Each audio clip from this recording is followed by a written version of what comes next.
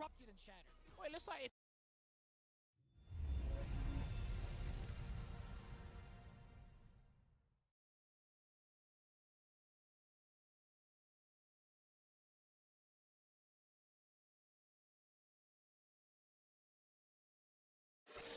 Street Fighter 6.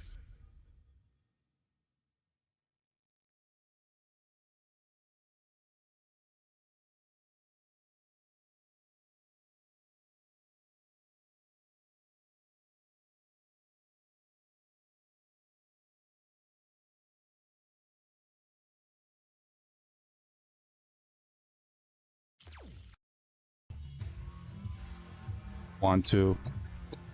Okay, mic working.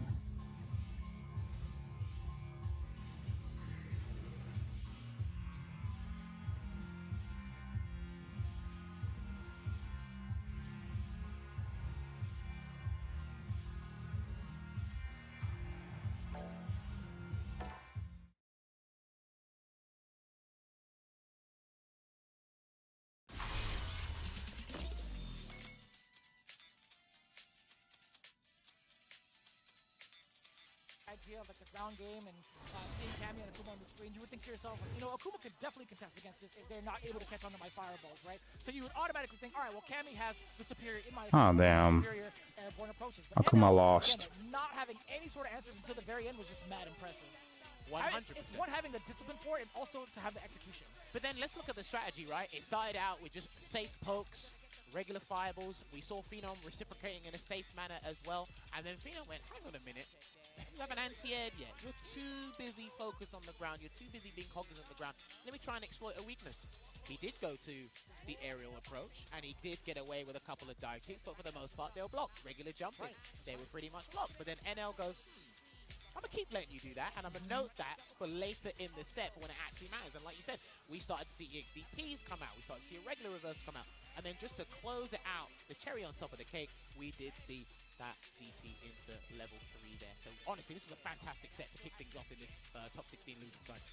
Beautifully well played from NL, surviving another round of the onslaught here that is Capcom Cup. These guys, Hey, what up, Raikage? But Phenom had some really brilliant choices as well, knowing when NL would try to advance forward and try to get those sneaky frame traps by those little micro steps. And it happens a lot, right? You see the character kind of move forward, you're so tempted to press a button. I think Phenom in general had a pretty decent time.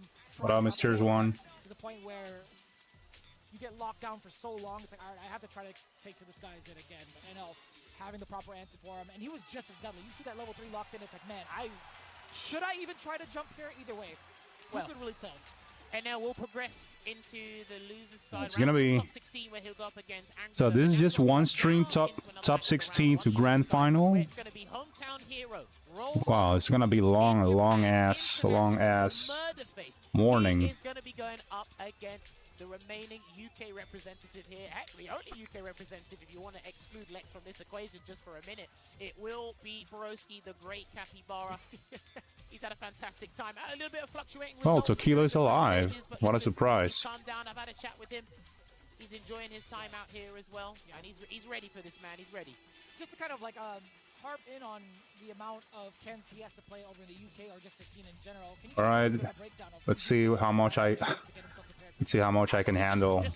I even drinking a cup of coffee right now, so I can stay awake. I know when he is on stream at home, he will face guys like Masalu. Shouts to Masalu back at home. Shoryu Sengan, Takamura.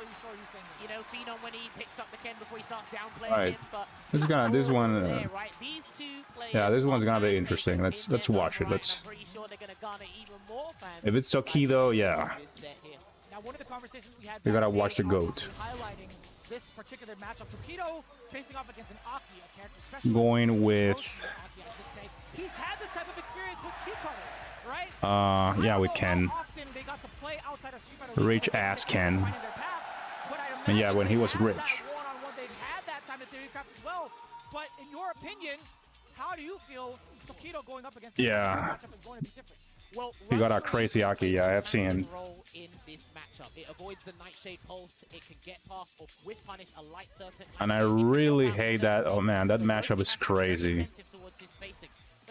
For every Shoto, for real. It's incredibly difficult to try and get outside of that hop just there. And that cross up, man, so hard to block or cross or cross cut. Aggressive than most Akis have been in general with all four of them in the world, right?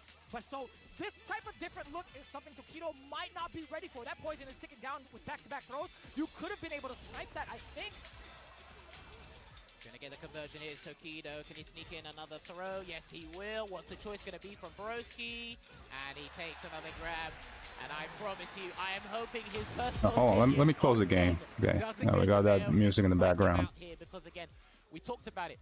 Drive rush is an integral part of Aki's gameplay. Massive frame advantage. She's been going from strength to strength as a character. And he is one of the most intricate and optimal Akis we will see in this game's lifespan. Oh, that is a beautiful call out against the Nightshade Pulse, knowing full well it wasn't going to be fast enough. Shipujin right, spinning that level 2 already. Tokido to the roundhouse. Yo, he just got clipped by the standing fierce right in the face. This is a target combo conversion now, unfortunately. Out of And there. does the venomous fang to get out? He tried to slip back in. No Blocked. way. That looks like it was blocked. And there you have it. Dragon Lash Flame. The first one goes to the Tokido. The punish with a run into an overhead there. Never seen that combo starter, but that's actually a pretty good thing. But it shows you how locked in the Murder Face is right now. He wants this on home turf. Cruel fate. A little bit of a shaky start here for Broski. Tokido at one game. The anti-air still intact with the crouching roundhouse. So active with Broski. Let's see if he can stop some of the drive rush approaches. I feel like from that close, it's very difficult to call. Ooh. Yeah, punish counter. You do get the juggle into the whip. It looks like Broski's going to be a little bit more stubborn, a little bit more obstinate with those throws, just to pile it on. And if Tokido keeps teching, there's going to be a lot of defensive conditioning. What up, Dave? Exploited later. Perfect parry. Can he get the grab? Yes, he will. Oh, neutral jump instead of a forward jump. I like that because he's probably going to get anti-aired, and Broski looked like he was ready for it. But this is going to be massive here for Tokido. Chases him down once again. He knew it. He was willing to double up on that drive rush just to get that burnout against Broski. You can see him. He's getting that crouching roundhouse ready just in case Tokido wants to advance forward and also have a level 1 behind it. Ooh. Good discipline. Good discipline. Oh, wow. And he's going to close out the game there a little bit too gung-ho. Was Tokido trying to force Broski to react in some way, shape, or form so he could clip him with a punish counter drive impact. But he takes that round in game 2. I definitely choked on my spit when I saw the roundhouse. I thought it was in a whiff. Break that. I genuinely thought it was in a whiff. I'm not going to lie to you.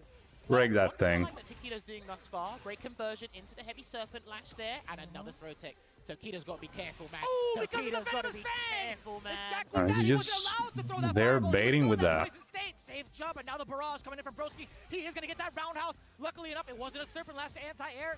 He wants roundhouse into level 3. That's what he's trying to check before, but he's going to get a different conversion into the claws of Yazi, and we're going to get a 1-1 here as the scoreline in this best of 5. Building up that magnum opus, Broski. 2 rounds straight with a significant comeback against Tokido. 1-1. I know the crowd's loving them some Aki as well. They don't get to see that character too often. Hey man, this is a character that's probably reserved for the loyalists and the specialists in Street Fighter 6, and boy, are we looking at one of the finest we'll see, as I said before. I think overall she's got the most sauce, man. She is Best of 5, so this is a first of 3. First of 3 matches. Fang and Gil from Street Fighter 5. Okay, that's better. Oh, get him out of there. And not too bad. Crouching heavy punch. Didn't have to suffer the mix afterwards too badly. Dude, these guys, it's just battle of raw drive rush and who's more stubborn with it, because right now, Tokido's got a substantial life lead here to work with. Drive rush again. That's the first check we've seen from Broski. Cool and it caught, yo, that caught him in time? What? I didn't think so either, to be honest. come Yeah, that sharp angle doesn't catch Ken's hurtbox in that way. But he wanted to catch Tokido teching. That's what he really wanted there, Broski. And he didn't bite there, Tokido. Yo, what up, man? How's it going? Got the serpent lash. Damn, that's unfortunate. The command grab is there. Look at the extra damage on top. All right, gets a grab again. Tokido, what's the choice going to be? Because if he rushes in again, and a good jump away. What controller? PS5 controller? He reacted with his own fire. What controller you play on? I think he was going to come in regardless because of just how aggressive and tense that situation Yo, Big Mac, what was, up? But Tokido is making sure Broski is on his toes 9 times out of 10 in this set thus far. He's making sure Broski reacts to things as much as possible, make him alert and divert his attention from what he really wants to do. Jesus! A barrage of damage going into Broski. Pretty close to Oh getting burnt out as no! well. Why did? Oh no! I lied. No anti-air. Okay, What the perfect. fuck Anyway, just happened? I got smoked too. Anybody in the chat? he already kicked sauce. I didn't know he. I don't know why he didn't That was like went a for the 4-frame rollback delay. another Broski then. EX, I'm but actually not well. sure what he was expecting. Maybe he was expecting an NT jump to come and happen there, but he just got clipped. And he did another approval there, so he has to kind of shake this one off. But Tokido 2-1 up in this set here and opens the game up with a Nightshade Pulse. Oh yeah, Tokido's gonna throw him off now. Runs, drive rush into stand light punch. Oh, he is dancing. He is shimmying right in front of Broski as well. Big Mac, you still need to get good, my friend. We don't get to have a big whiff punish against him, but Tokido, with how great First, you he is gotta at reach controlling the master. corner and the reads he's had on Broski thus far. Yes. Yeah, that's gonna be And then you huge. can That quit. was meticulous spacing there outside of the light serpent rash range. I'm not sure if exactly that's what he was looking for, but hey, he got the punish and he's locked Broski down. Don't be a before- pussy. Before the positional advantage was switched Oh up. man! Is that the first one we've seen thus far from Tokido? Hey man, he's been unpredictable 9 times out of 10 in this match, Tokido, and Broski's trying to play catch up here. Second best in most departments. Good block on the overhead. Yeah, one more for Tokido. Punish. Yeah, Let's it's go. too close. It's way too close there. Nightshade Pulse. Oh, that was a little bit awkward too. You saw the attempt. I wonder if standing roundhouse would have been a little bit more effective. One more. I don't think so. I think it was a dead zone regardless of what button he would have okay. used. Yeah, there. parry But that it's gonna be shit. point here for Tokido, so Broski's going to have to pull a capybara, not a rabbit out of the hat. It's going to have to be a capybara out of the hat. Anti-air with the Serpent Lash again. And another throw tech here. He's confident in his defensive choices against Aki Tokido. I'm really impressed with what I've been seeing. Tokido really catching the timing upon Broski too with that throw. We love that perfect parry, cool fade, extend the combo into the Serpent Lash, drive up on in there. Man, Yeah, grab that the fuck overhead has out of him. not been effective against Tokido thus far, unfortunately. He's got to With the forward condition him to throw. block, but I'm not sure Broski's going to get another Now he chance. drive rush into Grab, throw. here it comes. Throw loop. Here it comes. You can't. No, no take. throw loop. Broski has to be careful. Oh, no! That's it. And that's going to be it, ladies and gentlemen. Broski will be knocked out of the tournament. Let's go. And rejects on Tokido will advance deeper into the bracket. Another Japanese player stays alive in this tournament, and you can hear the roar in That's this what I'm talking stadium right about. now. Absolutely phenomenal stuff. He came with a plan, he executed it, and he's letting you know by having that murder face look dead into your eyes in the camera. I gotta say, man, Broski has been mad inspirational throughout his journey into the cup. I'll tell you what. Man, I just noticed they're playing Capcom Cup on PC. Makes the character look so cool, and he's such a brilliant mind in regards to breaking down everything he does, and even the giant document that he had put out on how to play. That's Akuma huge. is, I feel like something that should be awarded an Emmy at this point. Now PS5. Tokido versus Broski, there was just so much dominance, to be Not- quite honest, from the side of Tokido. Not Well, there was no just so much more PS5 bloodlust crappy and setups, determination laggy crappy setups anymore. It's That's almost as if that's he's like, good. That's "You nice are at least. taking this opportunity away from me. I want to project further into the bracket, but you are not taking this away from me. And again, he must have been strategizing, discussing. Heck, he might have played Hikaru last night. Who knows? Shouts to Hikaru, fantastic Aki player there as well. But you could tell. Big right, Mac, that doesn't apply on your rank, man. You gotta get good. You're still diamond, you know. It doesn't apply on your rank. Phenom earlier, and Broski, I feel he had a strategy. First, but reach master. how stubborn Tokido was with the Reach at least high master or some shit like that. Tokido didn't really And you can say I don't think I saw get enough good drive doesn't rushes apply. into delayed crouching meeting kicks from Broski. I was Maybe because that's in it. diamond, Maybe I would have tried to open him up. it's but still- again, I think Tokido handled the neutral extremely well. it's still like that, you know. Drive rushes Like from both ends. I feel like if you talk or if you really think about how many times Broski had tried to do that and implement his offense, I don't know how successful he had been against Tokido. And even so, if he did land, what I those got hits, against it weren't, PS5 you know, it wasn't players, even not to about the last players, much just the longer, much PS5. The more PS5 is just crap, my Tokido, friend. he has For that fighting right games, against it's Fudo. it's always been Oh, it's gonna crap. be an all-Japanese affair. PlayStation 4 also crap. MenaRD versus Sien. Yo, I saw Sien prepping in the corner of the practice room, and I had to ask him. It's how many crappy. characters Like, MenaRD has under his and belt those are that facts does already. Like, I, it's already it proved. was a very silly question on my end. I'm like, are there any characters that you feel like you wouldn't want to play against? He said, he looked at me, he smiled. genuinely, he said, PlayStation "I'm in ready." general is just I crap, swear dude. to you, verbatim, he smiled at me, he said, I am ready for it all. Because firstly, you gotta pay a fucking membership to play online. Not along with that is just bullshit, you know. It's never gonna be good. So he did pretty well. Now he dominated his group. On top of that, you play fighting games on PlayStation, And I was thinking about this as well. and the input lag is fucking hell. Like, what, 5, 6 frames, 8 frames of input lag? And imagine it, like, even with this game, like, with bad inputs, and on top of that, playing that shit on PlayStation? Nah. That shit is wild, dude. I don't know how you guys played on PlayStation, to be honest. Between myself and Jammers, we had talked about it. The two candidates that we felt like Mena was going to pick was either Bison or Blanca, but we both feel like the Blanca would have been much more comfortable. But the actual reveal of it all has led us to a different path, and you'll see in just a bit. MenaRD, I think he's finalized his character for this specific matchup. He probably knew this from the moment he knew he was going to fight Sien in the groups, to be fair. He probably knew what he was going to do. Had a little bit of a shaky start with the group stages, but hey, this is a double elimination. He's very good in this territory. For fighting games and for gaming in general, it's fucking ass. And he's got massive fans here. Bro, I can play online for free on PC. Like, why fucking paying a membership? Damn, that was fast. No context dash early. Giving like more money to Sony? Nah, fuck that. Tries to weather the storm here. Maybe delayed crouching medium punches. Gonna get a clean jump in there and flash knuckle his way across the screen. So you get free games. You're still fucking paying for it. On PC you got Epic Games. Hell, even Steam. From time to time they will give you free games too. Epic Games, you get free games almost every day, almost every week, every like 2-3 days per week, or some shit. When you're in burnout, good luck. My commiserations, honestly. You get free games on PC. You get mods. What else, man? Just trying to avoid the danger right of that drive rush, or at least give yourself a little bit more leeway to react to it potentially. Well, look, he's got a considerable life lead. Why For free. Not yet, anyway. Absolutely. It covers a lot of the options, right? You don't have to pay a dumb ass membership to play online. That's fucking crazy, bro. When it's not his turn, he backs away with an immediate backdash, hugging the corner a little bit. Oh, he tried to do a delayed parry there, and any hit will do it. Stand medium kick, stand light kick, you name it. Let's get the poke. Beautifully done. That's the thing. Sien needed anything to kind of happen there.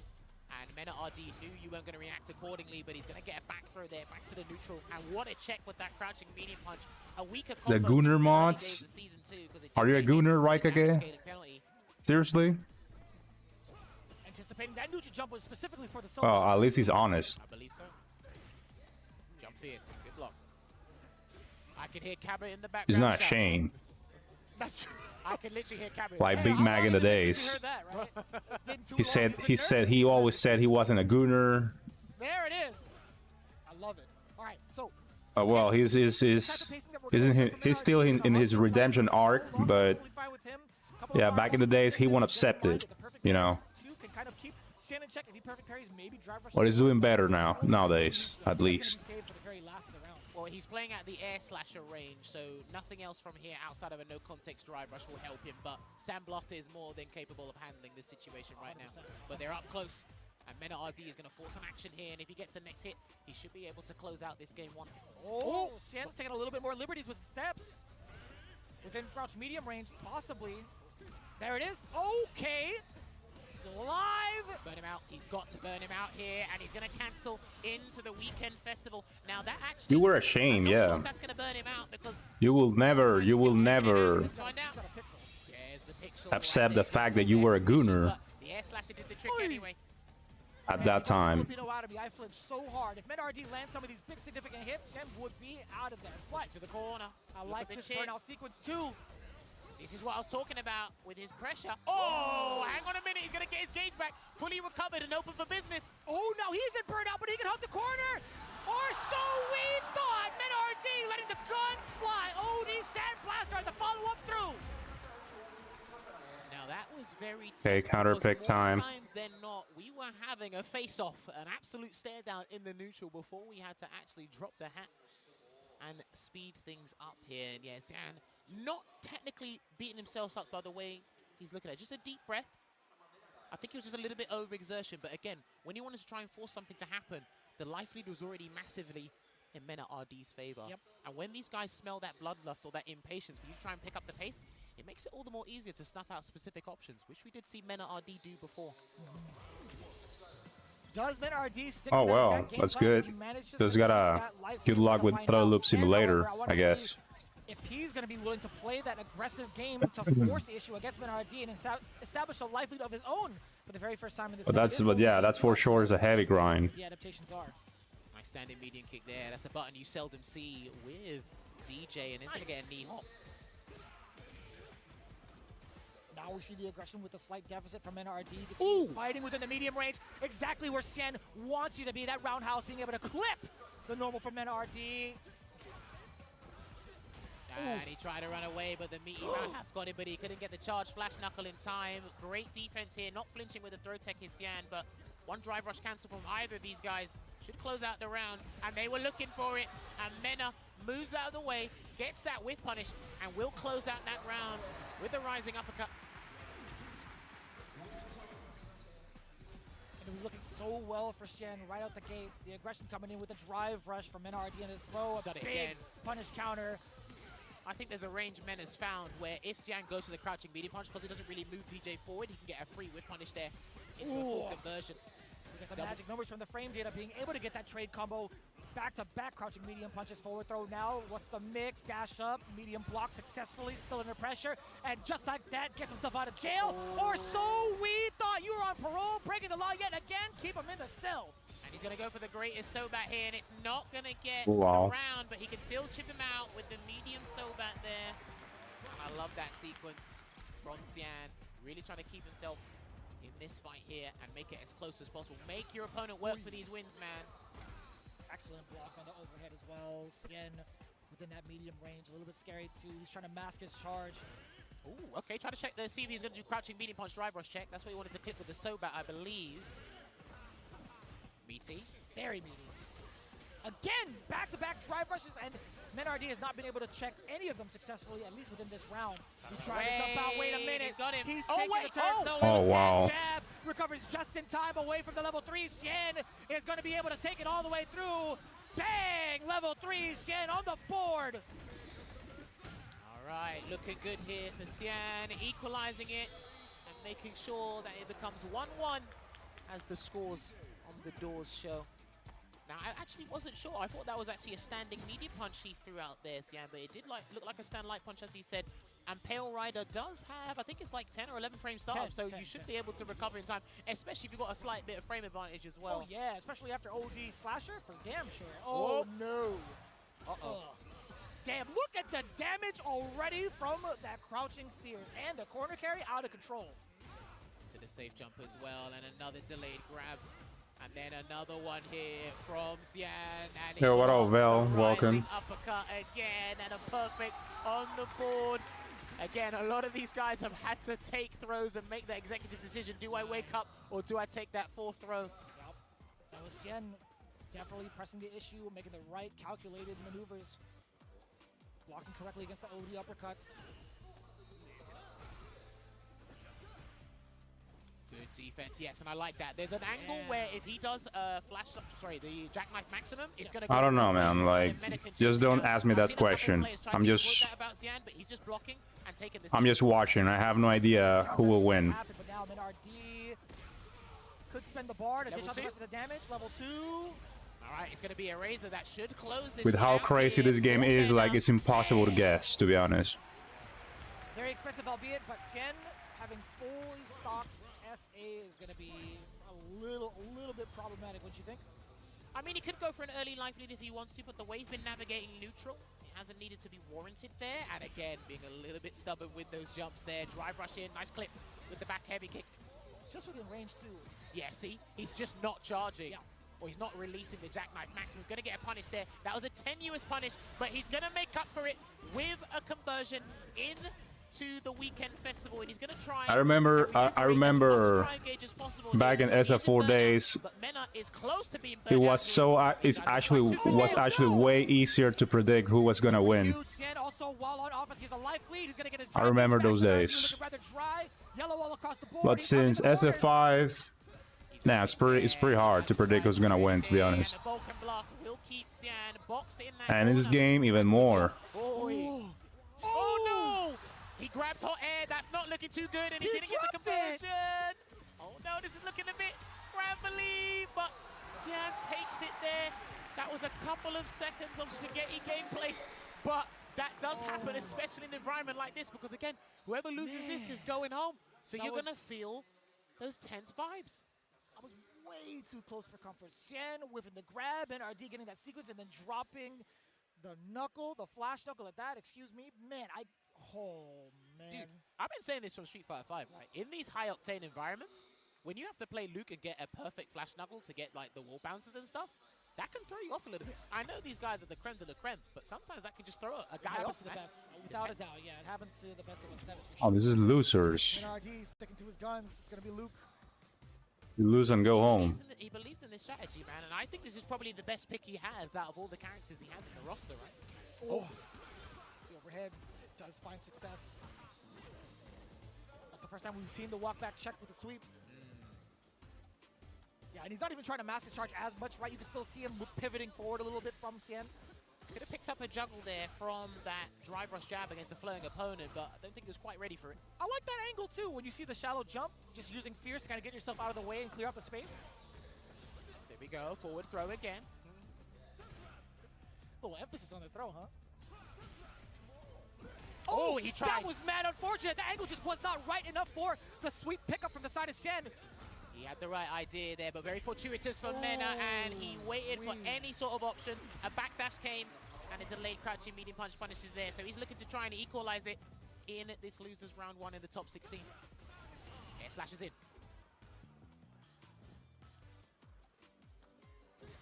It's too intense. It's way too intense to call. Sien trying to scooch on in there. Does get caught moving, a great conversion. And I like him using the light kick because of the ranges. That's plus enough to get that mix. Off of the target combo, the exchange, back to neutral. I like that he's just walking in, no arbitrary drive rush. He's not trying to do air slasher into a drive rush behind it. He needs to preserve as much drive gauge as possible. There we go. Caught the check. And that's going to be the game, I think.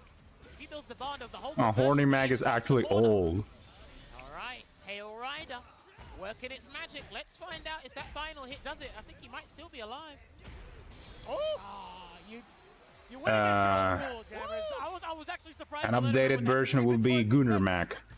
Well, he started it with crouch medium kick, right? Yeah, he did. Actually, was it crouch medium kick? I think it was. Perhaps. Hey, it's 2 apiece regardless. Mena's the one who needs the result. We're the backup dancers. Trying to close out space. Oh, that wait, was a little bit awkward. Whoa. Wait, where did he go?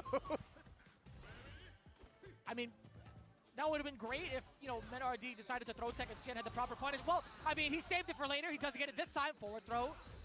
Dash up on him there. Perfect parry. We're going to get that side switch, of course. Got to be careful because Sien has been pretty disciplined on defense. He tried to jump out, it seemed there, and he walked under this time round. Bang. And he's going to get the Oki from the greatest Sobat there. Lovely sequence there from Sien, and the Vulcan Blast is going to give Mena a slight lifeline here, but he's got no resource in the tank. So once he gets put in the corner, he's done. He had plenty of time to jackknife on that, but again, still in a very, very good position. Yeah, he's still not doing it. He's still not releasing a jackknife maximum anti-air. Good movement here. So elusive is MenaRD +2 on block, and he's going to get hit by another Vulcan Blast. And the drive gauge is back. He may be able to steal this round. EX projectiles are still there. They are still there for both of them. And a throw tech there as well. Disciplined! And a stray right hook took that for Sien. I need a heartbeat monitor for these guys, man. I need to find out what they're feeling in this moment right now. Sien maintaining his tenacity, making sure his strategy goes his way. Oh! That is the first big jump that we've seen from the knee bazooka. That's not guile, excuse me. Jumping knee, whatever. Forward throw now. Good. This is not good. Mena hasn't got any super to work with either. Throw loop time. Throw loop time. Drive rushes in for the trade. Not looking good for Mena. Excellent call out against the feint. Dude, Yeah, thank God it wasn't a throw loop first. Right now, he needs this, man. Mena needs a clean jump or something. Oh! Almost got the clean jump. He's still trying to press the issue here, Vicious. Sien has not been able to, or sorry, not susceptible to any of the jump. This might be it. He dropped it. It was too far. Vulcan Blast saving him again here, but Sien still has the super to work with and any sort of EX move to work with here. He doesn't want to burn himself out for no reason. Drive rush is in. He's clipped him. He's clipped him. And there you have it. The conversion from the drive rush will get Sien to proceed deeper into the bracket. And MenaRD is no longer in the running. Out already. To try and get a Capcom Cup title for Street Fighter 6. So he's just going to have to wait another year, man. That's unfortunate, but well played to Sien, the Singaporean representative. And he's still alive here, Vicious. I am a little bit speechless. You see the emotions on the screen, too. What could have happened if MenaRD had progressed. But on the upside, again, Sien making it further into this very big run that he's had. Amazing performances throughout his group stages, and now taking down one of the most intimidating opponents that he could ever face. Hey man, intimidating is the correct word for the strongest ball, and you know what? I love the way Mena was able to handle burnout and somehow find a way to get out of a perilous situation, whether it be via Super Art 1 or some other way, get the dry gauge back, and then EX Sandblaster or some other move is saving him from trouble. Because again, these have been nail-biting sets we've seen thus far, but then it's just that one straight hit. It's when you're like, I'm not in panic mode, but I need a little bit more space to work with and reassess the neutral. That is when the opponent is taking advantage of that and getting a full conversion. And that's happened, I think, at least 1 or 2 times per game, right? Just taking a look at that. But there are a few moments where I feel like Sien had the right choices on offense to kind of kick back just a little bit and force the big errors against MenaRD. But what I'm most impressed by is him not kind of like faltering anytime MenaRD did get a big jump in on him, right? Making sure that he clears the space rather than trying to prioritize the anti-air and reset that situation. See, and because it went down to 3-2, that last game could have been anyone's game, dude. And that straight stampede punch. Man, what's wrong with those transitions?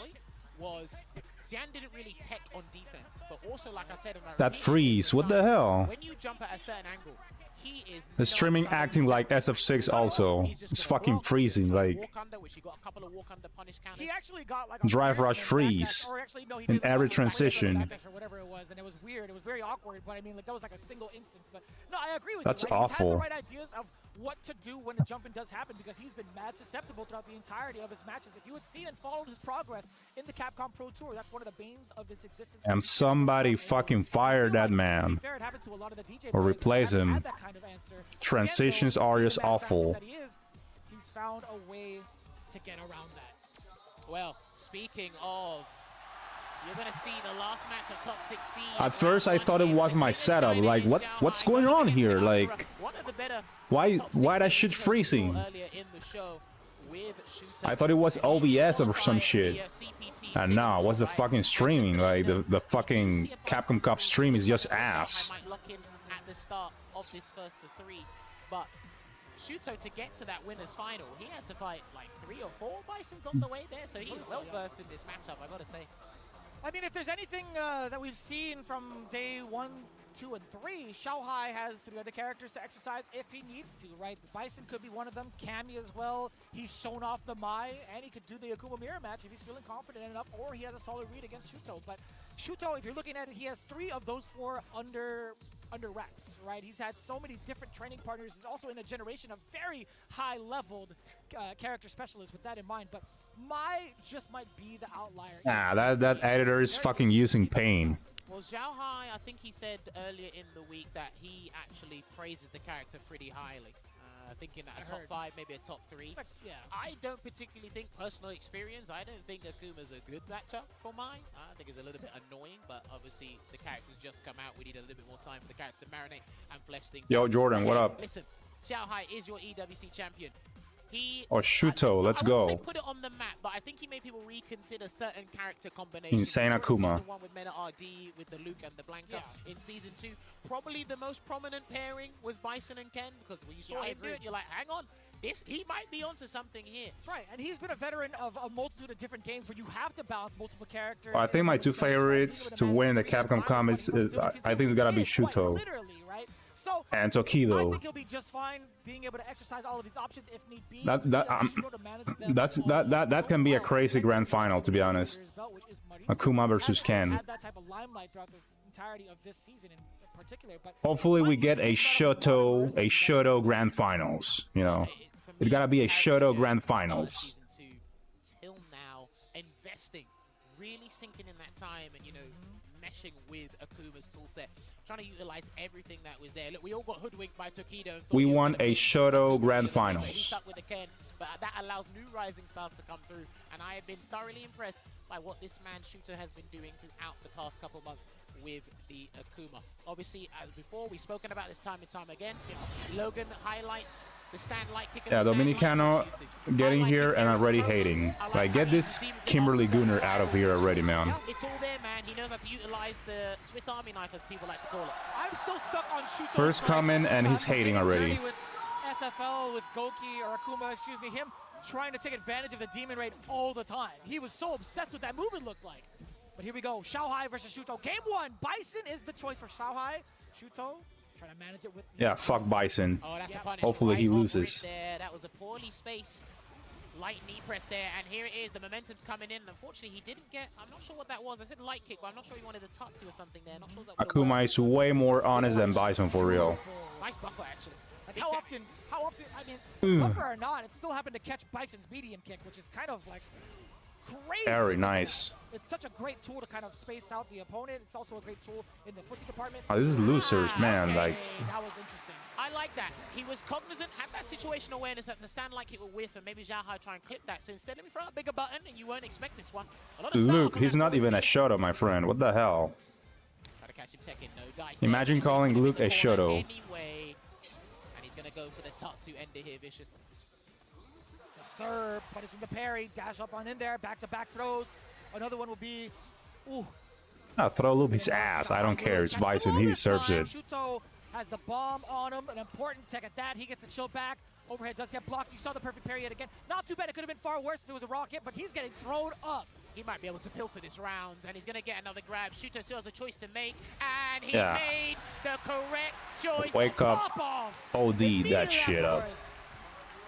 You know what I've noticed, especially with the Japanese Akumas Nice. when they go up against Bison, is when you drop that Psycho Mine on them, they are not afraid. And here's a to counter let you know pick. what's up. They'll let you know what the 4-1-1 is on defense. Oh, Xiaohai also plays Ken, if I'm not mistaken, so I'd much rather try to go for the parry, and if who knows? We might get a I think the risk reward behind Ken versus Akuma. So much better for Shuto, but yeah, I think it was he's played it excellently with the ball. Or All I'm saying is, when I do the back fist combo, I'm negotiating 60%. If you want to shake my hand for 60%, let's do it. he just That's exactly taking why some time off. I don't know. That's exactly Nah. why. You compare that to the throw, it's like, all right, you know what? Might as well. Yeah, I think for Xiaohai, it was just a poor start. I don't want to be over-aggressive as a player here, but I think he just needs to switch. Yeah, because the only Shoto, the only Shoto, the only Shoto that Dominicano plays is Kimberly. No, Because she got a Tatsu, so she's a Shoto. You know. So I don't blame him. He missed it just ever so slightly. Here we go. All right, we talked about that exact situation. A It's time to Tatsu make a deal stolen right from now. Ryu, by the way. He's not done, but the back fist combo will come on. Actually, I tell you a lie. Hell, if I'm not mistaken, in the lore, I think even Guy said like he took that Tatsu from Ryu, if I'm not mistaken, in the lore. Didn't pop off when the DP didn't work. Back in Street Fighter Alpha. Strange, isn't it? It didn't kill, so I mean, like, why would he, right? The game's still on. Not gonna lie, I think Guy He copied was it. hit by anything and everything, and He your copied reward is the that Tatsu Psycho from Mine, Ryu, and this guy is actually. so stubborn, I love it. You did it again. You called that exact tactic. While the mud was on him, he's like, you know what? I am going to go for the OD uppercut. You guys are playing a game. So yeah, with the copycat. You guys are hilarious. Jumps away. Nice. All those Bushin Ryu ninjas, all of them copycats. Feeling the pressure, Xiaohai with the adaptations, and also getting some of these big calls against the OD uppercut. Very well done on defense, excuse me. Now, I don't know if that was an intimidation tactic. You're trying to bemuse Xiaohai here, and it's like, listen, when you put the bomb on, I'm going to do anything and make you do the mental gymnastics as to what I'll do next to allow me to safely backdash or do something else on defense here, but he's not. He doesn't seem dissuaded. Forward throw. Sakura, well, yes, I think so. She got a fireball, she got a dragon punch. Though a different dragon punch though, and she got a Tatsu, so she got the moves. She's definitely a Shoto. Okay. And is trained in the same martial arts as Ryu. the extra screen carry. You don't build that much. So, right, yes. but you do get the screen carry. That's what he wants. But there's the bomb. He's done it again. He don't care. Definitely a He's Shoto. just letting him know I'm going to do something every time the bomb's on. I mean, with the amount of damage he has, and he has enough life lead to gamble with it, it's totally. Remember that Ken, Akuma, Ryu, Couple of them coming out, the trade even combo does Sean, not Dan, benefit. all of He's them not got even the same coming style trade of combos karate, here. you know. Shuto is trying to keep it a one-way street. All of them.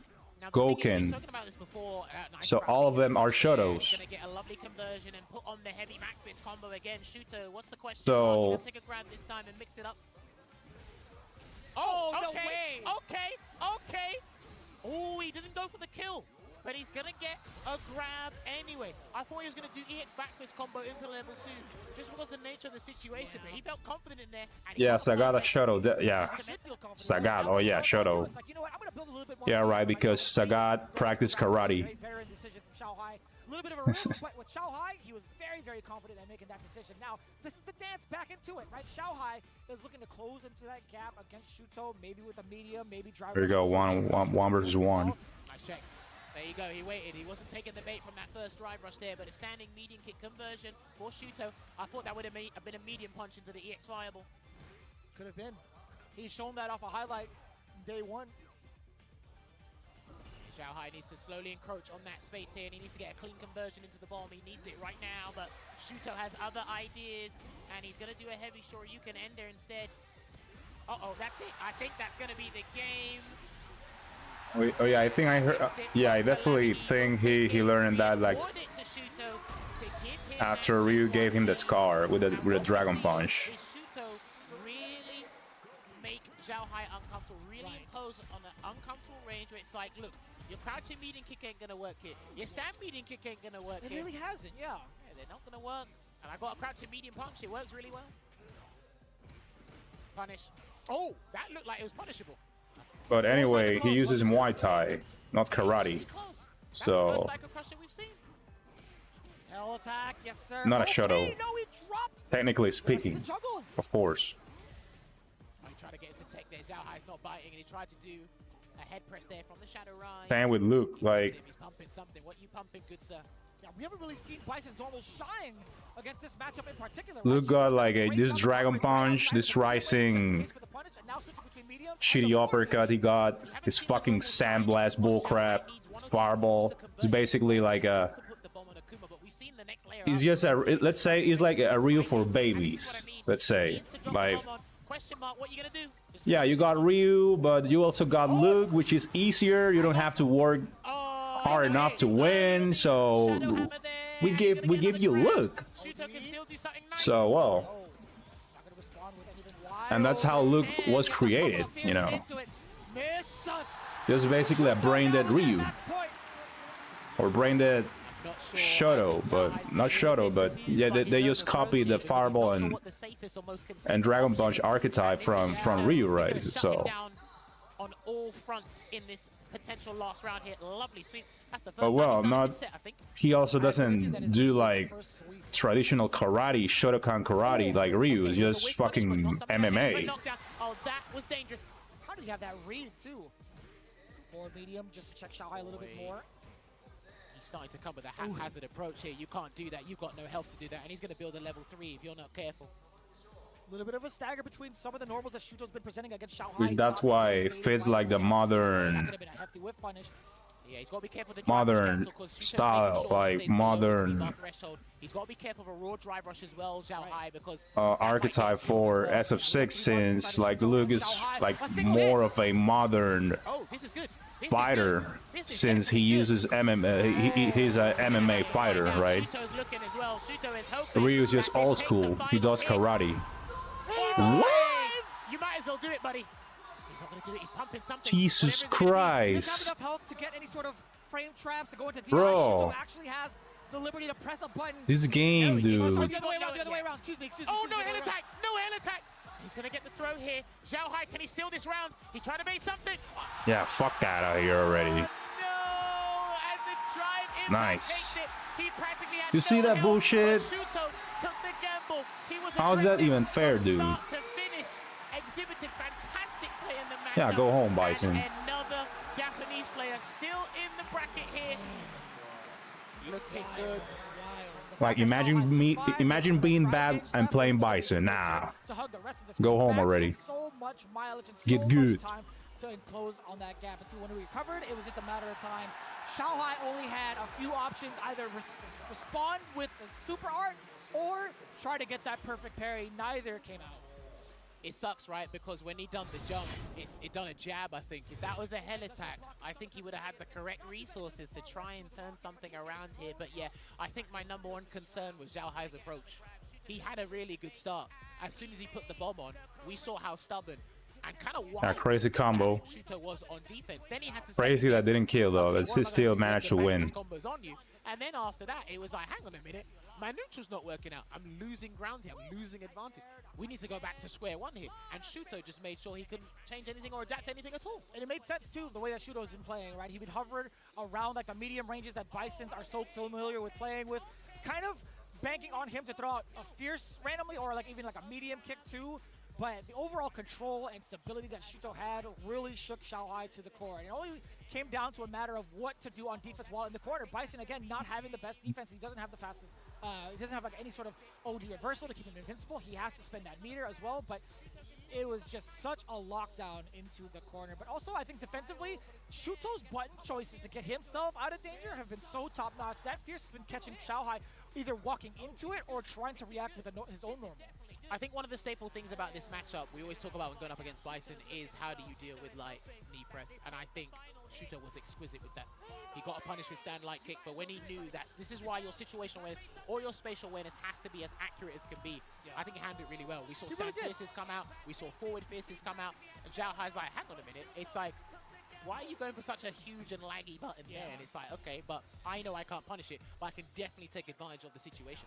And it was all off of that first interaction, I think, in like game one, where he had walked into the spacing and you saw the scissor kick get punished with a light kick. That was not even shown off like towards the end of it because of that very, very fast Angry walk speed Beard from Akuma. But taking a look at it right now. versus NL. Okay, crazy. Over Xiaohai, Shuto advances, and he's rewarded with facing off against Takamura. As you can see, the rest of the bracket too: Angry Bird versus NL, Fudo versus Tokido, Blaz versus Sien. Commiserations to Phenom, Broski, MenaRD, and Xiaohai. Unfortunately, they fall by the wayside, so their journey at Capcom Cup 11 has concluded. But the show must go on. Damn, a lot of Japanese. Our $1 million champion.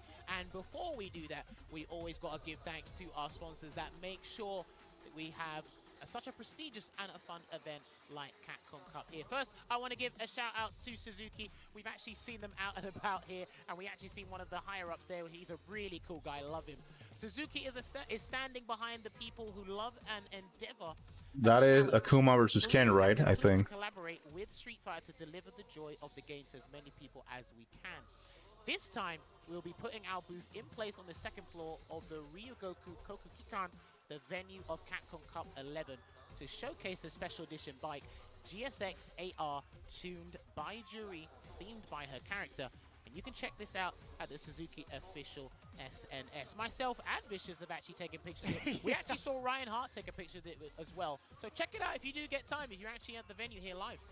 I would love to see a color scheme with Chun-Li as well, but in the meantime, we'll definitely get this action figure with a Chun-Li action figure, a 6-scale figured project lineup, I should say specifically, coming in from the illustration by Akuma. It's now open for pre-orders. This figure is actually based on the illustration from one of the creators of Street Fighter 2 and the original designer of Chun-Li, and it was featured on the cover of Momochihama Chozai Pharmacy collaboration in that record book, which was originally published in 2022. Now, this new full-body version of the illustration shows Chun-Li in the exact form as you see it. Beautiful, dignified, in that cool standing pose from head to toe, and it was created especially for this project in mind. As you see it, Chun-Li recreated, faithfully brought back to life in figure form by Max Factory. The premium scale figure maintains the same luxurious and exceptional quality as the previous installments, so you don't want to miss out on this one. Pre-orders are open until the 12th of March, with the figure scheduled to be released in October the same year. Pre-order soon on the Good Smile Company online store or authorized Max Factory retailers. Once again, thank you very much for showcasing this 6-scale figure here. Well, Listen, those first rounds of winners and losers of the top 16 have been crazy, but listen, we still need to flesh out a top 8. We're getting closer to the grand prize. We still got to make sure to reintroduce the level, sorry, the Stop round 2 doing of it. the losers bracket just in case. Yeah, we have to make sure Talk that you to guys me. see it a little bit more. Losers bracket is going to be coming up in a little bit, so you do not want to miss it. Again, when we've seen who would face off against each other, this is truly elimination time, so you do not want to miss it. That's the bracket I was looking for. I don't want you to toss it just yet. Angry Bird versus NL, Fudo versus Tokido. Man, Japanese on Japanese, man. Blaz versus Sien, and Takamura versus Shuto. Boy, it only gets more deadlier and dangerous from here. But listen, these guys have worked hard and tirelessly throughout the year. Begin already. For that championship. And hopefully you guys stick with us from start to finish. So, we're going to take a short break. But when we come back, more action here for the top 16 in Capcom Cup 11.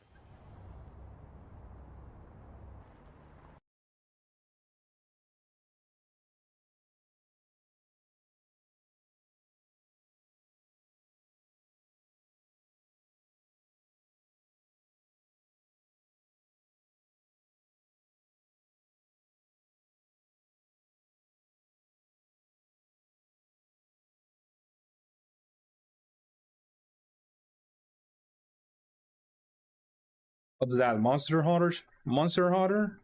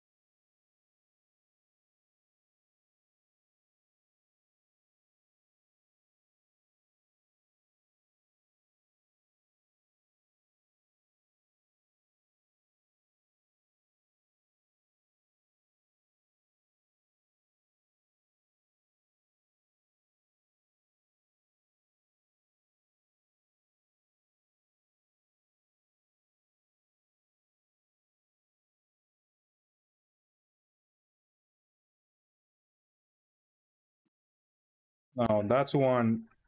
That's a collection I won. I can play Capcom vs SNK2 non-stop.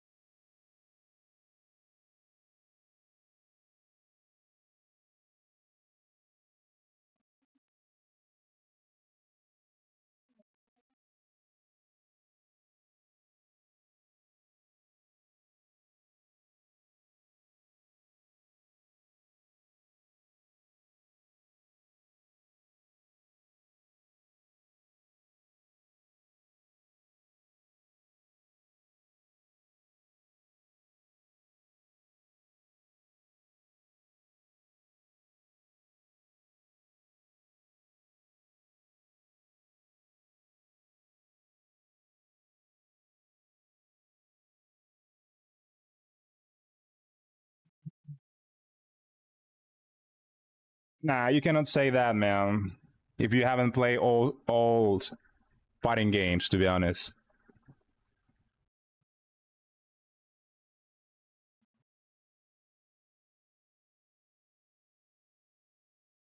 In terms of execution, older games are always harder, always.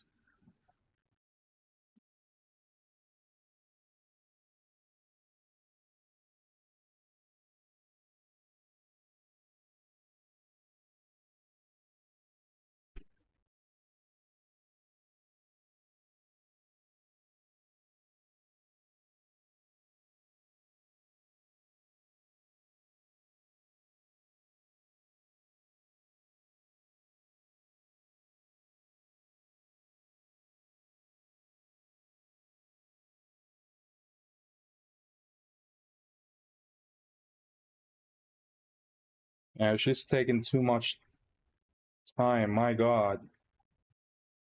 Wow.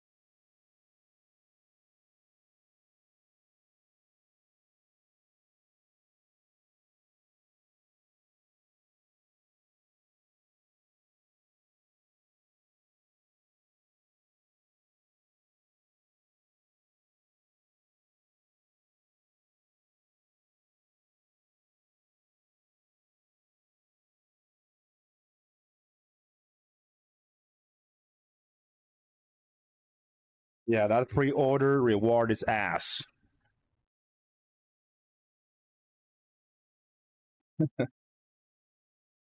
Soundtrack you could even find on YouTube, like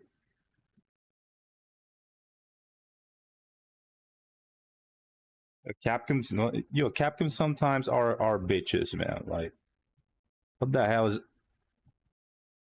that? Bonus soundtrack. Who the hell wants that?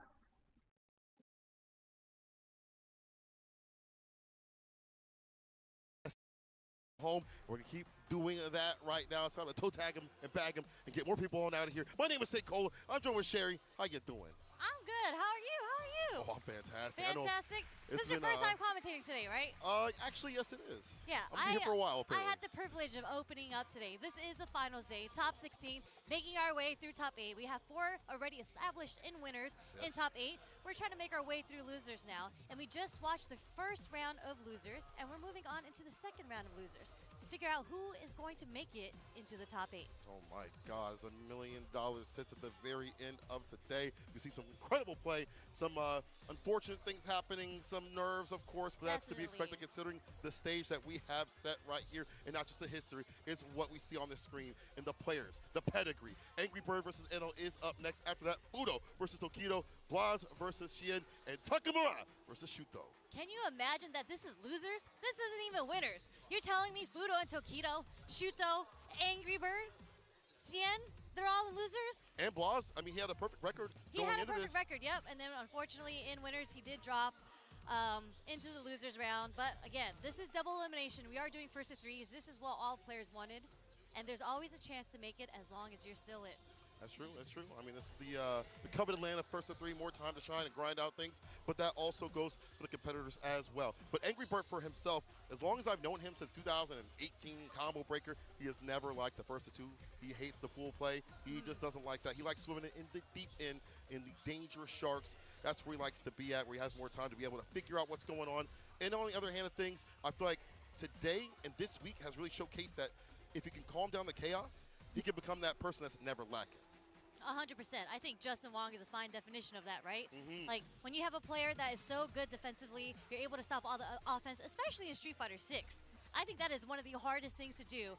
Is to, like, I feel like defense is the worst position to be in, especially when you're in the corner. But your defensive option is relying on a perfect parry, maybe a wake-up reversal, you know, DP or super, whatever it may be. But being on offense, you can just run with your momentum, and it carries you so far. And I think we've seen so many matches like that, where if you are the one on the offense, you usually take the round. That's true, it's true. And in terms of defense, we've seen, you mentioned perfect parry. We saw Angry Bird be able to perfect parry some of these OD fireballs previously on that Daigo clip that you saw in the high fight. We've seen some of that defense also work out, but not work out enough against Juicy Joe. The juiciest one of the business. Put the squeeze on him. Juiciest Joe of the business, yes, for sure. You know, I mean, that's kind of his name, no offense right? to L.I. Joe, but Juiciest Joe is the juiciest. I think he might be a little bit juicy. Joe. I don't know. Anyway, I feel like he kind of had that defense to kind of weather the storm. The defense, though, for Angry Bird was good. It's just the offense wasn't enough to take down Juicy Joe. And so I want to see that sort of offense, the patented offense that we expect from Angry Bird, come through. On the other hand of things, NL, as we mentioned, has been a lot more hot than cold. Previously, I feel like he was way more on the either I'm super hot or I'm cold, losing. Not in pools, but definitely a little bit further than he should. So we'll see the evolution of both these players as they have to go to their absolute limit, considering it's his losers, and you don't get a chance to play. No, this is it. If you lose this first to three, you're out. And this is a money match to, you know, get the millions, as you say. I don't even know if the players are focused on getting a million because they're competitors. They want that title of being the best Street Fighter 6 player in the world. And NL is coming off hot. He just came off a huge win against Phenom. And Angry Bird, unfortunately, is coming down from a loss to Juicy Joe, right? So we, as competitors, you have to adapt. You have to figure out your mindset. Again, you're still in the game. You have to reset and just stick to the game plan because these are both incredibly, incredibly strong players. I like that you mentioned that they're really out here focused more on the cup than the cash. When I talk to Angry Bird about his mindset, his mentality, he's here to play his best way, to be his best self. Same with all these players. I know you can say that too as well. But here we go. Angry Bird versus NL. Wait a second. This star of this block. Let's go. Mirror We're match? seeing a mirror match here. We're not going to see a Ken versus Akuma. We are going to see the mirror match. You know, to be fair, during EWC, Angry Bird said, I'd rather play the mirror match than play That's crazy. Never expected that. It's true right now. Okay, so this is going to be tested. I thought it was button check for a moment because Angry Bird's not moving. Yo, that's a real deal. I think Ken beats Akuma. Sometimes they want those OD fireballs to kick things off, but he's cool and he's chilling.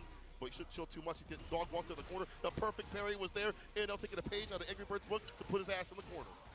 What's the next sequence? Okay. Nice light DP actually counters against Yo, Mitch, what up? the demon flip dive kick, and it is now NL who is in the corner with Angry Bird on the offense. First throw. Are we going to see a throw loop? Nope. Same thing. They both jumped out of the corner after the second. Bernison trying to take the guess of the throw in the corner. Adam and Fist, get the heavy kick Tatsu right there. That's why the corner's so deadly. Extended combos from Akuma. Like testing waters in Capcom Cup? Fireball for the plus frames. Strolls on in for another grip. $1 million prize pool? I don't think so. That was a nice counter hit coming from NL. Perfect stuff right there. NL. First round to him. I don't know, maybe he got something in mind, or he thinks this mirror match is better than Ken versus Akuma for him. Who knows? For later on, we go for these medium punch buttons and things like that. The opening heavy kick Tatsu. that's literally the same starter on how NL got Angry Bird into the corner last round, right? The perfect parry on the fireball, into the punish, into the corner carry. Wake up DP. Okay. What a throw onto Angry Bird's drive rush. Perfect parry. I don't know. I don't know. This mirror match I hate it as same as I hate a Cam mirror match. What an interaction. I mean, is DPing his demons. Both mirror matches are crazy wild. Like anyone can win. It's insane. Or life to give right here for Eno. He does have bar. Maybe Imperium's in, or just the jabs to stop the oppression in the approach. Round to round, pound to pound. There's 3 bars at the bottom. Yep, nice chain of lights coming from Angry Bird here. NL starting it off with the low forward drive rush. Back throw, putting NL into the corner. Forward heavy punch is able to hit. Not a counter it though. Now a punish counter. What a whiff punish. That's big damage there. DP, level 3. So he doesn't go for the safe jump setup. He splits the damage. Lead in the bar as well. Angry Bird in the green. NL not looking so healthy. You have the huge life lead here. I would just back off for a little bit. Do something super safe. Don't want to get perfect parry thrown into the corner. Like that Oni fireball, as you mentioned. Do something safe, something plus that Oni fireball. 1-1. Very able to trap him up. 1-0. The buttons along that. That's why, again, Akuma is so good in the corner. As long as you have resources, people without resources, it's nasty. Yeah, and with this being a first of 3, Angry Bird having the first game, I think we might see a little bit more defensive options here, maybe reversals and whatnot, or just maybe a bit more aggression. Nice reactions. We see, right? Yeah, more activity. Working out. We saw the suppressor try to ring out. Didn't work out. No dive kick for ya. Does that against a dive kick. Does get the anti-air. Whip punish.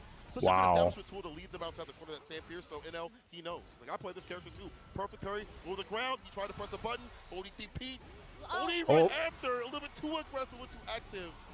Yeah, that sentence. Yeah, great. Again, this is Angry Bird is up a game. He's able to take those risks like an ODDP after, you know, the perfect parry on a safe jump. They're both in a he's in a -2 situation. Right. Decided to let it rip with the ODD. I actually thought Angry Bird hated Akuma at first. Like he didn't. I think at first he didn't even like it. Short again, dive kick to get out of the corner. Gets punished with the trip guard. Yeah, way too much recovery on that dive kick. I get the attention, but it's been catching both of them. Just like that. What is going on? They're sharing brain cells. Satsuki brain cells. Unfortunate. Drive rush. He got it. We thought we were gonna see some joggle sauce. Okay, but they are doing some mediums right here. Block, clip, driver first, base it out. Big punish on the way with that -6. Yeah. Hits a heavy kick and NL puts off the pressure for a little bit longer. Yeah, me too. I thought he dropped him. A little too slow from Angry Bird. NL was able to recover into the -6 situation to get the round. Okay, walking forward. Trying to stop him with the stand medium kicks. They're both doing mediums and heavies right now. I think a light might come out soon. Maybe a walk back stand medium kick. Who knows? They're trying to get a lot of whiff punishes, it seems. It's like that, you have that stand medium kick, and also like the fireballs to hide that intention too as well. Oh, the stand light kick. We see him do that stand light kick. Hit an adamant fist. Only DP is blocked out. And now we pop up with level 3. DP level 3. Oh my God. 9K help. Smile. NL says zip this calamity. Bow. Not enough. Oh, he could have killed him if he went burnout. What? Oh, what the hell, And I said please. No, not here. Not on this stage. We're not doing that here. What?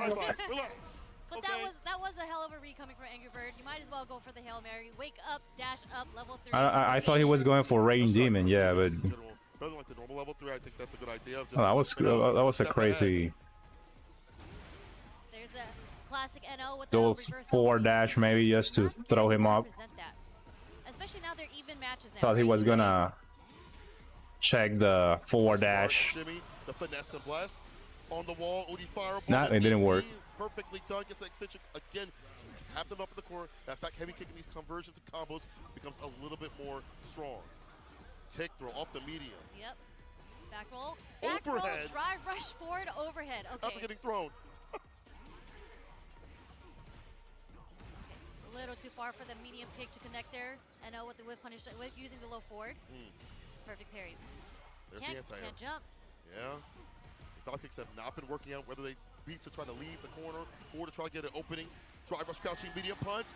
Empyrean's in. It might be the Empyrean end of in now. We're gonna get Back the heavy kick. Yeah, you're definitely. Hold on now. Level 1.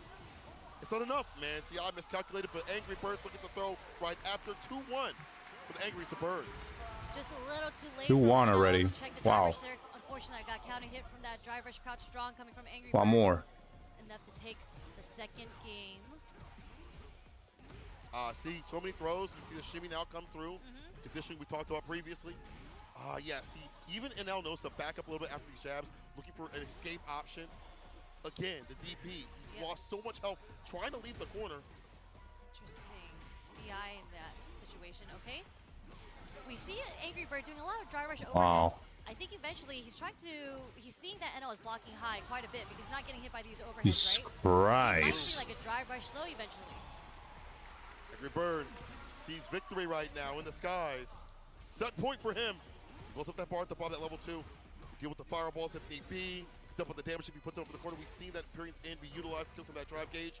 Might even kill in the corner, or I'm sorry, mid-screen. Stand fierce to the fireball. Yeah, I'm seeing that. It's crazy, his confirms. Like, it's too crazy with his confirms. And outside, possibly. Another block on the overhead. Oh! Sweet punish on the stand medium kick. There we go. Use it in a combo. And now puts Angry Bird in burnout. Doesn't get the pickup. That doesn't work. Okay. Throw. Go back though, but that's fine. This character has such fast-ass fireballs. That stand fierce fireball. So good. The stand light kick against the fist. And that's enough. That stand light kick, the tip of his toe goes so far. Was able to get the whiff punish on the fierce there. That's actually, wow. With the walk speed too? Yep. Dangerous button. He has a big toe. Get out of here. Usually you have to pay for that. There's a short. Oh, walks right in the crouching medium punch. Heavy kick Tatsu. Back rise, the 4 fierce, no surprise. He is right there. Nice target combo confirmed into the DP on Angry Bird. Oh, he staggers it. Crouching medium kick able to hit. Adamant fist, crouch fierce, charge up, super. Level 2 is gonna be enough. Okay. Jeez. Akuma, but the damage surrounding. Alright. Fantastic for NL. 2-2. Not even taking a break. We are going straight into the last game. Yeah, I don't know if Angry Bird had found something and he's just like, I have to implement it now. I can't wait. Let's wake up ODDP. We're seeing the empty demon flips just to see if NL is going to take the bait and do an ODDP because he has been anti-airing with DP, but it hasn't worked yet. True. Yep. What a bait on the throw. Backdash. Dive kick hit a little too high up there for the conversion. Nice recognition on Angry Bird's end. And now get out of dodge. The perfect There's parry that was low. there. Angry Bird so ready. Is Wow.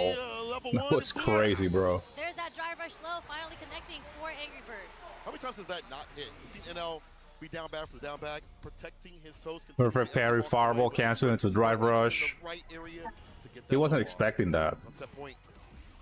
Nice counter hit conversion off the crouch strong. NL. There's a jump out. Oh. And they still keep going for that option despite how many DPs have happened. The DP was just a little too early from NL's end. That's why it didn't work. It actually lost invincibility frames on the anti-air. Whip punish is there. NL striking back, drive rush jab. No throw this time. It's a medium. The Again, parry. wow. We'll go for Oki. Sweep. Yep. Yes. Double dash. Okay. Forward throw. Plus the throw. NL, he breaks. Overhead. Stand blocking. Overhead blocked it. Okay. Whoa, NL whoa, is whoa. fishing for something here. We get a bite. Be careful of those fishes. Oh, it's a big Wow. There's the fireball. NL waiting for that opportunity. Gets some distance. Kind of harassed with the fireball. A reaction, bro. Well. Big Bird or Angry Bird taking a big mistake right there with a dive kick. He tried to go for the dive kick against the fireball to call that out, but finds us the final game, final round. Crouching medium kick able to hit. Round start. Back to that button. Oh. Crouch fierce. Okay, taking those plus frames from the guillotine. And now spending a lot of meter Cool, there. burnout. Drive rushes burns himself out because he got punish count there. It's one touch scenario. The adamant fist continuously What? harassing. Stand locking the fireball. He's chasing him down. He has the hot. Oh, that's it. It's rated R for Ah, ridiculous amount perfect. of damage and a big gulp, a sip of calamity. Angry Bird 3-2 over NL with a perfect KO. Man, that was a Damn. very, very costly sequence coming from NL. 2 dry rush cancels there, leaving himself a little under a bar to get burnt out from Angry Bird. That's the thing about drive. You gotta have as much as you can in your pocket. You know, Dude, if you're just dumping everything out too continuously and your bet doesn't work out, what do you mirror left? match was You're in, you're broke, wild, you're bro. in your pockets, and that Wow. means Angry Bird moves on. And one of the characters that can really harass continuously and be a bear and a burnout is, honestly, Akuma. Adamant Fist, you see the chains continuously chipping away, and then you see a little delay here and there from Angry Bird to open him up. Finds the finish. Yeah, I mean, Angry Bird saw blood once NL got burnt out. He's like, I'm in there with It's these like, plus frames. Yep. Bet.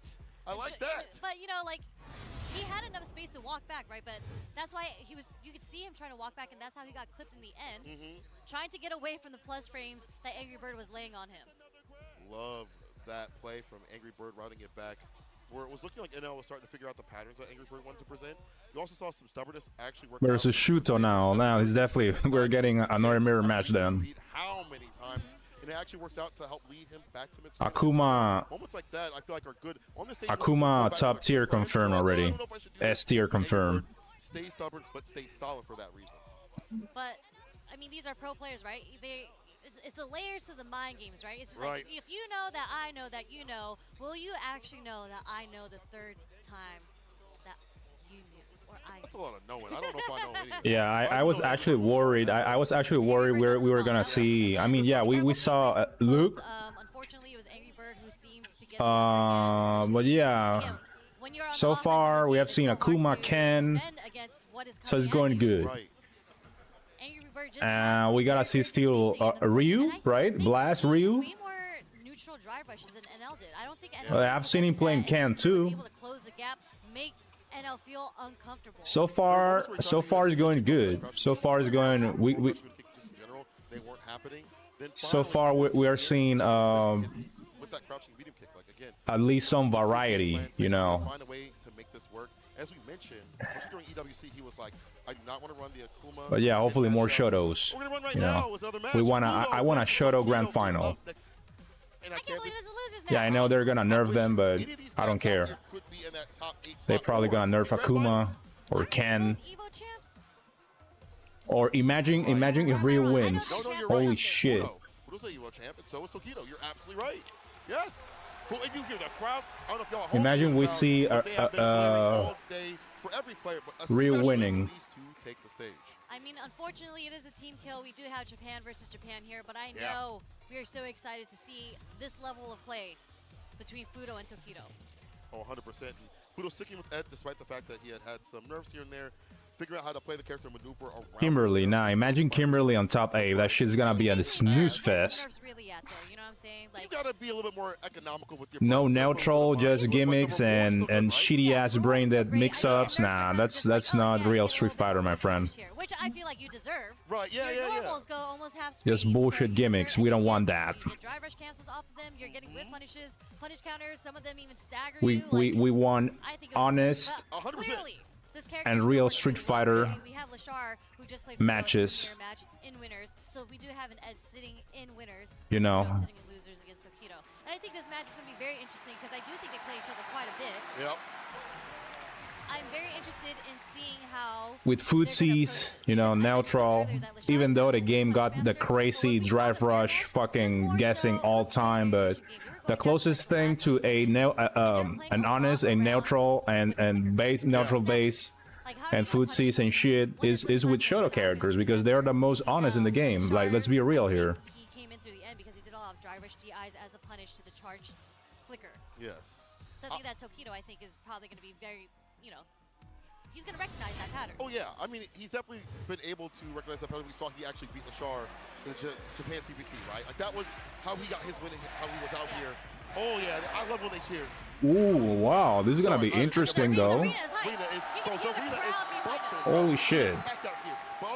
Let's see. That matchup, he's played Lashar for millions of hours, but Fudo presents a different sort of Ed, a very more active Ed. Once he hits that mid to close range, won't be strange to see him get a little bit more with the drive rush jabs. Ed is crazy strong, dude. Tokido started the round off with 2 drive rush stand jabs, so that's clearly the answer here. But Fudo answers with his own.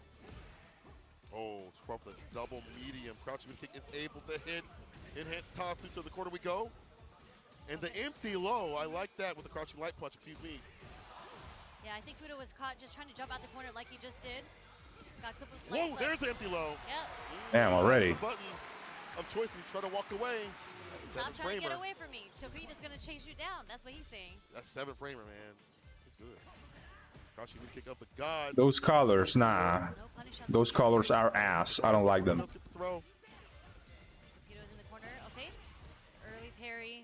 charge snatcher. Boy, Stand Fierce in the flicker.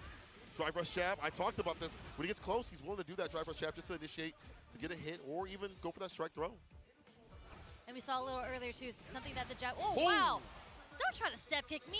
They gotta give me more darker colors. Give me more black, gray, even white. I don't know. Give me something good. Especially since Ed's DPs aren't that great as an anti-air. Is that when Tokido did try to jump at that But these colors, I don't know, dude. He dashed under just to avoid having to do a DP. But Tokido starting it off strong already. Doing what Ken does best, corner carry. Does get blessed though. Knocked out the kill rush. We get the Oki. Tries to go for a possible backdoor scenario. Tokido text that. Hell, even the silver, like even the silver colors in SF5 were actually good. Bring back those. I don't know, dude. Anything low, a throw. It'll be at the throw. So far, Tokido colors are just awful, and they're just giving them for the default costumes also. Like, yeah, so far rewards are garbage. I mean, what can you fucking expect if Capcom is gonna give you a bonus soundtrack for pre-ordering? What game was that? A Capcom collection? If you pre-order, you're gonna get, or what game was that? I don't remember. Oh, we're giving you a bonus soundtrack, like for pre-ordering. Capcom gotta get good. They definitely gotta get good at the rewards, because that shit is that shit sucks. I'm not minding this anymore. Same with this game and the shitty ass rewards, like fucking bullshit ass colors. No, they're not even good. Okay, nice check again. Gotta work more, man. Gotta give us more rewards. I don't know, like colors are not enough. That shit is, that's dumb. So far, it's bullshit. They have done nothing. Just masking shit, like adding titles and oh, but we're gonna give them colors now as a reward. Triple jab, Stand Fierce, crushing medium punch, gets a throw up. They have done nothing. Nothing yet. So having Tokido in the corner, okay? No matchmaking fix. No balancing on the mechanics. Just masking the game, nothing else. Can he land it though? Shipping up with the Jin ride, pulls him close with the strike though. Back throw. Oh, Fudo wait. Nice. Extend his button, but he extended oh wow. Whoa, whoa. Maybe too far for the level 3 actually. He dropped it. The super. No, he didn't cancel. The drive impact is able to ring out and equalize. Yes, what a nice DI attempt from Fudo. Tokido, that was oh, maybe I missed input. You know, this game got shitty inputs. You know. Sometimes will happen. You thought you did the thing, but it didn't come out. This game is like that. The medium on the way down, that's an easy punish, but that could have been more. Tokido could have got at least like a Tatsu right after. It's unfortunate. L3. Huge lead here for Fudo. Build up that bar in the green, keep Tokido in the orange. Such a color. What's the next sequence? Are we going to try to do a sequence to burn him out, or are we going to play a little safe here? Exactly. You'll see the bonus OST on YouTube. Like, dude, you can just listen to the soundtrack on YouTube for free. And you gotta pre-order the game for the extra bonus. Like, come on, just give up, just put the fucking song there, like, for everyone. It's just bullshit. I mean, it's gonna be on YouTube the next day anyway. Like, Capcom fumbling hard, dude. See if he's gonna dial it back a little bit. Nice check coming from Fudo on Tokido's drive rush. Like close range fireballs to intercept. It connects with the drive rush, Stand Fierce. The knocked off the kill rush. Now he goes for another neutral jump, but Tokido meets him up in the skies. Baits out the ODDP, drive impact, side switch incoming. Yes, sir. DP doesn't expend any bar, wants to hold it for the drive rush, like that. We're gonna try to sprinkle in some damage first. Nice check with the delayed jab coming from Fudo. Delayed crouch short, actually. Yeah, this game needs, game definitely needs a revamp. A crazy revamp. Hopefully a Super Street Fighter 6 patch or some shit like that. We definitely need something fresh. I don't know. It's too much already. We have active Fudo is. Willing to scramble, not something you typically see from We have putting Tokido. Tokido off his game, right? lasted too much already with the same stale shit since release. It will give us something fresh already. Drive impact, not like that. Tokido does burn himself Complete out. revamp in the game. I don't know. He holds on to it for maybe one more interaction. Nice meaty jab. Significant balance changes, significant mechanic changes, balancing mechanic changes. It's not gonna work. It's so Damn, unfortunate. It's like, when do I use 2-1 that already? level? Do I use it now? Am I gonna That was bar crazy that side? fast. That It's like Tokido doing so too much random wake up but it stuff. just was too late right Gotta there calm for down. Russell Fudo. Waiting and baiting. He is up 2 games on Tokido. Yeah.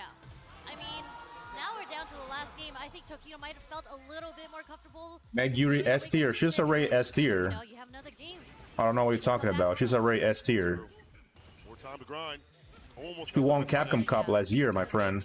What else do you want? She's already God. Catches Fudo. Like that back step. Fudo loves his flickers. Just gotta get good. Simple. First reversal doesn't work on Fudo. Was able to get the side switch too. On a drive gauge to give here for Tokido. He's trying to strike back to stop that from happening. Man, Tokido's not ready for these drive rushes right now. Fudo has done so many neutral drive rush jabs. None checked. Target combo ODDP. Get off But of Tokido's me. in burnout. He's in burnout. How can he live from this? They're both in burnout, but he has to worry about Snatcher. Aye, the follow up the chip, no dip. Fudo. Now Fudo dominating so far. Tokido had so many good openings, but I feel like Fudo is meeting him in that close range sort of scenario and making more reward happen there. He's got that level 2. Get dreamy with it. Oh, he did try to check the drive rush, but unfortunately, Man, Fudo was so fucking good with Fei Long. My god, I enjoyed watching his Fei Long. Block low, but still gets opened up though. Side switch off the Dragon Lash. Enhancement. Okay, caught him holding up back. Light was able to catch from Tokido. Oh, yeah, committed to that flicker. Got jumped in on. And just a stagger works out here. Kill rush. The jump. Okay, double Ooh. to level 3. We're going to the last game, last round of the set. Almost. Almost. Scaling. It could happen. It could happen. Now you prophesied. Wow. Prophesied. Straight drive rush crushing heavy. I believed. You I believed. believed. Still alive, it's still alive. You better believe too. He's almost out of it, but put him right on the board here. There we go. Set point. Fudo slowly walking him into the corner. Oh, that Tokido. drive rush, Jeff. How did that hit? You see the hitbox on that? Yeah, that was so Golly. far. Oh. Nice parry. Giving him the distance to not. Now, worry of about course, the you're gonna have ball. that scrub Counter. telling, oh, bring back beat triggers. Those fireballs trying to get something a little bit different in terms of like these button presses. I fuck that shit. Worst ass mechanic ever. Like, Still blocking everything out. Gets hit with a go right kick and to counter it. That light kick DP follow up. imagine having drive rush and on top of that beat triggers. We're seeing a lot more drive rush, a lot more aggression coming from Tokido. What the hell, dude? Between Stop. delays, Tokido Get good. find the right rhythm. Don't want to risk getting perfect parried here. Oh, jab with a stand light kick instead of a Oh, throw. Tokido alive. Tokido alive. 2 lights, and just like that, Tokido is able to take 2-2. over Fudo and advances through losers into the Not top free. 8. Put some respect on the goat. The thing is here, the way I like. Am I tripping? My scores was wrong. Sorry. It's You're good. 2-2. You're good. Try rush jab to start things off. Caught the extended button. Stand fierce, fist to face. Now you up in the corner space. What are you gonna do? We hold the throw, but not for long. Can't do it for long. He jumps out, but Tokido is ready with that crosscut DP. Oh. Baits out the OD DP. Back drive impact, and that should be a wrap. He's got the level 1. Doesn't even need it to get it done. My bad. Very optimal. Tokido. Just like that. Perfect. What a way. What the perfect? to He's ride. running hot right It's now. momentum, right? Oh, but the perfect Dude. parry, yeah. It's the first Dragon Lash. It's always a gamble throwing that With the perfect parry. Get that out of here. heavy Dragon Lash. Nice backdash punish.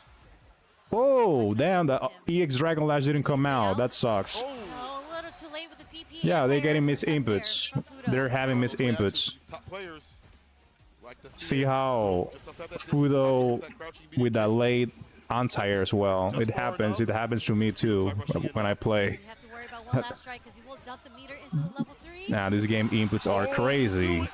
But well, is he gonna kill?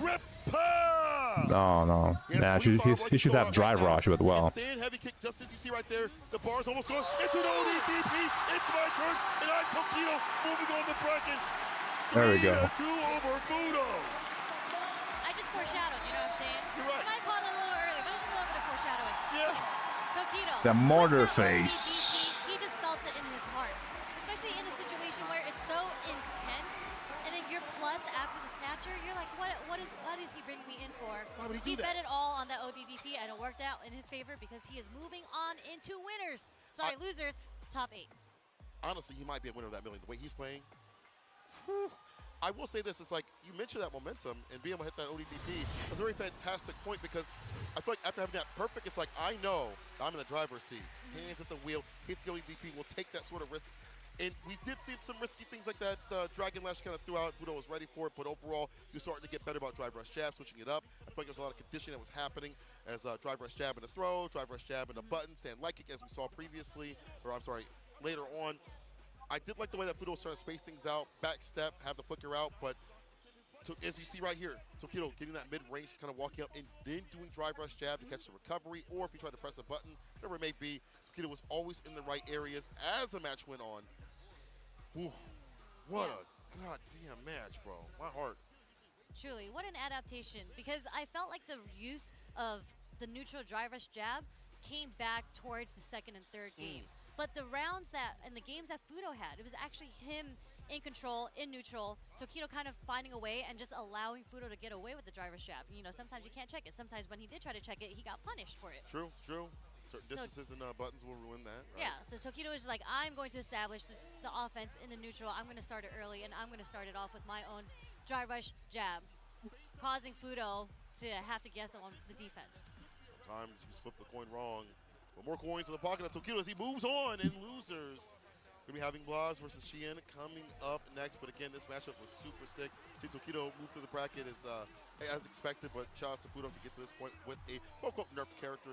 Sticking with the character, I always love seeing people, despite what happens, you know, bad or good. We'll see that I'm never going to call Ed nerf. That's not a nerf character. Yeah, come on now. That's just a different character, but he's not really nerf. You're right. He's still very strong, and we see it out here. We see some also strong Who's next? Coming up, as mentioned. Oh, Blast versus Sien. Rotation of characters, we've already seen the Akuma, the Ken, the Ryu. Who knows what we'll see against Sien. I think if those 3 characters are on paper, me personally, I'd probably play the Ken-ish.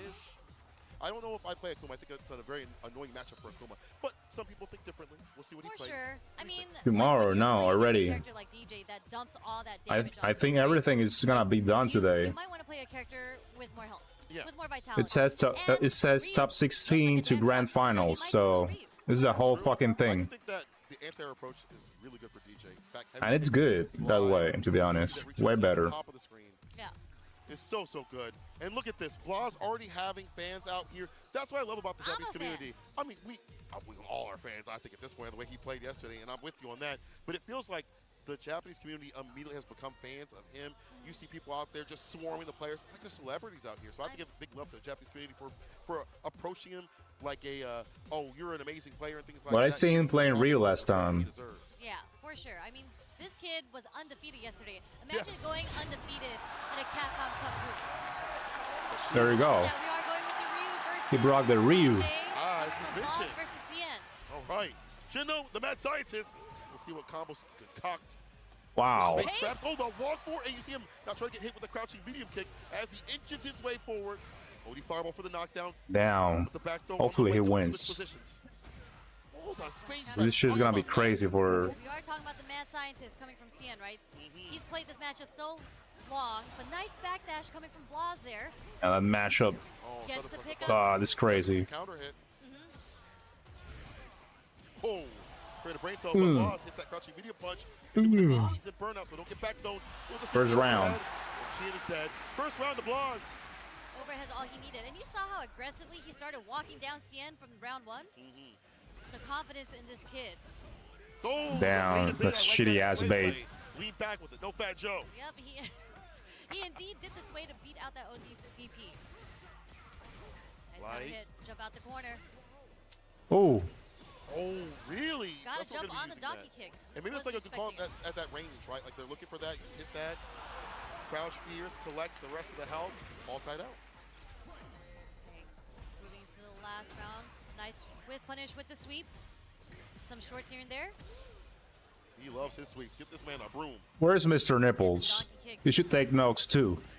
Nice check on the drive rush on DJ's drive rush too. So ready with the crouch strong. Engine. Oh, the drive rush jab is the entry point. 15 frame with the quickest in the game. The drive rush is DJ. Okay, keeping on the pressure. Yeah, nice hopefully he wins, man, for real. Oh, that's gonna kill. Gonna take the first game against Sien. Shin Shoryuken.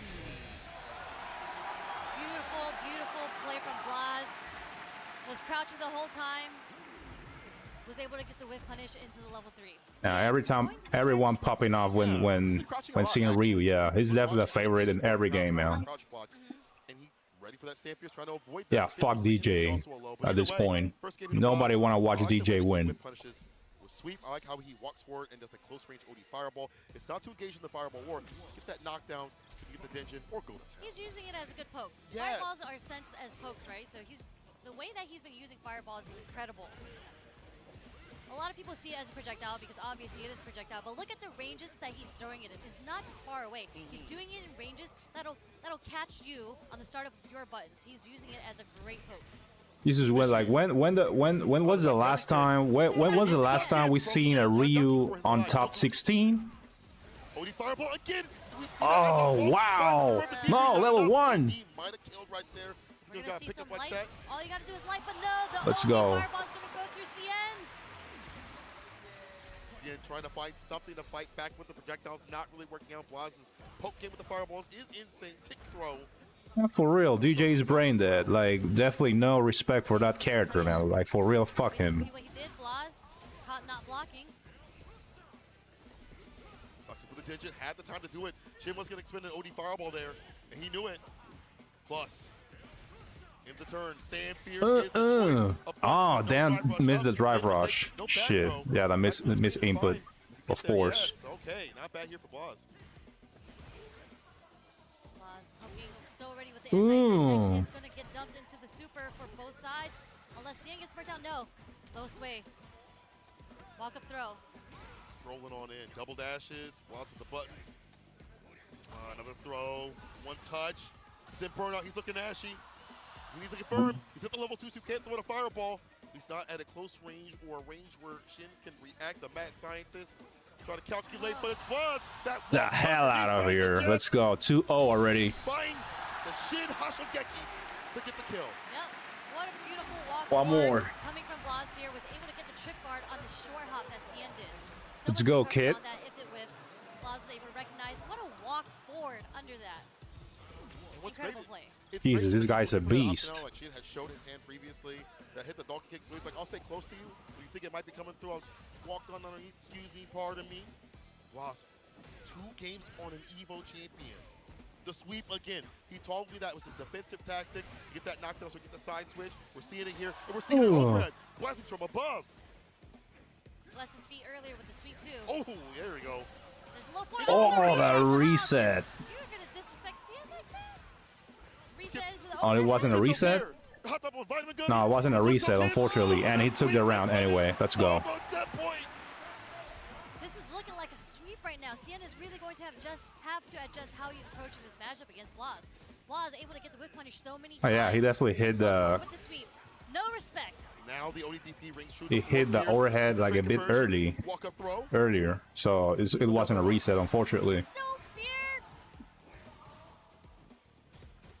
Oh. Cross cut DP if it's gonna whiff. Keep it careful. Oh yeah. Hit him with the afternoon delight. We're gonna want this just even out.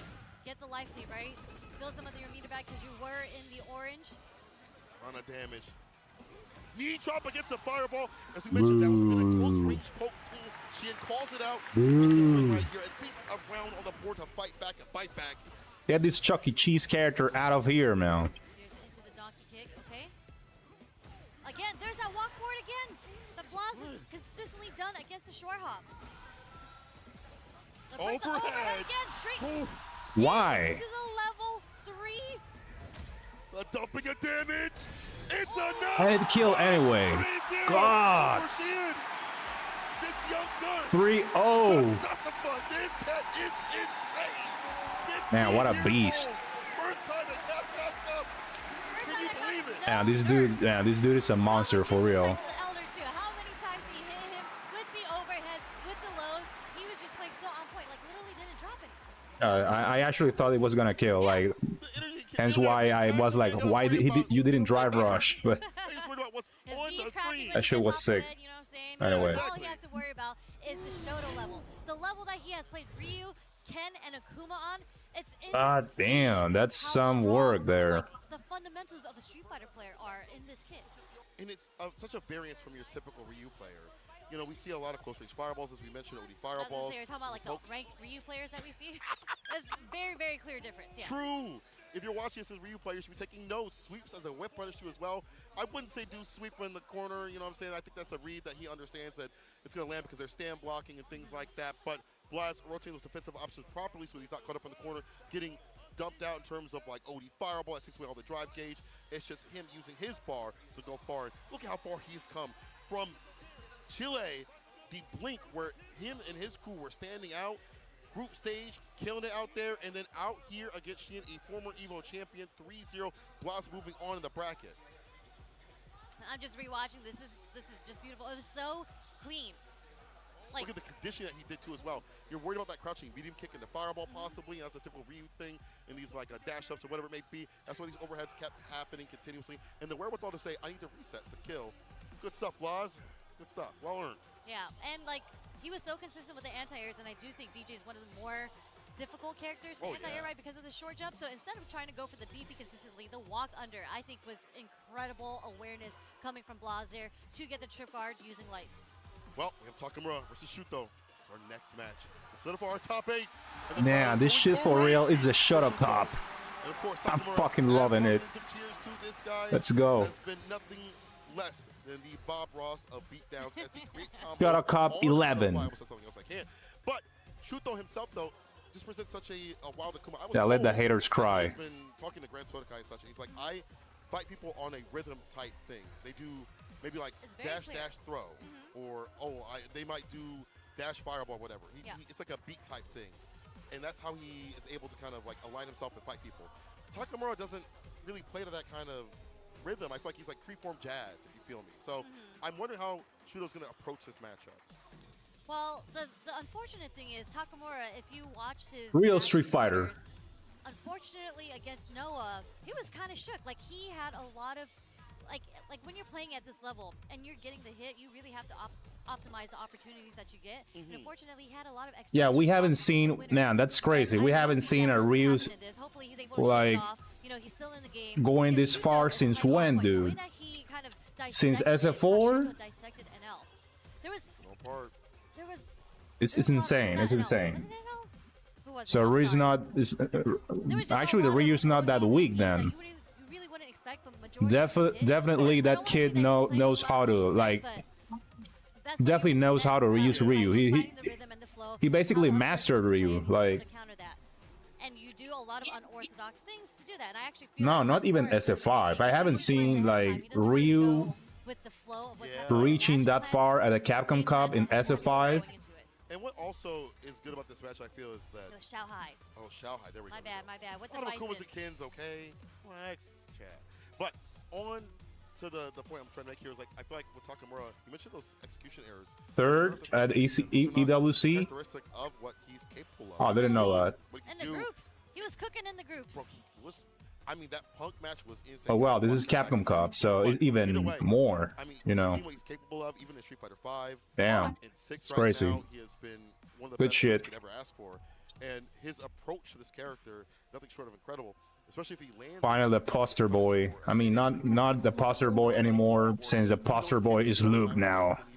Yeah, fuck Luke. With Takamura, it's always something saucy. But Also, his minutes for the former, parry and some of these ranges the former poster boy press a button. I wonder is if back. that works out against Shudo, maybe hunting for War Pierce or Stand Pierce. He might Nice. kind of simply call that out, or will Shudo go for like a drive rush throw to call that out more often. Either way, Takamura Shuto to round Another out classic. our top Ken 8. versus Akuma. It's Akuma. Yeah. Versus Ken, a classic Street Fighter matchup. Oh yeah. Shoto versus Satsu no Hado. Let's go. Okay, let's get it started. Let's see how they approach. I actually thought I was not gonna like it, but yeah, since we're seeing a bunch of There it is. Shotos in top 16, man, this is actually enjoyable to watch. Nice. We try to realign with the overhead, and Shuto counters that perfectly. Step kick getting stand fierce, a little bit of that nerf coming into play at the tip of the toes. You can finally interact with it. Nerf Ken, my friend, get good. Perfect parry. Let's go for the back. You need to get good. Advantage is what he's looking for. See how this 15-year-old kid with Ryu. Combo into the DP. Nice confirmation from Shuto there. So there's no excuse already. Get good. Parry. The punish right after with the DI. Level 2 fireball. Step kick was a strange. Okay, trade combo. If he had gotten the side switch off a Dragon Lash, possibly that would have helped out here. But he's still in the game. He's got bar at the bottom too as well. Okay, go forward into the run, into nothing there, and that does again gets checked by Shuto. We're seeing a lot of cancels of normals into runs coming from Takamura here, trying to go into the overhead twice, getting an empty run. A lot of them has been checked by Shuto already, so he's gonna have to switch up his strategy here. I wonder if he sees that it's not working or he didn't confirm and he goes into the overhead. That's multiple times because I feel like he could have target combo with a side switch possibly. But either way, let's see if Takamura can route things back and be the Takamura we know him to be. Takamura gets caught by the crouch strong coming from Shuto. And what's the difference? Rich, not rich. Throw, wake up from Takamura. Boy, no more empty jump. What's the point? Okay. I mean, you can still train and play if you have the game Backdash to escape the and get pressure. good. Trades it here for Shuto. He's got the bar to work with. And he whip punishes at the tip of the knuckles this time. Saying, do you dare to whip in front of me?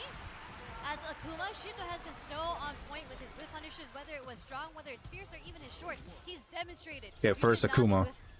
Shuto. 100%. I feel like it's even harder to deal with this character because of the drive rush. When he's close enough, the buttons that can be presented, but also the walk speed. All those things shift where he's at continuously, so finding the proper stand fierce or big boy button. As I say that, he's able to land Takamura. Oh, sorry for doubting you, bro. Got it. Takamura, stand roundhouse punish counter. Takamura playing a lot more aggressive now. Use the ODDP to burn himself out. Just keep his plus frames, but not the best situation for him in the corner right now. It's okay. He's stunned. It's early in the game. He's going to get out of this situation with health and a super bar at least. I like how Shuto did that before he got the bar, the level 1, all juiced up. Oh. Takamura not getting the whip punishes yet. Dash forward. Shuto is trying to keep his pressure on Takamura here. Nice whip punish against the throw. That little walk back works out. Heavy kick Tatsu ends it with as much damage as he can. The throw will land. One more hit. What's it going to be? No, Driver's throw instead. one more. Now it's definitely one more hit or grip. Holds Nice parry, gets the parry. drive impact. Does it again. Perfect Perfect parry. parry. What? Better side switch here, brother. Yes, sir. Takamura, he's got all the drive again. There's level 2 here for Shuto. The flip out. Counter kick. Drive impact. Let me do it with my leg The back. comeback. Takamura. What a way to counter that back. Yes, Oh. yes. The low forward into DI, just knowing that he wasn't going to be ready to super right after a low forward. Takamura causing a great scramble situation for himself, not having to use any super bar to put them around. Whoa, okay. Interrupting the overhead with the stand medium. And then with the enhanced Tatsu, that's your Oki. Press it, Shuto. Counter poke from Shuto with the light, doesn't catch Takamura. Careful now, I've seen the perfect parries from these Ken players. See Takamura trying to chase down Shuto right now, causing him to get counter hit. What a great, what a weird confirm, but well, it works. Oppressor. Yes. Shuto dumping out all his. Okay, I know why. I guess he didn't want him to recover more drive meter, so he went for straight super. Smart. Yeah, makes sense. Right after. It's my favorite book. I read it every night. But we are getting the critical art. Oh, that's killing. And that is definitely going to kill. He tried to neutral jump shimmy him again. Ah, damn. Have none of that. Cut that out. You hold north, I'm going to put you south. 6 feet under Takamura. Evening it out. Shuto's going to have to change up his game plan. There's no more calls on the throws. It's just Takamura with the proper punishes. Clipping the wings.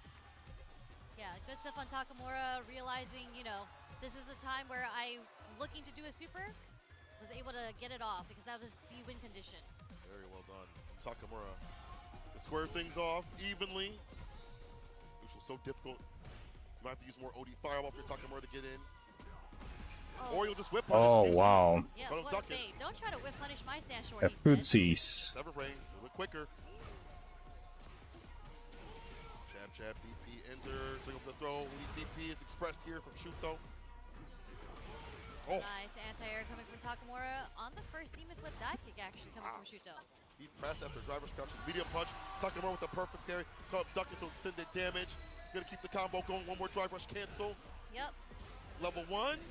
High enough to fly. Yes, sir. Takamura. That's a weird thing about Takamura, right? Like he looks for the perfect parries in neutral situations. Right. Like, not off a cancel, not Dragon off Lash sauce. -2 frames or anything like that. He gets it in the neutral. And it's like that spacing he's hunting for. I've seen you place your button here, perfect parry. But let's see if Shuto can like maybe do a little hezzy, walk back, bait that out. Ooh. Right now, he is the one getting baited. Side switch. The backdash punish was fierce. Okay. Okay. Ready for it. Jabs. Oi. The throw. Waits a little bit. Heavy kick. Looking for a punish counter. If it hits, gonna kill. The follow-up, I mean. Oh, wow. Laying on the pressure. No! Level 1 against an overhead? What do you mean? What do you mean? Takamura! Jesus, he got crazy reactions. Takamura does that. He says, you're going to try to walk up and press up normal on me. He was so ready with that super. Whatever it was going to be, that super was coming out. Any movement that came from Shuto, that super was coming out. Saw something in the bushes and just let it rip. Takamura. Perfect parry against that dive kick. He's just waiting for Shuto to be the aggressor, have something for him. Resets with a drive impact. Shuto holds parry against that. Nice up back. Escape from throw pressure. No! That is a punish on the target combo. Take throw. Jump out the corner. Trades with the crouch fear, so he's not able to get the side switch. Dash up parry. That could have been it. We'll get the back throw right after. It doesn't matter. Takamura on set point. What a turnaround. What a switch. He's forcing these scramble situations. He's playing so aggressive, and it's working out so much in his favor. I cannot believe Takamura has been turned off live volume right now. However, the whip punish is there. Now Shuto hunting for some of Takamura's buttons. Wow, With the answer back check. of the jab. Takamura, he's on one. Oh, God. Wow. Was ready with the fierce there, taking him to the corner. Uh-oh. That's the timing there. Gets back thrown. Nice tech. Didn't want to get back thrown into the corner there. The drive rush jab is going to connect. Not enough to go into level 3 yet, but the next hit will. He can run DP if he wants. Shuto has to be so careful throwing out these buttons, these fireballs as well. One bad interaction will lead to success. That could have been it. The drop was there. Takamura's down in burnout. He tried to enforce the jab to try to find an answer. Heavy kick, Tatsu. Drive impact roar. Ah, got him the stomp. Ready, and he didn't even have to spend his super meter. He's going to have his 3 bars going into this last round. So what does Takamura do with the bar at the bottom then? Does he go for an early He just level needed a lead? drive rush after that crushing medium kick, and that's it. That's it. Game over. Chance, drive rush jab. Yeah. Both safe, but wasn't ready for a follow-up. Maybe can hit the OD Jin ride that this is not sure in full. Yeah, if he's going to get a hit off a punish counter from medium or fierce, I think he is going to dump it into the level 3 for sure, just to get the damage and to get the drive bar back. True. That's why he's holding parry. Okay. The drive impact right after He that. said he didn't need that. He didn't need his drive bar. He's got bar at the bottom. There's the level 3 as you mentioned. Nice and early in the morning. Gonna get that lead, but more importantly, build your drive gauge to save yourself from being in burnout as much as possible. You're still there, but it's gonna be closer than what you would if you didn't do it. Exactly, and he's further away from the corner. He's able to establish some space. Oh. If he had dumped all that meter there, he would have taken the game, but it's okay. Looking for another opportunity. Burns himself out again. Okay, Doesn't Noah. matter. The Belgium Noah. Drive reversal on wake up Shuto. Drive rush DP. Will we see a demon? Oh, we do see a Aim demon. demon. Turn out the lights. It's bedtime. It's not enough. dead yet. He went though. burnout too quick, Still in yeah. burnout. Okay. Crazy disadvantage. Try to dash up. That's it. That's chip. Yeah, that's it. That's it. Shuto's on demon time right now. He said, wait. 11:30. Back. 2-2. Takamura. Shuto. We're down to the final game. I like these sets. Grindy matches, grindy games, sweaty games, all for $1 million. Incredibly sweaty games. beautiful play from Shuto, having the mental capacity to just stay focused, stay in clutch. Oh, close range fireballs again. Gets a jab, but too far for that crouching Mido kick to hit. Yeah, they're kind of throwing normals out at this point. Seeing if they. Oh! Don't try to check me. The Adamant Flame is that hurt. So he can get the whip punish. Yes. The heavy Adamant Flame confirmed. That's always big damage. He thought it was maybe going to be a walk-up throw. No go, Bozo. Interruption. The overhead hit is the counter this time. Finally, Takamura is able to reset and find what he needs. Oh, no. Wow, got him. Bet it all on that ODDP. Takamura, set point. Okay. We're going to have to figure out how we approach here. Trying to slowly walk Takamura into the corner. Let's see how they fight for their space. Shudo getting his drive rushes. 2 drive rushes. Damn. With the OD. Tatu. The wake up super. Why not, dude? That now Shudo's on the back foot in terms of the drive gauge. Ooh. Jump over the fireball. Ah, damn, that sucked. Well, that health is decimated. One more touch after this. He didn't want to waste any meter. Nice and cool. Gosh. I said don't overextend. You don't have to do it. Instant overhead on the wake up though, Shudo. Instant overhead. Final round.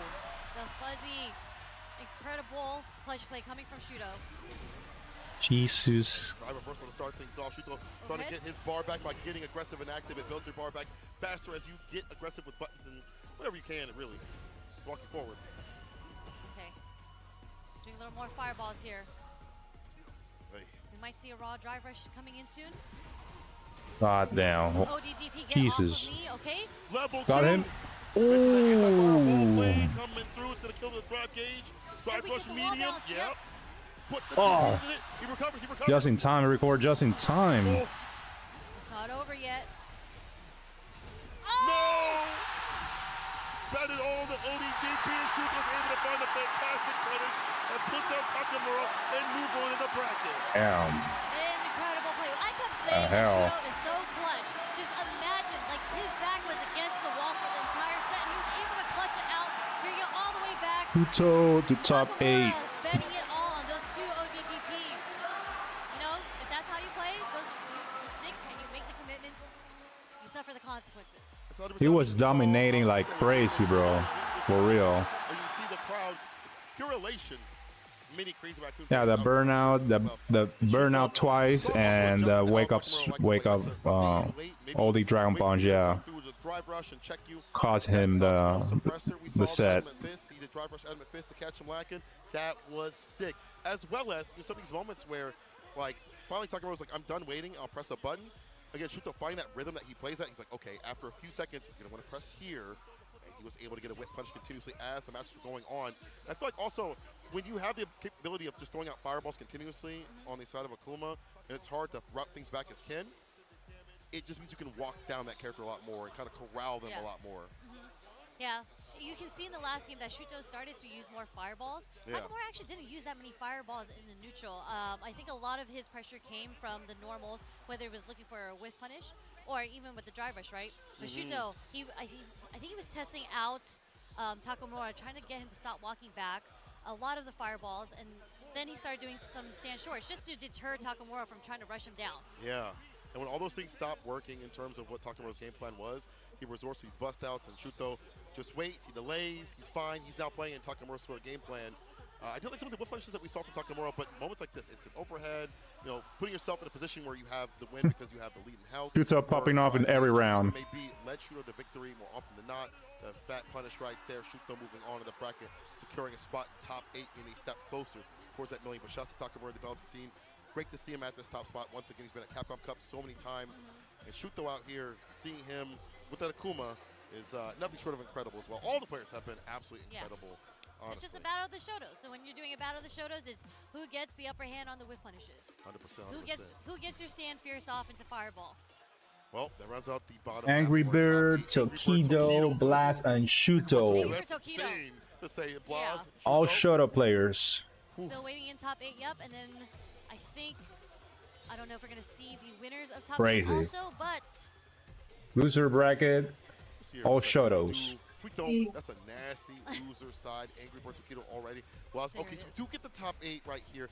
Know what the And winners, and Mashar and Juicy Joe. One expectation. Bunch of 2 JPs. You know what? Write that down. 2 JPs. Nah, man. Winners are bullshit. Winner brackets are bullshit. Definitely like the cleanest. Hopefully someone wins from loser bracket. That's all I want. But Noah, we still got Noah here in the winners. Representing the US. Let's go, Noah. He took off his slides to run around, bro. You know, he ran around in his socks. Yo, mama raised you right. No, I'm just kidding. We got a Luke, we got JP, we got what? If he's gotta go Guile, I think he plays. Pay for that usually. No, Guile, not Ed. I don't know who he plays. And the other one, I don't know. You don't get to typically see unless it's really sometimes in EU a little bit, but not too often. And people are starting to bring back 2 JPs? Are you serious? Man, that sucks. Hopefully JP doesn't win. I mean, if he wins, he can get nerfed, but at the same time, I don't want to see him win it. Also, so we have the Capcom Arcade Classics and Fighters Pack. But let's see. Hit your friends with a punishing Shoryuken in our Capcom Arcade Classics and Fighters Pack. Dive into a robust collection of Street Fighter titles, including Street Fighter V Championship. 3 cans, yeah, definitely better than 2 JPs. JP, fuck JP. Arcade titles like Mega Man and Final Fight. We want real Street Fighter. Test your skills and help support the Children's Miracle Network hospitals with your purchase. Shout out to the support here from Steel Series, the homies over there. Whether you're on PlayStation, Xbox, PC, mobile, Steel Series has you covered with unbeatable software and hardware options so you can pursue glory at the highest level. The Steel Series Arctis Nova Pro is an official headset of Capcom Cup 11, premium high-fidelity drivers and so on.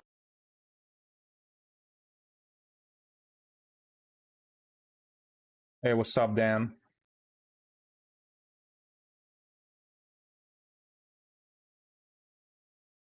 At this point, everything is better than JP.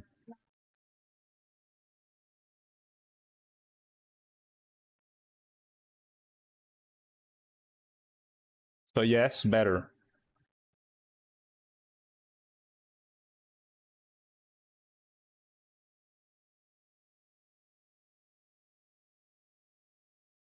Yes, there's a Ryu player on top 8. And he's not top tier.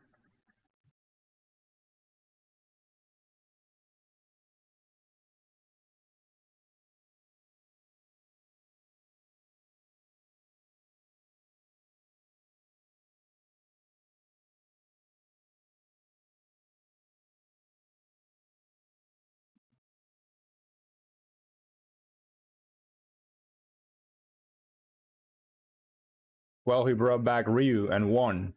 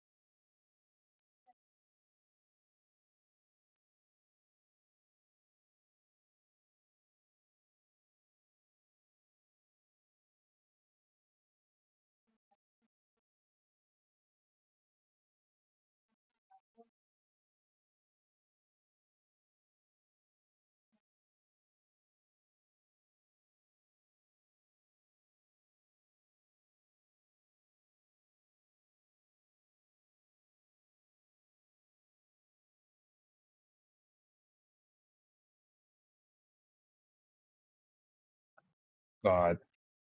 It's Avatar crap, dude. This Avatar crap is so bad.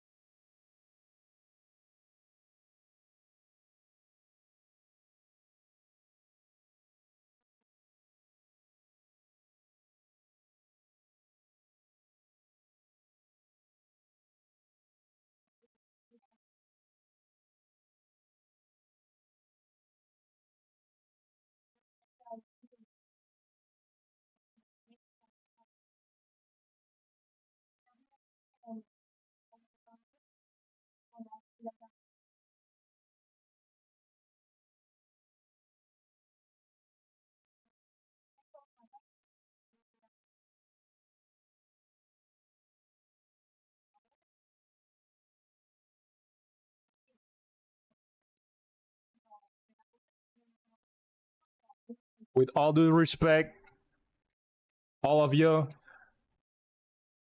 just gotta get good. All of you. You know. You got Ken in top 8. You got Ryu in top 8. You just gotta get good. Simple.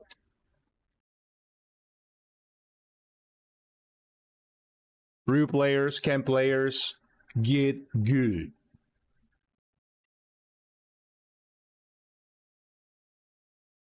Simple. And Akuma players, of course.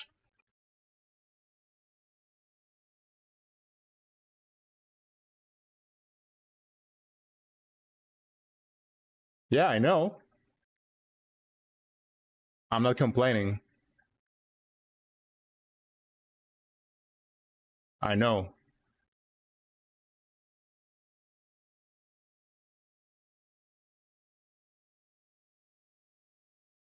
So shut up and get good.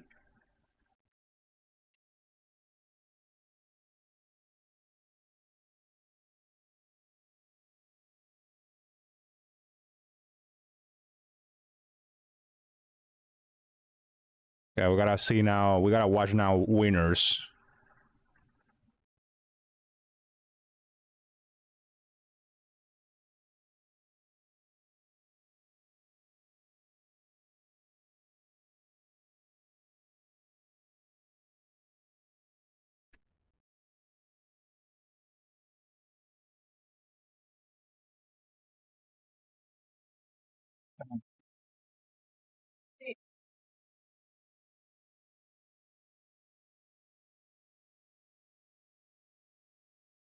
Winner brackets. We are reading top 8, or we still gotta watch the winner brackets one. Top 16 winner. It's gonna be boring. I'm gonna lie, but well, it's snooze fest winner brackets. Yeah, unfortunately.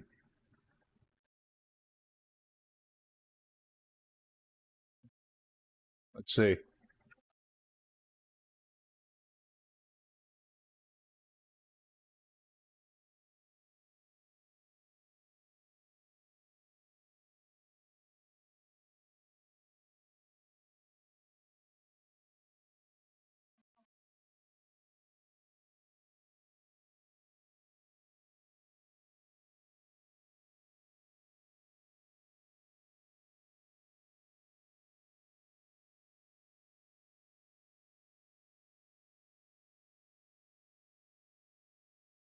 Oh no, we are reading top 8 already. Okay, we're going to top 8 now. Okay, it's good then. Yeah. We got winner. Okay, winner semifinals. All right.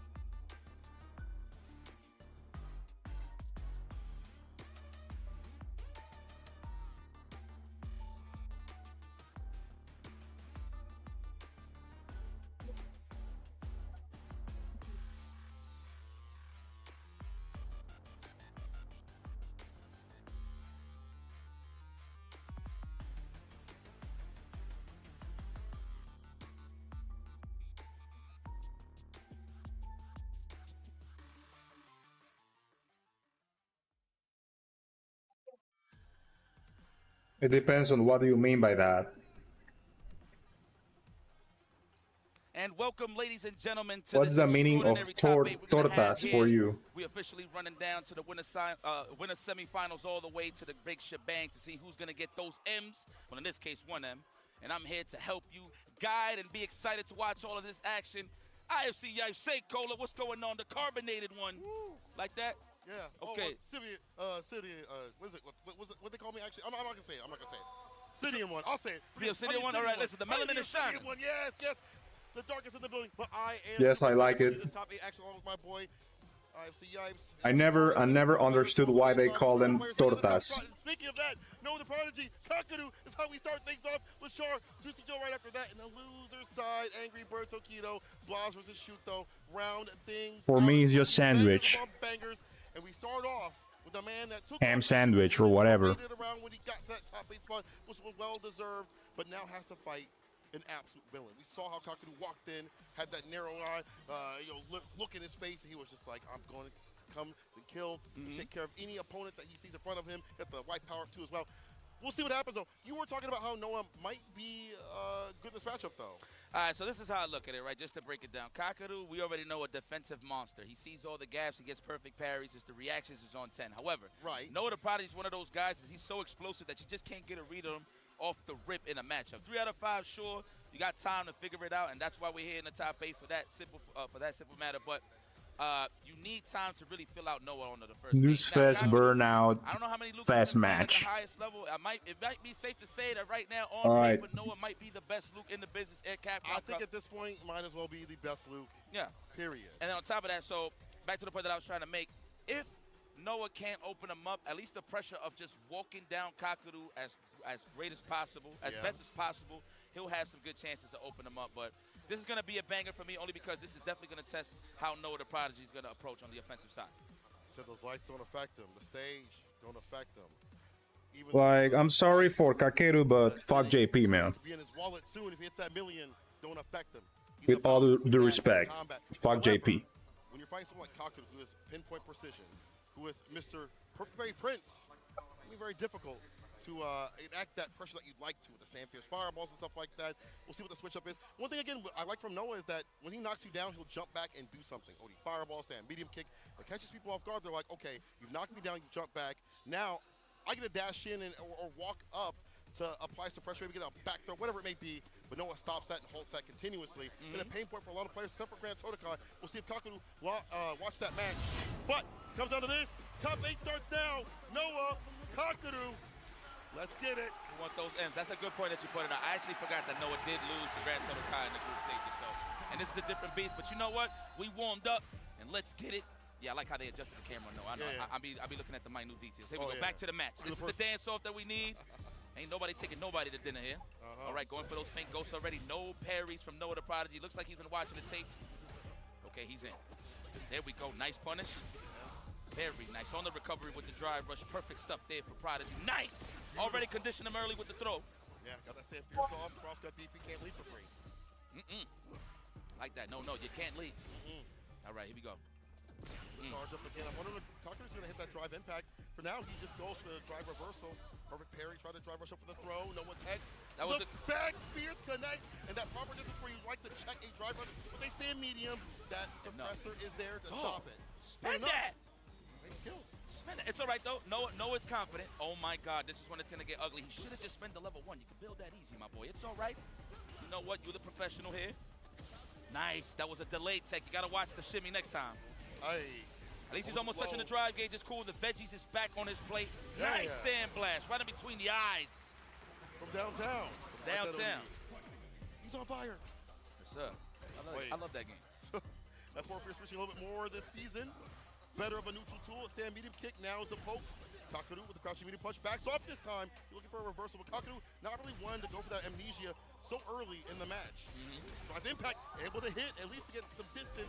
No one burnout. As long as he's got bar at the bottom, he can back himself up. Kick back and relax, Noah. You've been here before. Just watch if your spinal cord is on that wall. You do have some meter to play with here. However, no, my man Kakadu has been 100 for 100 on those anti-airs. Nice. The jabs into the level 1 survey says not dead yet, but we still touching the green and we back alive. The question is, does Noah have what it takes to open this man up? Gonna have to walk him down and fight the stand fierce. Impact, the splat. All right, what do we go for? Maybe goes for level 3 here, just to freeze the dries. The H, he doesn't.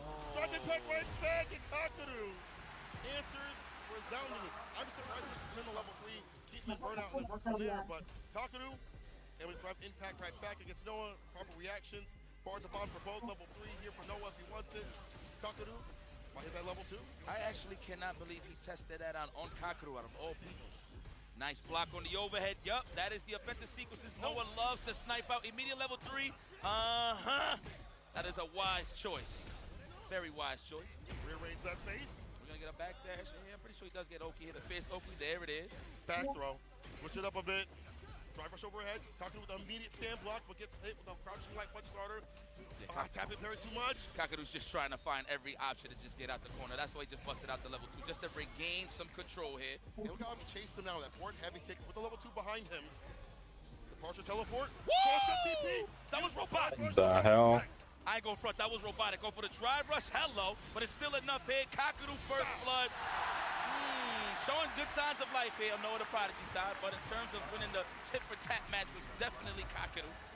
Man, I am very impressed with Tokido's awareness. The fact that he was just ready for a lot of those sequences is very nice. Very, very ready. Being able to perfect parry kind of disrupt what Noah wants to do. You know, you might want to go to like a fireball, drive rush button.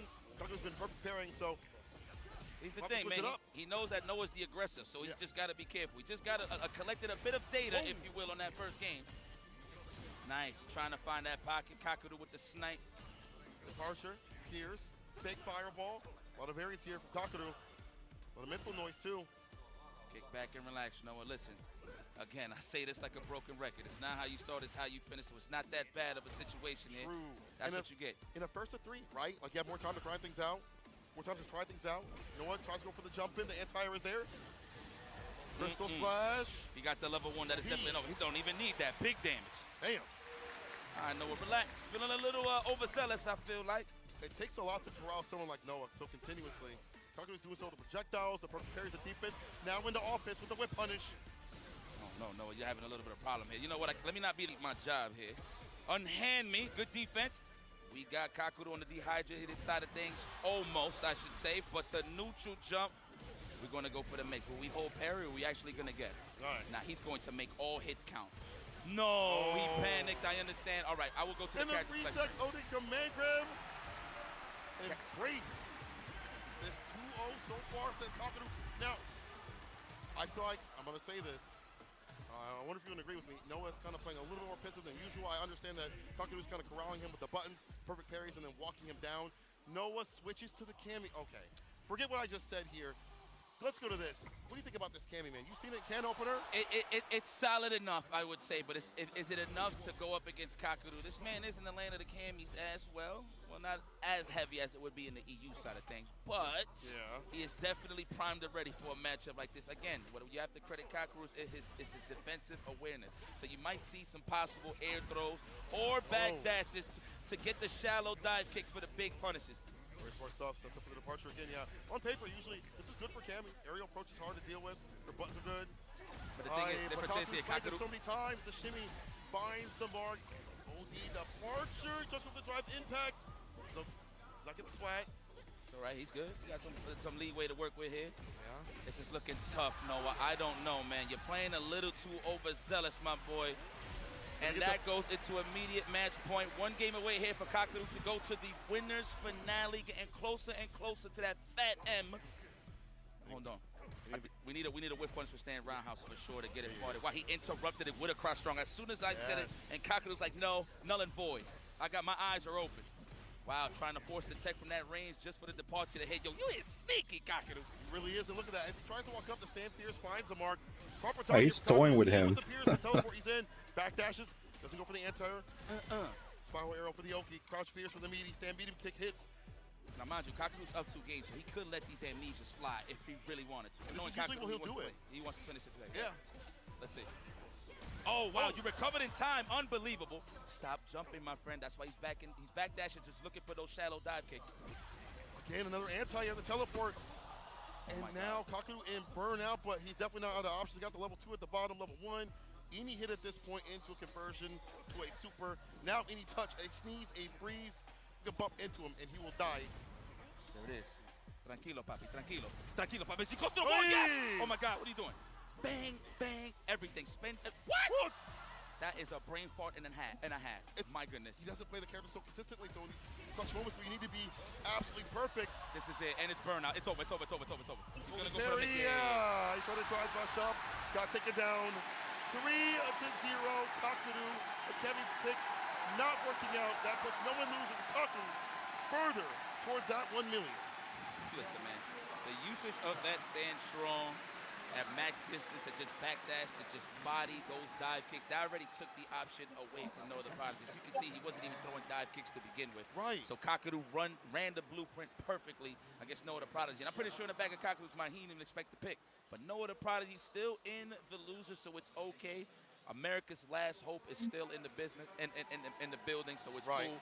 I'm a little upset just based off of, not because that he did super bad. It's just I feel like he took too long to really get it going. But I mean, I can't blame him going up against a guy like Kaku. So it is what it is, man. Just hard to open up. And Kaku's defensive timings we saw throughout this match were so good that it felt like Noah couldn't get aggressive, get active like he usually does. And in this matchup, generally speaking, drive rush, medium punch is something you want to do more continuously. Like that was sick, but Kaku's anti-airs were so on point.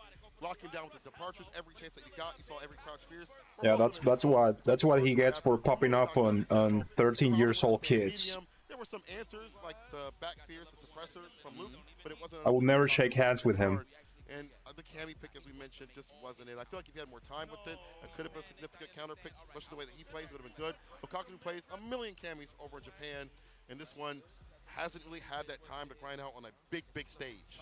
That right there, he should have definitely ran it again with Luke. I'm pretty sure everybody and their mother is saying that in Twitch right Fucking now. bitch ass kid. But it's just, man, I feel like he probably thought he just didn't have those options, offensive options with Luke. I mean, granted, you do got some good plasma with you with the sand blast, but it's just the way that Kaku plays, man. He's not overly aggressive, but when he hits you, he's gonna make it count and run the plays. That's just what he does best. So, big shout outs there to Kaku moving forward. Now he is officially in the winners finals, getting closer and closer to that big bag, which is of course $1 million. He told me in the room, he was like, I'm not playing no other character. I'm just playing JP, no matter what. Yeah, well deserved. Matchup, he is down for just the JP, and now we see him in winners finals, as you mentioned. We go up next to Lashar versus the You Got the Juice, Juicy Joe. I ain't going front. All right, I'm going. I want to see a good match, no doubt about it. But for a winners final situation, I would love to see a JP mirror match. So let's see if Juicy Joe, hailing all the way from Sweden, could go up against Lashar, one of Korea's finest stars. This man has been posted up in Japan, just kicking everyone's ass. Yeah. And here he is today, of course, showing his prowess, his consistency here in the Capcom Cup. So hopefully he gets Demon Backshot. You losers. Yeah, we do. Oh, yes. Oh, yeah. Come on now. Come on now. Yes, and you know I'm from the bodega, so I know a little thing about Ken too. You know what I'm saying? I've been playing a little Akuma, so it's going to be perfect for us. But before we get to that, got to go to the Lashar Juicy Joe, which will still be a fantastic battle. We don't really get to typically see the JP versus Ed, even though it happens. It should happen a lot in Japan. I don't get to really watch on the CFN that much. You know, some JP players are coming back, like Kaku. A few other ones still exist out there. There's like a young one, I forgot his name's Taki, I think. But I don't get to see them run into the Eds. And there are still Eds out there, as we mentioned, Fudo, Lashar, who's been taking residence in Japan for Street Fighter. Rooting for Lashar then. Finger himself for this guy. Better an Ed than another JP. On the JP, so let's go Ed. With that character. Took down Angry Bird. Very significant win for him to be out here. Oh, the crowd loves Lashar. This guy has been learning all languages. He knows English, Korean, and Japanese. Absolutely. I mean, think about it. He posted up here, he dropped his bags, and he got comfortable on somebody's couch. And he's been kicking everybody's ass here in Japan. I already told you, said it earlier in the broadcast in day one. He pulled up to Japan, obviously, for SFL. I spoke to Tokido. He was like, listen, when we got him on the team, we already knew what he was getting into in terms of how good he was, but that's all they've been doing was just playing. He's been just playing everybody in long sets. But look, we all know how great Lashar is. Yeah. Let's talk about Juicy Joe. Again, not to sound like a broken record, but he was never in those big stage situations. What's that controller? It's keyboard buttons. Please be familiar, and I got posters for sale crazy. of Juicy Joe if you need one. I promise you. You know what I'm saying? You know, Juicy Joe has been grinding out in the Salt Mine Leagues continuously. service wherever he can. Facts. We've seen him continuously take top 8 spots, if not win a few here and there in terms of like EU tournaments. And he did a lot of good work over in Street Fighter League EU. This guy is clean with his character. I feel like he puts his points everywhere. His defense is good. His offense is good. He doesn't really overextend too. No, it's pretty good, minus the JP, of course. Gameplay as second to none, I feel. I feel like in terms of like fireball gameplay, Just replace JP with Ryu, and it will be godlike. Top 8. When the nerfs happen, he was like, "No, I like playing him no matter what." Adjustments. You know, I'll say this though. This guy's a freak. He's like, I don't mind playing bad matchups like him. I think it's like, you know, not too bad to play. I mean, listen, at the end of the day, when a character gets a little toned down, yeah. I mean, to be real, character gets toned down, no doubt about it. But I mean, it's Eddie still gonna have his toolkit. Illegal? Why?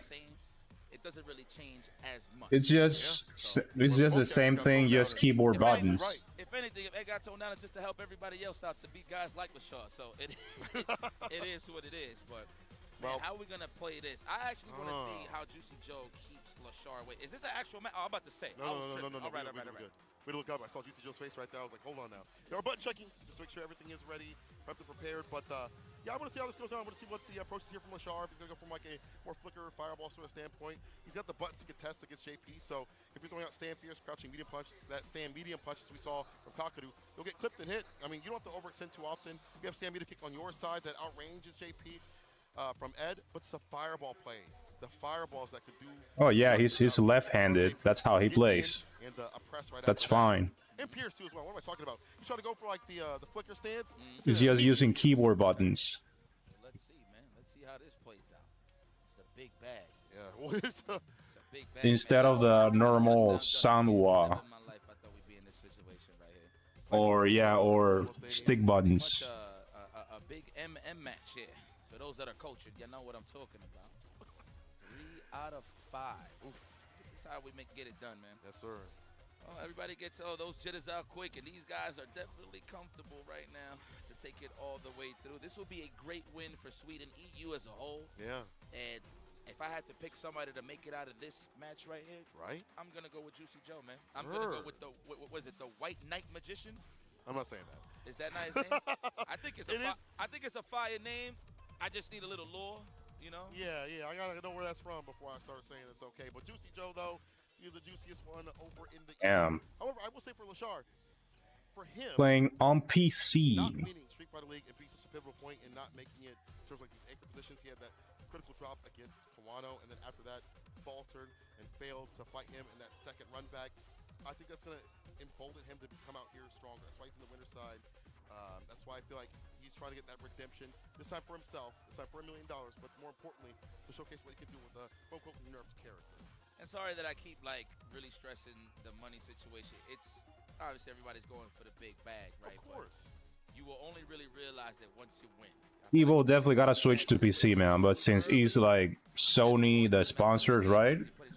Or some shit, I don't know. Like they gotta deal with Sony. I don't know how that shit works, but yeah, PS5 is what's ahead because you're not even there yet. Right. Let's PS5 is definitely horrible experience. Like I haven't seen a positive comment from players playing on PS5. They always pro players just hate playing on PS5. They just hate it, man. That's ass. Yeah. He's literally on WASD. It's kind of nuts that he's playing on a stick. Like, I never thought I'd Yep, so oh damn, owns. So yeah, that's never playing Evo, like playing PC on Evo is never happening them. It sucks. Yeah, man. I actually seen a saxophone. Somebody was actually playing fighting games with a saxophone. I can't make this up. You piece me with a saxophone, we're gonna have problems. I can't right make now, this up. someone have a problem when they move down to losers. Juicy Joe and LaShaw finally kicks off, and I agree with you in terms of the emotion that you see on LaShaw's face. That man laughs without smiling. However, in the game, I feel like he's a lot more emotional, whereas when he's hard on the stage, he's a technician, but he makes more emotional choices consistently. So on League, let's see what happens here. LaShaw, Juicy Joe, let's get it! Juicy Joe, the MR Goblin. I'm here in the streets of EU. He stay on the online side of things. He's gonna have to deal with LaShaw. This is it. We sharing this oxygen. Offline play, cut the Ethernet cords. It's about to get nasty. Yes, sir. Blood on the carpet, landed first right here from LaShaw. The throw already conditioning Juicy Joe. The perfect parry. That was nice on the flicker. That's a rarity too, right? Like perfect pairing flickers is kind of a difficult thing to do so continuously. Yeah, PS5 at this point works only for Netflix, for real. Get that distance to put down projectiles to miasma of this plasma. Powerful now. There's that low, that crouching light kick opens them up. Departure set out every knockdown. When I had PS4, I only use it to watch Netflix, not even for gaming anymore. And it's already dead, so yeah.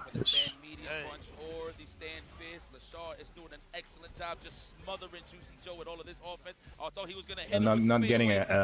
I'm not getting a console ever again, unless somebody gives it to me or some shit. If I get it for free for some reason, then nah. So walk him down, hit that drive impact. As mentioned, one more hit to do it. OD to start things off, so against the projectiles.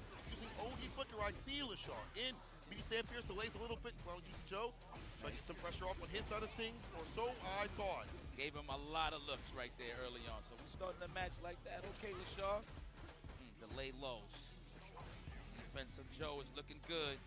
I'm pretty sure he's trying to find that space to hit that departure and just get out of harm's way. Is that going to be a backdoor? No, he wasn't even in range. However, we activate that level 2. And I like that. I agree spending that cash. He's going to get that back regardless. Yeah. Back on drive gauge right there. Departure. Stand fierce, OD. Teleport. The anti-air is there. Cycle uppers is such a good tool to do so. And chip him out as much as possible. Side switch drive reversal with Juicy Joe. He's in burnout looking hella ashy. My man said, ref, don't give me the tech. I snapped that thing. I love that song, by the way. Wow. Whoa. I don't know what LaShaw tried to do there, but well, Ed can definitely works against JP because of his range. Know what it is. Are you serious? Drive rush DP as the anti-choice. I think it's a solid matchup for him. The same distance as like Ken. Loving the walk blocks right here from Juicy But he doesn't have to get like all in, you know. Can be like he can hit confirm from medium range and do the work. Target combo level 2, it's on the way, I'm pretty sure. Are we gonna do it? We're gonna close out the backdash, the proper read. And of course, Juicy Joe was trying to preserve that meter to take it to the next round, so he was confident in his approach to open them up. But I think he should have just let it rip, man. Yeah. Everything counts. Everything counts when you go up against LaShaw, man. So it's all right. Don't gotta worry about it too much going into the next round when it comes to the meter side of things. But it's not looking too bad for Juicy Joe. It's not looking terrible. It's just the damage proportion right now is better here for LaShaw. He's been more consistent landing what he needs. Juicy Joe. Like Blu-ray, does that shit even? Mostly off the lights. We'll get the pickup off of this board. Does that shit is even relevant these days? Blu-ray. Extended combo, and this is what you want. Looping the departure, the pressure. Do people still uses that? Joe didn't block that out.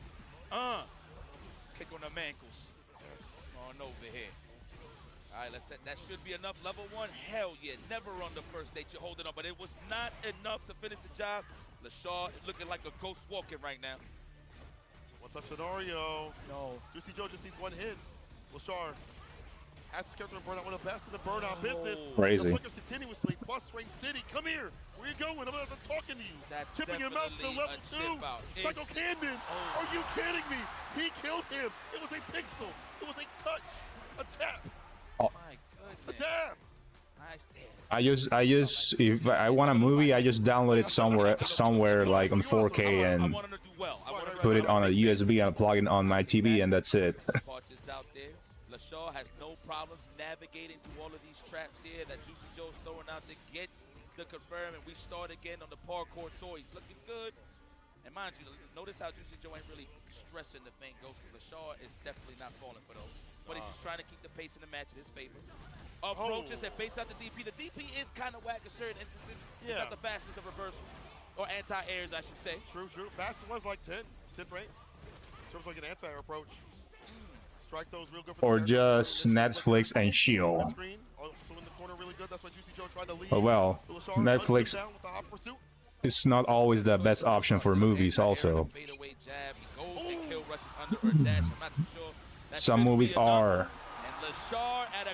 Some Netflix movies are doo-doo, you know. So it's not always the best option. Not sure about the other platforms like HBO Hulu or Prime. Well, Prime is not that bad either. It's kind of like Netflix too. It depends. It got good movies and bad movies, and more or less 5 out of 10 movies, but yeah. Same as Netflix, but cheaper. One more hit. Significantly, we'll seal it. Here we go, Joe. It's your espacio. That's pretty nice. He's washing this JP. You know what? You can have it. Yeah. You can have Yeah. a little bit of my life. Get him out of here. With a vengeance. As he blocks it out, We don't want a JP mirror match, yeah. Someone up in the corner. Could you see That shit is just a snooze fest. Backdash overhead. Fireball. Whoa. Oh man, he dropped the. Oh. Just enough. He's right back in. Lashar, aggressive, active on set point. It's tough here for Juicy. I ain't even gonna. This is a steep hill, but it's not impossible. Okay, they're setting the tone. Slowly but surely. By watching Invincible, what's that? Counteract the fireballs close range against Juicy Joe. Dash in, stay medium. Oh, starter as well, and we have all the cash in the world. Next hit wins here for Lashar. What's it gonna be? No technicals. Don't even try to counter poke with the crouch dab. There it is. We got a lot of meter, and there you go. Yeah, that's it. That is enough. Lashar moving forward into the And a perfect, yeah. Getting closer and closer for the cup. I don't know if that's gonna That was free, bro. But I know there's a bag. Damn, what a beast. And Joe falls into the loser's side. Oh, man, wow. What a performance from Lashar. He just didn't give him no footing to get anything. Where's Rook? Should be learning that. He should be learning, taking notes. Going by your emotions. Man, I'm getting frustrated. Where's him? Now you'll see him complaining that Ed is low tier, blah, blah, blah. And just holding down most of this real estate right here. But Lashar was like, listen, and man, all he needs to do is to get good. You know, I'm gonna kick back and he's not even watching. I'm gonna just wait for the proper opportunity to go for true. You know, it's gonna sound kind of crazy, but honestly, you see a lot of level 2 come through from the side of Juicy Joe. A lot of bar usage at the bottom wasn't being utilized. On the reverse of things, though, Lashar was dumping at that level 2 continuously on his side of things. And even the idea of having a level 1 put Juicy Joe off game. Also feel like, you know, the meter usage on the OD flickers, preventing the fireball game that you would typically expect here from Juicy Joe, eliminating what he is comfortable with, put him off his game. And typically, most Ed players wouldn't use that bar. They might, be in burnout, you don't want to use too much, and still might harass right after that. Lashar going for that continuously was such a good idea.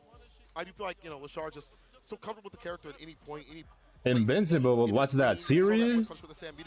Where I can watch that? I live gory fights. I have watched Headshot. I have watched yeah, there's a couple of good Netflix movies which got like some crazy martial arts with gory scenes. I mean, like, also I loved Raid 2. Man, this movie, I forgot how it's called. The Night of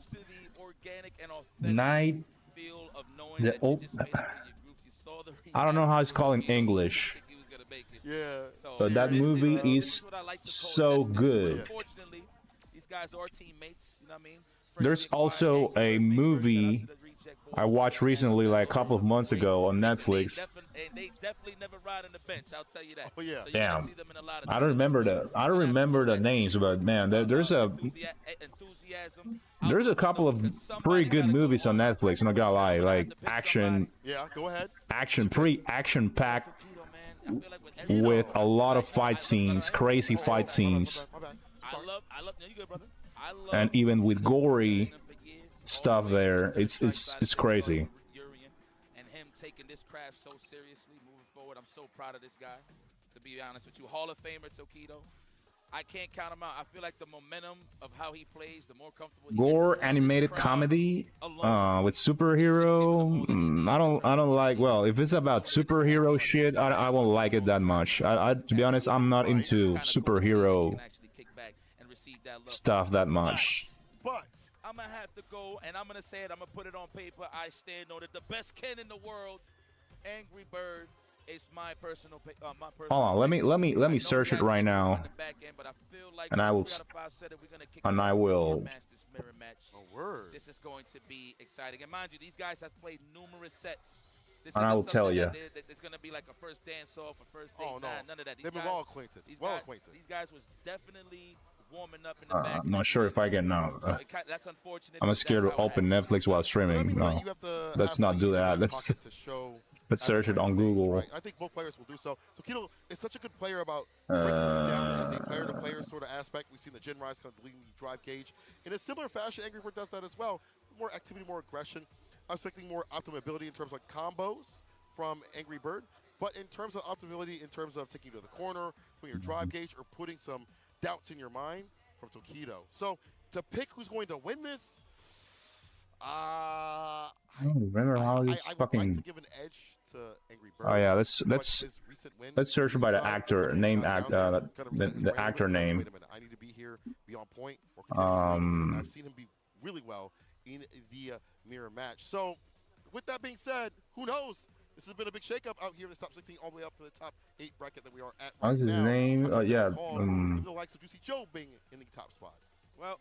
Okay, yeah. Being on point, let's show some love to the people that are holding it down here. And I'm going to give a special shout out for this. Okay. Of course, shout out. Oh, yeah, I remember. The night comes for us. Okay. Well, shout outs to Jesus, what a movie, bro. Okay, there we go. To the Mag. Is this it right? Okay, to the Mag 21. The night comes from us. Gotta watch that shit on Netflix, bro. WQHD in a 26.5 inches panel size, and gotta watch also Headshot on Netflix. Hertz and a response time of 0.03 ms provides a clear image without ghosting on your gaming experience. In addition, gotta watch Raid. I don't know if it's Raid on Netflix, but yeah, I gotta watch that movie too. Raid, the first and the second one. Mind you, everybody has been loving these monitors on the stage. Everybody has been pretty much saying that has no lag, no complaints this tournament. Thank God. So. Shout outs to MSI, excuse me, of course, for holding it down. Yeah, shout outs to them being the official partners of Capcom Cup 11. The MSI QDOLED series enables users to experience outstanding aesthetic visualization. Nah, if you don't like it, you're a pussy then. Panel that combines quantum dots and OLED rather than LCD panels. That's right. Movie is just a masterpiece. Like a lot of fight scenes. Don't go anywhere. Crazy gory scenes. Insane.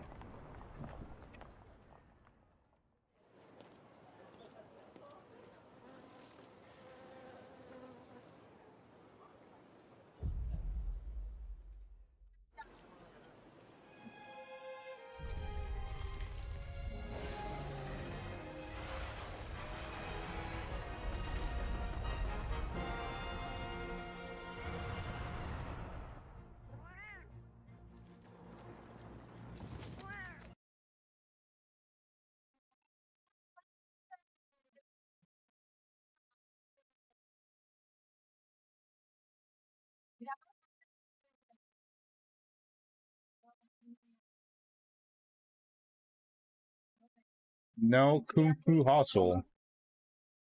Is that a what? Kung Fu movie?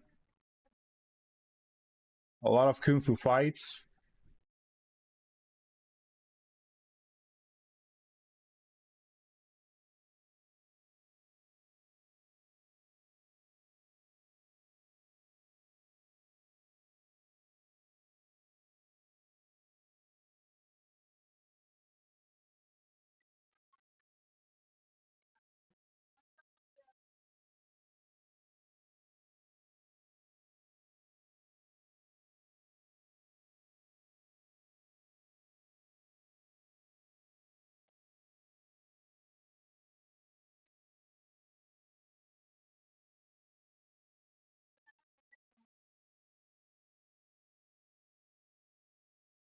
Castlevania. Well, I actually never got the chance to really play any version of the game, to be honest. Maybe played it when I was a kid, but I don't really remember.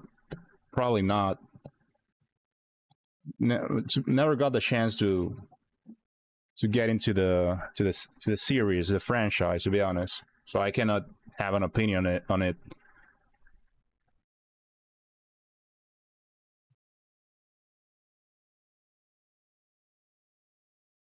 Samurai Cop. Not really.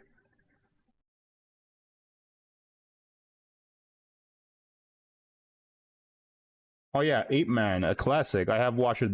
I watched them all the movies. Yeah, insane, crazy, love it. I have watched a ton of Donnie Yen movies too. That is, he got really good movies. So yeah.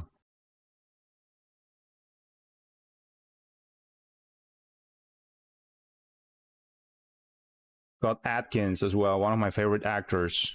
Undisputed. Accident Man, Debt Collector. What else? Yeah, he got a bunch of movies too. I don't remember all the names, but yeah, he got a bunch of good movies.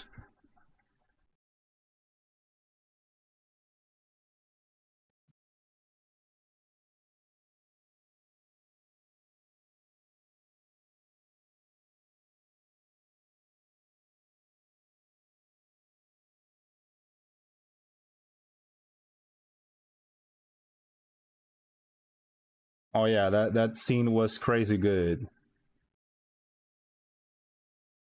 Ape Man versus Mike Tyson. I loved it, man. I loved it, man. Jet Li, oh man, Jet Li was crazy too. With Danny the dog. Movie was crazy as well. What other one he got? I mean, he got in the in some of the expandable movies. He got also on one movie with Jason Statham as well. Don't remember the name of it, but yeah, he got. Yeah, Jason Statham got pretty good movies too, man. One of my favorites too.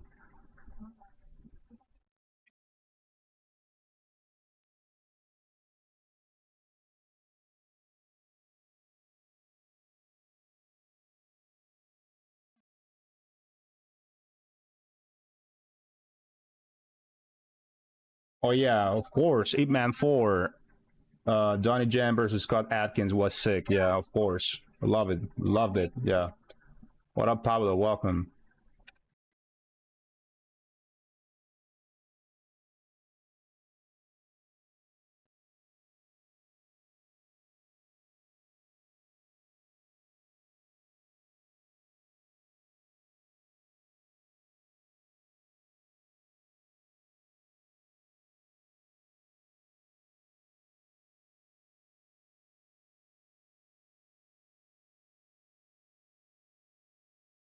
Oh, the ninja movies.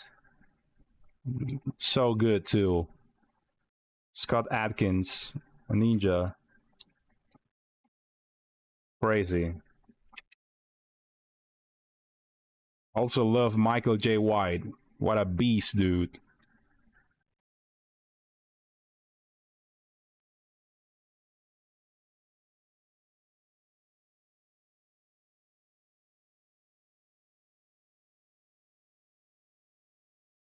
Yeah, I want to rewatch. I want to rewatch all of those movies now. Holy shit! You gotta do like a marathon or some shit.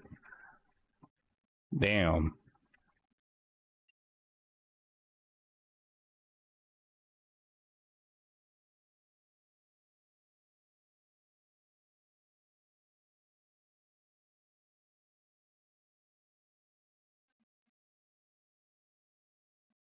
Yeah, Bloodsport, definitely a classic. Bloodsport, Kickboxer. Yeah, the Kickboxer remake also was pretty good. Yeah.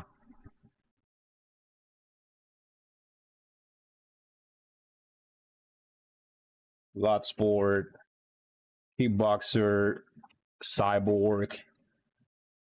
Yeah, a bunch of movies, man.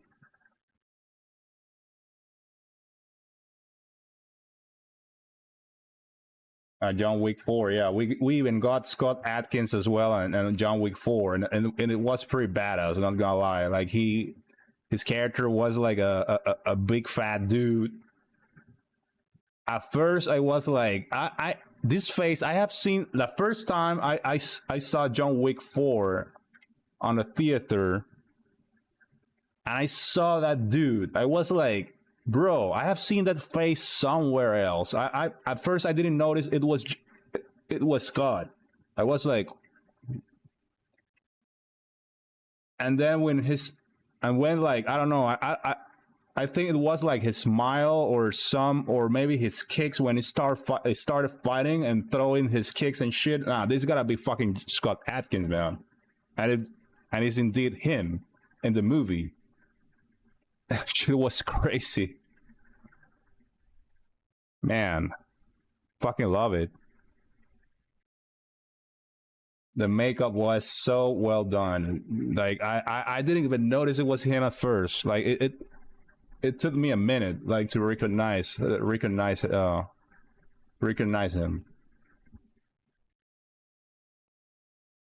Yeah, and Donnie Yen was pretty badass as well. As a blind, even a blind, he was playing a blind character, so even more badass.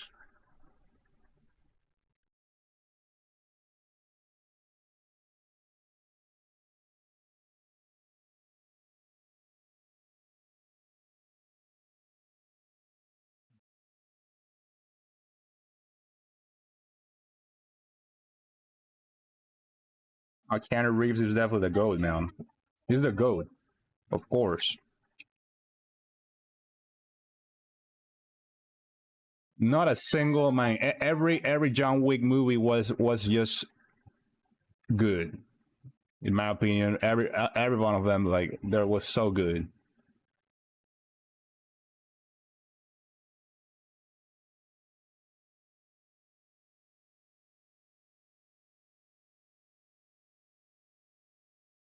They even brought the raid actors for the third movie, I think it was.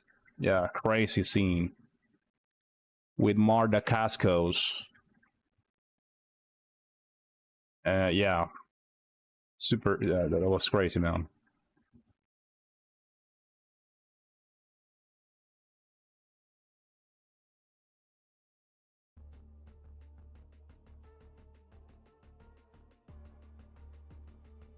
Oh, Tony Ha. ONG back. Movies. Crazy. Jesus. Gotta rewatch those too.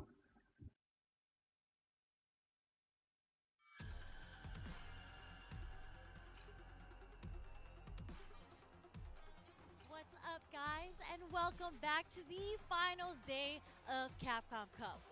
We've gone from 48 players down into the top 8. And before we get into the action, I am joined here by none other than St. Cola.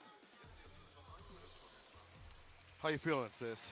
I'm great. I have been watching from the sidelines if I haven't been commentating, and the matches have been incredible. Very unique, just non-stop, back-to-back, amazing Street Fighter 6 action. It's not going to stop at all. As you mentioned, we're in that top 8 spot. It's been super hot. And look at what we get on the menu being served up right now. Angry Bird versus Tokido. After that's going to be Blaz versus Shuto. Bro, the whole crowd in front of us looked at me when I said it. Nah, like the Matrix 2 Reloaded. I mean, this crowd understands this is the when Neo was fighting the Smith clones, that shit was. We have this entire build-out arena from the first floor to the third floor, and that shit was goated, man. I see you, and I see you, and I see you. The first time I saw that, I watched that. All right, but Angry Bird and Tokido are going to be. I was mind fucked, like crazy. At that time was just too crazy, like insane. Okay, we got Tokido versus Angry Bird now. Now is this gonna be a mirror? Is this gonna be Akuma versus Ken? I don't know. Let's see. Player in the whole wide world. True, absolutely true. After a long road, a long journey into season 2 of Street Fighter 6, who's gonna reign supreme? But I think for a lot of people, these are 2 picks that were selected to try to at least that grand final spot and maybe top 4, but they'll have to fight out. Yeah, one of them's not going to be able to make it to grand finals. Exactly. And the journey here was insane. Like, Angry Bird had to take out NL to make it here, right? Making it 3-2. Tokido had to take out Fudo. So Fudo's out, right? That was also 3-2. And later on, right after this, we're going to see the murder face. face. He swept Sien 3-0. Literally It made it look like Sien never played the game before. Insane. How do you do that at 15 years old? Yeah, really. And the Shuto taking out Takamura. 3-2. Crazy that, very close Tokido even looks like the young Akuma actor I mean, Kakeru did 3-0 Blas, and Blas on Street Fighter Assassin's Fist. He even looked like Tokido. We'll see who's going to be the one moving on in the Ken-on-Ken mirror match. This is something that Yipes had prefaced that we expected to see. It's going to be Ken-on-Ken. I do believe we're still going through with the tech check because I do hear people eliminate their cheers. Yeah, for being low budget, it's crazy good. I love the acting on that movie. Insane. Not even Hollywood can do something like that. Insane. Low budget, and it was crazy good. Not gonna lie. Now it's time for combat. Real gentlemen shake. These guys have been competitors for a long time. They played each other many times. All the way from Street Fighter 5. Yeah, lore, pretty lore accurate, and yeah, Gotetsu, the Gotetsu actor, man, insane. And if it is Angry Bird who takes it over, insane acting. Gotetsu was goated. So he wants that revenge. He's gonna want that revenge, and I think he's coming back with a vengeance. Not only, unfortunately, Tokido might have to feel the wrath, but I don't know. He's been playing pretty hot. Yeah, he has been. I mean, he's so good. He knows how to play against somebody where he studied them so much. He's like an FGC Batman. He'll mention Daigo, but I think Tokido's up there in terms of dismantling people. I used to call him, for Street Fighter League Japan, the Dissector, because he would dissect your options, take away what you can do. But Angry Bird is a different... Holy shit, I'm Ken Mirror? We'll see what happens wow. in this loser situation. Let's get it. Damn, I wish I could see another Akuma versus Ken, but well, let's see. Ken Mirror. Okay, Angry Bird trying to fight his way out the corner. I don't know, man. Angry Bird looks. Angry Bird likes to play mirror matches. It's crazy.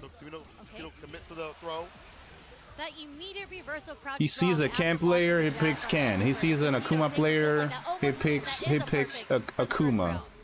What? He's gonna pick a Ryu? If he plays against a Ryu or what? Using as a whip punish tool and corner carry entry. Oh, nah, I don't think so. And with the DP drive rush with the throw, Angry Bird walks away from danger. Now gets his own back throw. Yeah, Ken definitely winning, of course. So far, same range as Stamp Roundhouse. No, don't you dare whiff on me, Tokido says. He's gonna take him into the corner with. But the question is Bro Ken is gonna win or Rich Ken? Angry Bird answering with his own toss. What a jump yeah, there's two Kens there. The broke one and the rich one. The tap off the jabs. Thought it was going to be another button, maybe a stand fierce or whatever it may be. Overhead lands. Throw. Yeah, there we go. So one more touch scenario. He breaks the throw. Will be an OD on either side to try to leave the corner or keep them in the corner. We strive rush, utilize off the crouching medium kick. Hits him with the heavy, ends it with the level 3. I'm sorry. It's going to be CA. You know what time it is, people. Sit down and shut up. Yep. Caught. Tokido trying to walk forward on him, flipped him with the low forward, burns himself out for this. Tokido's just like, I'll burn myself out. Oh wow, he was going. Run into my fireball and he didn't work though. Unfortunate. Too late. I mean, I get it. You want to spend all your bars to kind of get that last sort of decision, but it puts you on the back foot. It put him in that desperation point where he can only do run BP to a fireball, and unfortunately, was it timed properly. Tokido, slight walk back, gets the heavy kick, enhanced Tatsu. Maximilian Ken. With punish, but nothing significant. But here again, Tokido dismantling the drive gauge. Try to maybe go for a fireball right there. Unfortunately, saw the DI hit. Yeah, Angry Bird was not letting Tokido get his offense going, so he was able to DI between the block string, unable to cancel from a fireball, knew it was going to hit. Yeah, it would be nice if he had that level 1 right after, but still, the meter kick is able to hit, stop sign button, drive impact, no reaction at all, just block it out. Nice perfect parry, but a little too far to get the follow-up as a punish on the fireball, low forward fireball, having a Shoto war right now, okay? Roundhouse. Yeah, his default costume was actually good this time in this game. Not bad. I liked it too. One out, perfect parry, drive rush jab, close enough. Right now, find a way to try to clip their feet. A lot of low forwards coming out. Oh. Nice drive rush stand jab. Stand fierce again. The drive gauge, he does so. They're both at burnout, but again, Tokido's got that lead. And Both light burn kick. each other out. Oh! Not punishable, of course. We're on burnout. This is going to be the battle of the Jin Rise, I see. I like that, the fact that she gets to go right kick. The fireball trade in favor of Tokido. And that's so smart in these Jin Rise opportunities where they go for the go right kick. You have the distance backdash. A lot of people should be doing that more often. Yeah, you do want to build that space, and Tokido is using that stand light kick. One of the best stand light kicks in the game because it's so far. Jesus, nobody want to press a button. Okay. Yeah, if you want a drive rush conversion after that, has to be counter hit, but as you mentioned, a lot of distance on that. Same with the jab, as you see right there. Back throw. Yeah, Angry Bird did try to go for the shimmy attempt, but a little too close and was back thrown into the corner, and Tokido takes the offense. Two jabs, try to walk away. The bite back, the heavy kick, looking for a punish counter. Dash up and check the challenge. Do here, side switch. All right, DP. Stand fierce. Tokido trying to walk down Angry Bird right now just to get in that range for the punish counter using a target combo. Next strike wins for both. Again, he's setting up different options off that driver's jab, but it's Angry Bird that finds a level 3 again. Excuse me, that's Sien. Time to see all that DNA. Blood on the ground. Angry Bird staving off this momentum. Beautiful drive rush trade. Recognition from Angry Bird, was able to get the pickup using the low forward from the trade into the level 3. But we are going to go into round 3. Tokido still sitting on 3 bars. Yep. He's probably going to have to dump it out early if he wants to get a life lead. You do see that quite a bit from Tokido. He's willing to do so to get his bar back. Life lead, as you mentioned. Oh, gets the cross pickup. I like that. You look at the Jinrai. Dash up throw right after. Almost burn out. He does get it off the Jinrai. We all die to Jinrai, even Kens. Okay, trade on the crouch fierce, isn't able to get the side switch. Tokido has Angry Bird in the corner now. It's kind of a delayed drive reversal there. Okay, DI because he knows Tokido's burnt out. Slowly pushing him into the corner, but he's going to get his meter back. Oh, no follow up. Proper damage on that. The perfect parry is there. Bird getting some bar back, but gets hit with the second. Drive rush jab, tick throw, back throw, excuse me. Switching it up and puts that corner. Look at the walk forward from Tokido, gets the whip punish. Oh, wow. What the hell? Him to come through, wasn't able to get the full follow-up, as you mentioned. Angry Bird could have closed it out, clutched it out, and now possibly at the mercy of Tokido. Drive rush throw. Tokido now puts himself in burnout, similar to what happened to Angry Bird previously. The toe tap, foot in the gut, he works. That was Battle of the kicks. Foot into the gut. I think Tokido Step was kicks. going for the Hail Mary there, the full gamble, all in on the overhead. I think he was just going to cancel into the level 3 there. Yes, yes. It's a typical thing for Ken players to do, you know.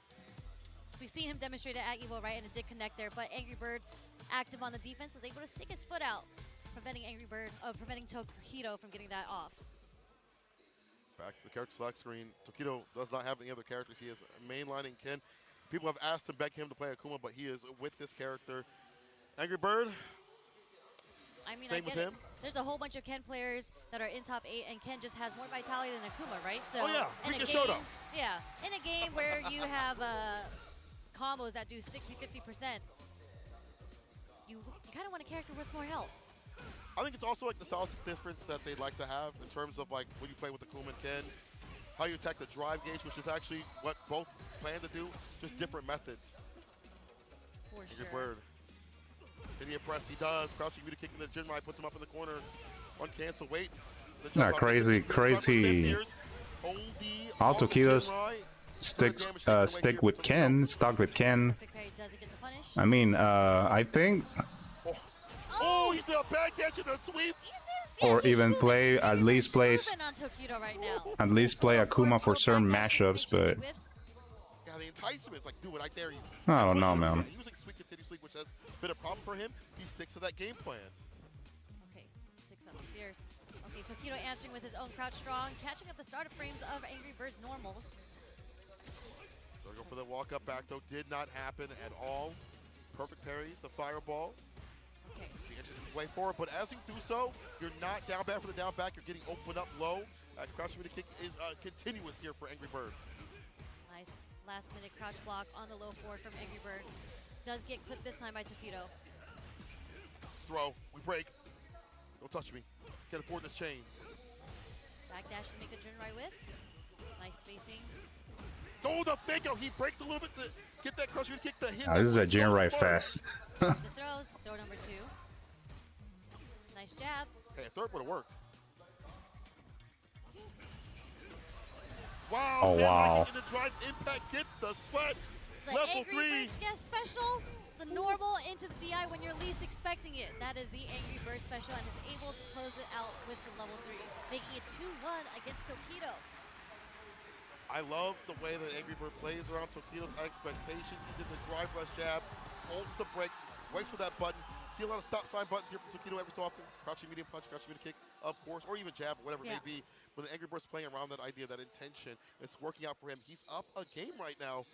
We'll see what Tokido does to switch up in terms of, not a character, obviously they're at here just to kind of calm down, but in terms of like a game plan. Yeah. What's your next step here? They played so much that they've obviously learned about every other habit that they have, their favorite color, what they like to eat, what they don't like, things like that. So again, show some difference, Angry Bird. Perfect parry. Dragon Lash round start. You know, it is the last game. You start introducing new mechanics that you haven't used before, right? And Yeah, right. Like, why they even do that? This is kind of, you know, straightforward from this point. What's the offense here? Throw, strike, who knows? It was a strike this time, right? Yeah. Go back throw this time. Go for the Jinrai Ender. As he does so, he kills the drive gauge. Stand fierce. Jinrai, I like that follow-up. Drive impact. Tokido holds back on pressing buttons. Does not want to get hit and opened up. Nice target combo confirmed coming from Tokido. This is going to take him to the corner. He is good life lead, though. With the level 1, Angry Bird's going to have to sneak in some throws. Maybe a DP, yep. Nice. Just to make sure if he gets a stun, this next one, if he gets a stun, she'll kill. Oh, too raw. The back throw is there. I don't think that shit works. Quick with it. Angry Bird with the drive rush jab. It is shit full. Jinrai! Angry Bird on set. Angry Bird's still sharp as hell. A little bit scrambling. He's like, wait a minute, buy a bar, drive rush jab a bit quicker, decision making faster. Angry Bird on set point. Yep, you really have to have a lot ready to be in order to check a drive rush jab, right? So good stuff there, Angry Bird getting out on top from that scramble. And Tatsu in the corner. What? The cross up. I think he was walking Whoa. forward, if I'm not mistaken. It's the back throw. Drive impact against that heavy kick. You see that to kill the drive gauge in that corner, looking for a butt possibly, and Angry Bird calls it out. Yeah. Properly done. Yeah, Angry Bird just knew at that range, at that setup, you can't really get Oki, so it was very high chance that he was going to go for the stand roundhouse. And there it is again, the Angry Bird He's getting special those crazy, unexpected DIs. He's Wow. going to get the punish into the counter. They got him. Into the critical art, my bad. Oh, I mean, it's a big counter right here. Tokido has a lot of bar to work with after the CA. Angry Bird still frozen. Drive gauge. Not going to come back for a while. The defense like, can he find an opening? He's got the level 2. I mean, if he finds level 2, he can find success here. He's going to send out right now, but the ODDP against the super. Are you kidding me? Wow. Tokido does not have none of that. Staying alive, Tokido. Okay, try to walk forward. Little inches way forward for the throw. What elimination of the info. That was so sick. Now Tokido riding the momentum. Enhanced Tatsu, excuse me. Trying to go for the throw. He breaks though. Now we're in range. Okay, that was a punish counter with the stand roundhouse too. Cross cut DP. Go back throw from either side. Bird right now. And the slight lay on that stand fierce. He finds the second one.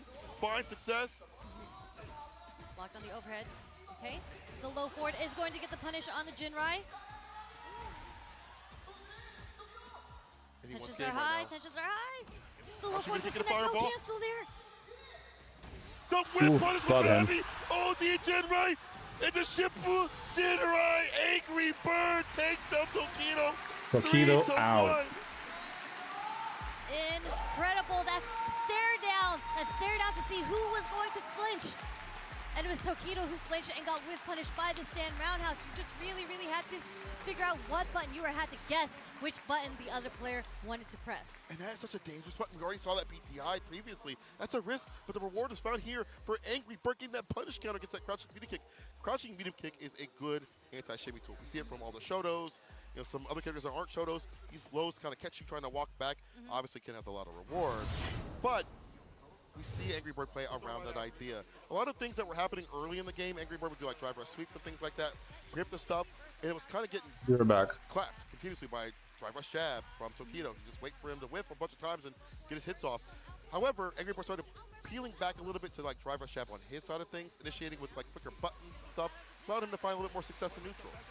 Yeah, I mean, this was really a battle of the Shotos, right? A lot of this was dependent on footsies, a lot of the whiff punishes, a lot of play around the standing medium kick, and the standing roundhouse and low forward, as you mentioned. A lot of whip punishes came from the crouch strong, but it was really who was able to get it off first. And in the very end, it came down to that same exact scenario again. And unfortunately, it was Tokido who whiffed the low forward, because when you're staring down the person, you're so afraid and you want to stop them from approaching you, so you throw out that low forward hoping that it's going to catch. We've seen a million times like decision making get a little bit quicker from Angry Bird. I think it might be like a matter of Tokido just like waiting for like certain beats, and Tokido be like, okay, you're gonna play like this. But Angry Bird has been active continuously within seconds. You know, Tokido has been waiting a bit too long. You see some of these maybe normals thrown out when they are a little bit on the later side of things that allows Angry Bird to either whip punish or interact earlier. Timing just off. 3-1, Angry Bird moves on, takes down Tokido, but shouts to him, get this top 8 spot. Always good to see him at a Capcom Cup. Feels like it's not really a Capcom Cup without him, but you can say the same for Angry Bird nowadays. I mean, these are titans, right? And a lot of people had Angry Bird taking this whole thing. So he is still having a chance. He is still moving forward through the top 8 brackets, but the next match we already have on stage, they're going through their button checks right now. We have Blaz. 2-game Blaz coming all the way from Chile versus the hometown hero here, Shuto. What a absolute run this 15-year-old has had at Capcom Cup, top 8 of all things. But Shuto has been absolutely demonic with the Akuma. We've seen how he developed the Akuma when he dropped. Really good about that demon flip style, has molded his playstyle around that too as well. I feel like he's been more consistent in terms of his defensive decision making. Has been a little bit more on par with the bond chance you would think of in terms of defensive tactics of tapping parry or reversal buttons and things like that. And ODDP timings, he's been a full complete package. But Blaz starts off with the Ryu. I guess Shuto and the Akuma. Let's go. It's another battle of the Shotokans, and we've seen how comfortable Blaz is in this Holy matchup. crap.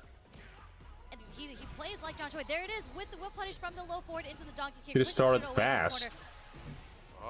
Demon flip dive. Ryu versus Akuma. Holy crap. Okay. Dangerous tool, right? Anti-fireball play from that. Gotta be careful slinging out these fireballs to flip out, the throw right after. Slight little walk up, stand light kick buffered into the adamant fist. Okay, gets the fireball. I think it was meant to be a DP. Didn't come out, but no punish on the fireball, okay? Hey. Now let's go Ryu. Yeah. Was ready for it though. No bite on the shimmy there as Shuto walks back. Look at the walk speed coming from Akuma, and the stand Hey. as a whip punish. Just Hey, a the dash dash up up jab. jab. Yep, and that's the Wow. first round against Shuto. We're back and forth here. Blaz got some bar to his name with that level 2 if he needs it. The doubling of damage can definitely come from Ryu. Nice anti. Reactions. Already saw the dive kick the first time. This time has something for him. Sweep. And the sweep whip punch. Perfect parry. Wow. Crouch Spears, turning blue, but not able to find the proper follow-up. Stand medium kick just stopped Blaz from approaching him, coming from Shuto's side. Here's the fireballs. Rhythm a little bit off. Oh, he works ready for that. Knocked that away. Yeah, it's pretty hard to whip punish Akuma stand medium kick. I There's walk the back to whip get that punish. stand fierce off. Fantastic Ah, stuff. Getting the bait. Walk up throw right after. Blaz. No bar to his aim. Does get the jump it. Wait, No hasn't super, went into though? level 3 yet. Okay, he's looking for the next hit into There it. There you go. Something that we've seen Shuto do Anti-air, so consistently DP, is into the super. into the super, right? And Blaz does it himself, letting Shuto know you have to be careful if you want to jump on me. Even if you're playing Akuma with your different aerial approaches. I will be ready with that DP. Wow. To be honest, the fact that Akuma has so many different aerial approaches makes Blaz anti-airing so consistently that much better. The fact that we've seen so much variance from Shuto on the ground too as well. A lot of mental noise, but Blaz able to clear that all out. Oh no, the stand fierce able to find its mark overhead off the reset. No big deal though. They got the stand short. Blaz looking for perfect parries here. I like the way that Shuto like walks back. He's always like tapping down a little bit to you know flash duck to maybe avoid like a sweep or a crouching medium kick. Again, there's that delayed DP from Blaz for the anti-airs, but Shuto is able to get the pick off the forward fierce. Okay, blocked on the overhead, gets sweep, whip punish again. Tatsu out of the corner, such classic Street Fighter play. It's high reward too as well. The OD fireball, drive rush, the break, looking to catch a throw possibly with that forward heavy kick. Now just walks on in, Shuto on the back foot, lets that ODDP rip. Go Shoryuken. Shuto trying to build his space with the fireballs, using his pokes again. Yeah, man, this kid can be Mr. Nipple's grandfather, man. Dash into a stand light, kick the bumper with the drive rush. Imperium's in. That's the end of your health. Bow. Yep, jumping to level 2. One of definitely the best stand shorts in the game. Does clip Blaz. Such a good stop sign, as you said, to approach as a whiff punish and to stop people from walking forward on you. Yeah, drive rush right after. A lot of cool players have been developing that. Bonchan started it off, and Shuto using it very well. Stocks it with the digit after that knockdown is Blaz. Oh, crap. But luckily... Scary okay, whiff. Right. No punish there. It is a light DP, so there is faster recovery there. True. Okay. Nice backdash from Shuto to evade the throw, getting the punish. Combo. -4, but the pushback's too much on that fireball to do nothing about it. Yeah, I think Shuto was trying to DI preemptively a fireball there. No bite from Blaza, was able to parry it. The whiff punish again with the low forward. Starting for the media Hashokeki, it was not even a problem at all. The ODDP stops the guessing game from happening with Shuto. Still lacking in health.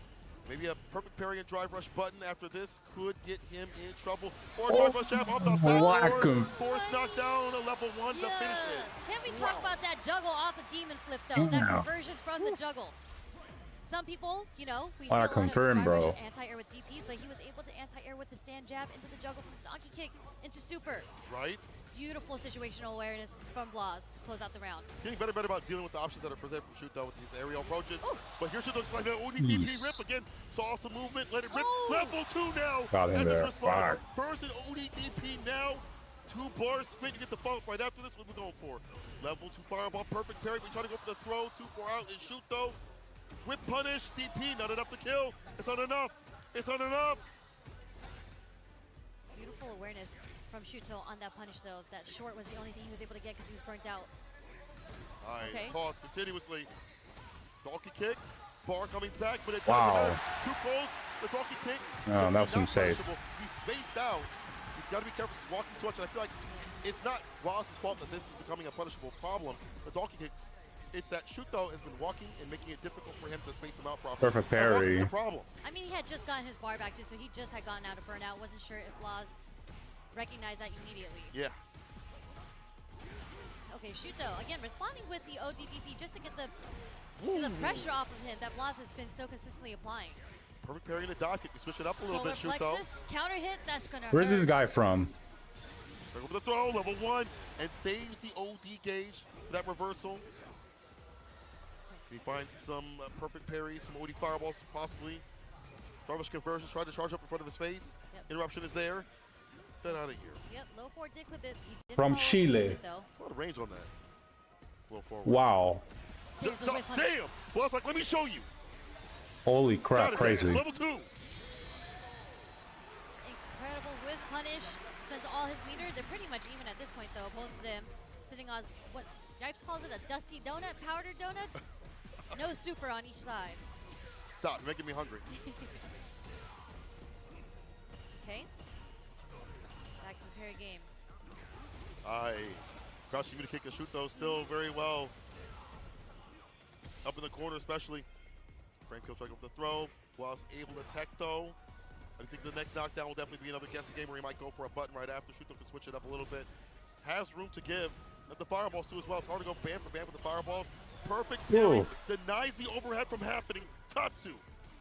Okay, meaty jabs too. Caught Shuto not wanting to block there. Gets a counter hit with the wake-up jab. Parrying the OD fireball right after now, so we see a switch up after the perfect parry. Boss trying to expensive bar right after. Drive rush DP. Interruption. Oh my god, I got there. Shuto ready with that 6 frame.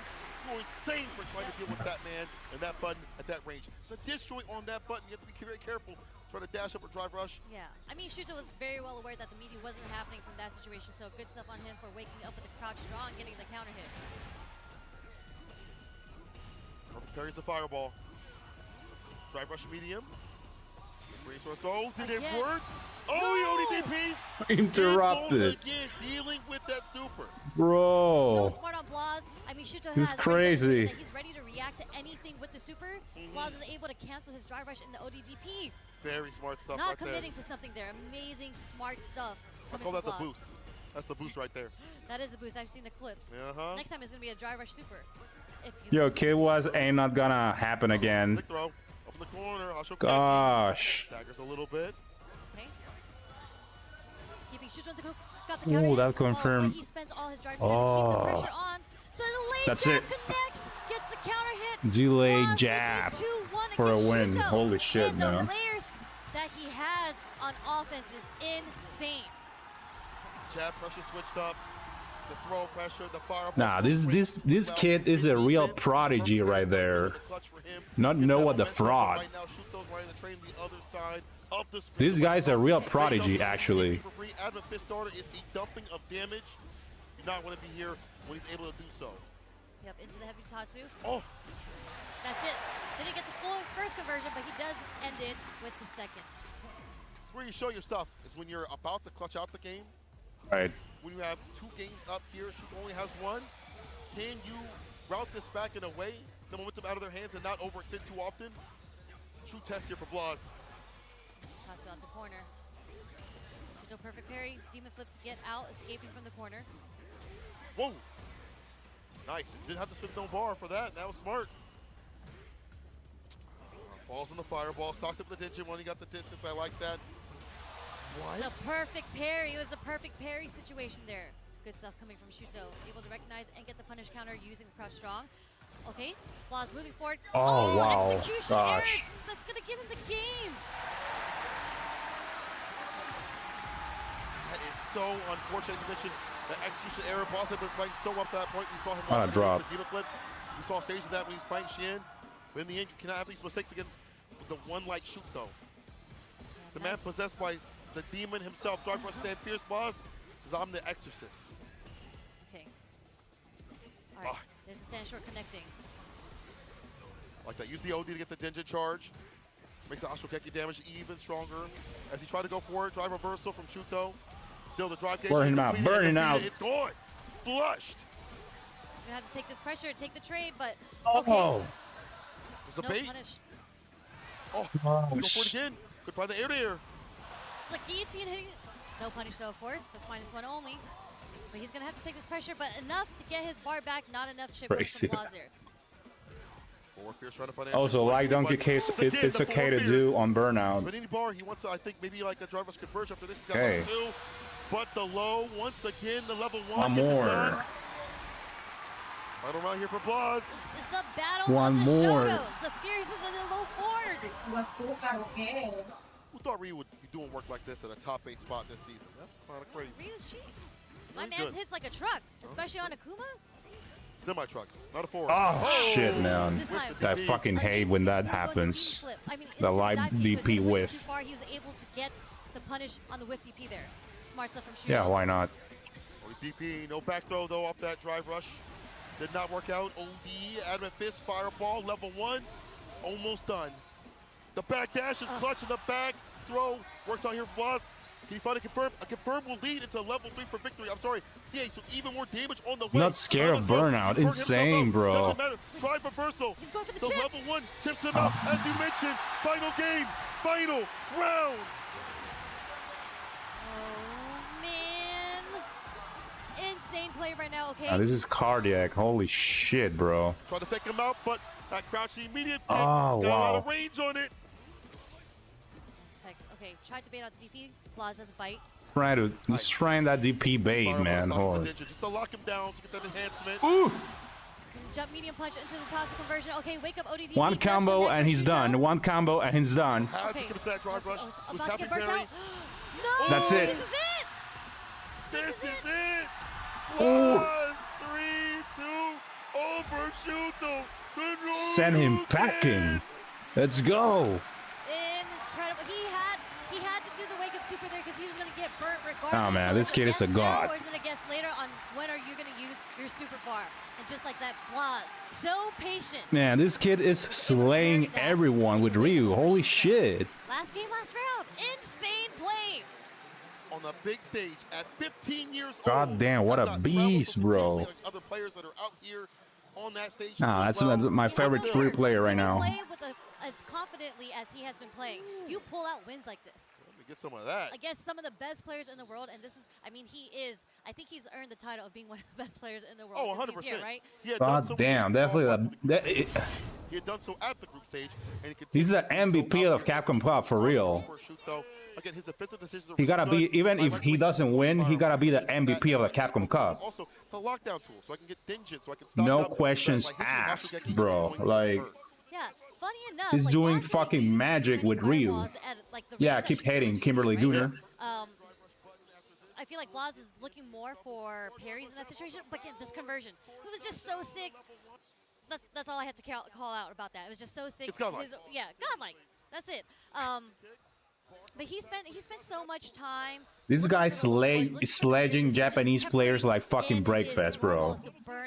And with Ryu. To want to get antsy, having to do a lot of these OD reversals, right? OD supers. And Nah, man, this is a real prodigy right here. Next reversal that you plan on doing. Yeah. Even with the mistakes, look at that. He made some critical mistakes in this round, and it led This to kid is the insane. game sort of scenario to happen. For most people, they would crumble. They'd be like, damn, I made that mistake. I could have had that. Think about that the entire time while the opponent, the op, takes him down. But not Blas.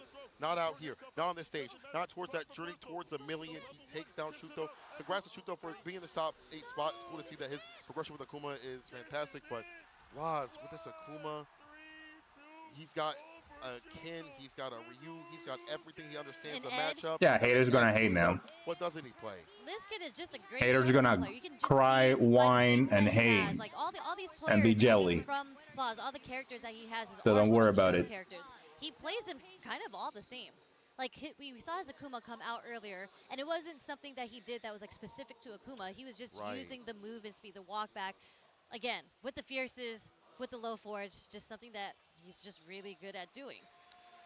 What's really good is this next match here. Juicy Joe versus Angry Bird. It's the run back, the clap back. And Juicy Joe had taken down Angry Bird. Yeah, get that JP. Get that JP out of here, man. Juicy Joe, this man's got the juice. I feel like his stats are Nah, that's easy. That's easy mode for. This is easy. This is an easy tutorial for Angry Bird. Let's go. Character projectile play. I feel like he's the best when it comes to putting down the miasma in class with the fireballs continuously. Let's get a shout out to grand finals. Ryu versus Ken, or versus Akuma. I don't know. Oh, he's going with Akuma this time. Something that's very, Let's very see. special to Juicy Joe is his use of teleportation through the portals. Yeah. He has consistently, the way that he times it, most players so far that I've seen play against him have not found an answer to it. Like we saw him play against, who was it, the Ed player earlier. It was just difficult for them to anti-air, right? Like, but we might not have to worry about that. That was something that Angry Bird had to fix in that round 2 when he did try to anti-air against the teleportations. But again, we're playing Akuma now. Yeah, so in terms of like damage potential, both can do it, but it's gonna hurt if you with things like this. The teleports you mentioned, big thing here for Juicy Joe calling out the throw. OD again to lock him down. The cross up works out. That first one, easy mode. He's got the OD fireball in the level 2. The appearance in. Baja Blast to the stomach, yes sir. Angry Bird able to find the finish, even with the skin with the jabs, able to optimize enough to get the kill. Really, really nice stuff coming from Angry Bird here. Just finding a different way to drive rush overhead. Just again, open up Juicy Joe. I think Akuma does have a bit more in his tool set than Ken does when it comes to opening up JP. Oh, 100%. Like things like that. Meaty Fireball, even though he mistimed it, the idea is enough to put Juicy Joe to not go for the amnesia. Let's get the pickup though with the forward heavy kick right after the departure, the knockdown. Okay. Angry Bird in the orange here. He's going to get burnt out from this punish counter after using an ODDP2. A lot of damage coming from this level 2. Are we going to see a Reese? Oh no, that's not a gap, my friend. He's trying to go for the fireball as a reversal. It doesn't work. See Joe setting up that low fireball. Collects the bar and around. Like the jump back medium. So a lot of these drive rushes. Yeah, Angry Bird did try to use that drive rush to close in the gap on Juicy Joe, but the jump medium coming from JP is always such a weird angle too. Angry Bird on the brink of being burnt out again. That's why he's getting active, right? Get the bar back as you get aggressive. Press buttons more. Goes to try to gauge up more. Drive rush forward. Fierce doesn't find anything at all. Juicy Joe holding parry. Keep his drive gauge up. Now finds a confirm. He's going to drop the portal spike. Gets a DP there, but this time the reversal ODDP does work on Juicy Joe. Perfect parry with the trade right after. Benefiting Angry Bird here as he pushes Juicy to the corner. The anti-air is there. Go Shoryuken, the throw right after. Dash up throw again. Go for OD fireball. Oh, he goes for a tick throw. There's the OD amnesia that we see. Oh, wow. Space. Okay. Late throw there. He knows the tech. And another tick throw. One more guess. Crush Fierce, he burns him out. Yeah, troll loop his ass. I don't care. It's JP. He deserves it. You know, I was thinking maybe he'd go for like an OD Fireball or Fireball meeting just in general to blow up the Amnesia. Felt it might have been coming. But Angry Bird says, my defense is good enough that I can survive that if it happens. And he did. Yeah, I mean, that is so smart from Angry Bird because he had to jump in with the heavy into leading to another heavy into the cancel of the fireball to get that burnout on Juicy Joe just to get the chip damage. So once he got that jump fierce, that's all he needed. That was checkmate. Yeah, again, the aerial approach makes this matchup so difficult for JP. Try rush for Fierce and stay Fierce can cut through the fireballs. Your fireballs are better than his in many situations. So yeah, throw loop his ass. If he does, though, it's a knockdown. That's departure. That's setup. That's lockdown no matter what character you are. It can work. Delete this character. The teleports. Woo, perfect parry on the dive kick. The corner we go. Get him out of the game. The way that Juicy Joe is going to approach this has to be a little different than what happened in the game round. First round, I think he's going to have to be a bit more aggressive like what we are seeing now. Because Akuma has such great movement to get in, you kind of don't want to be on defense, and you don't want to play too far. Now you want to play inwards at a certain range where your buttons connect. Absolutely the case. But throw. When your back's against the wall, against Angry Bird, yeah. a lot of difficult defensive decisions are going to have to be made. He still gets to pick up with the heavy kick.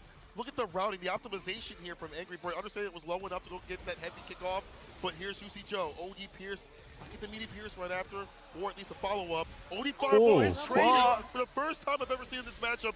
Pops up to level 2. Air Fireball. Wow, the fireball. Air Fireball. Let's go.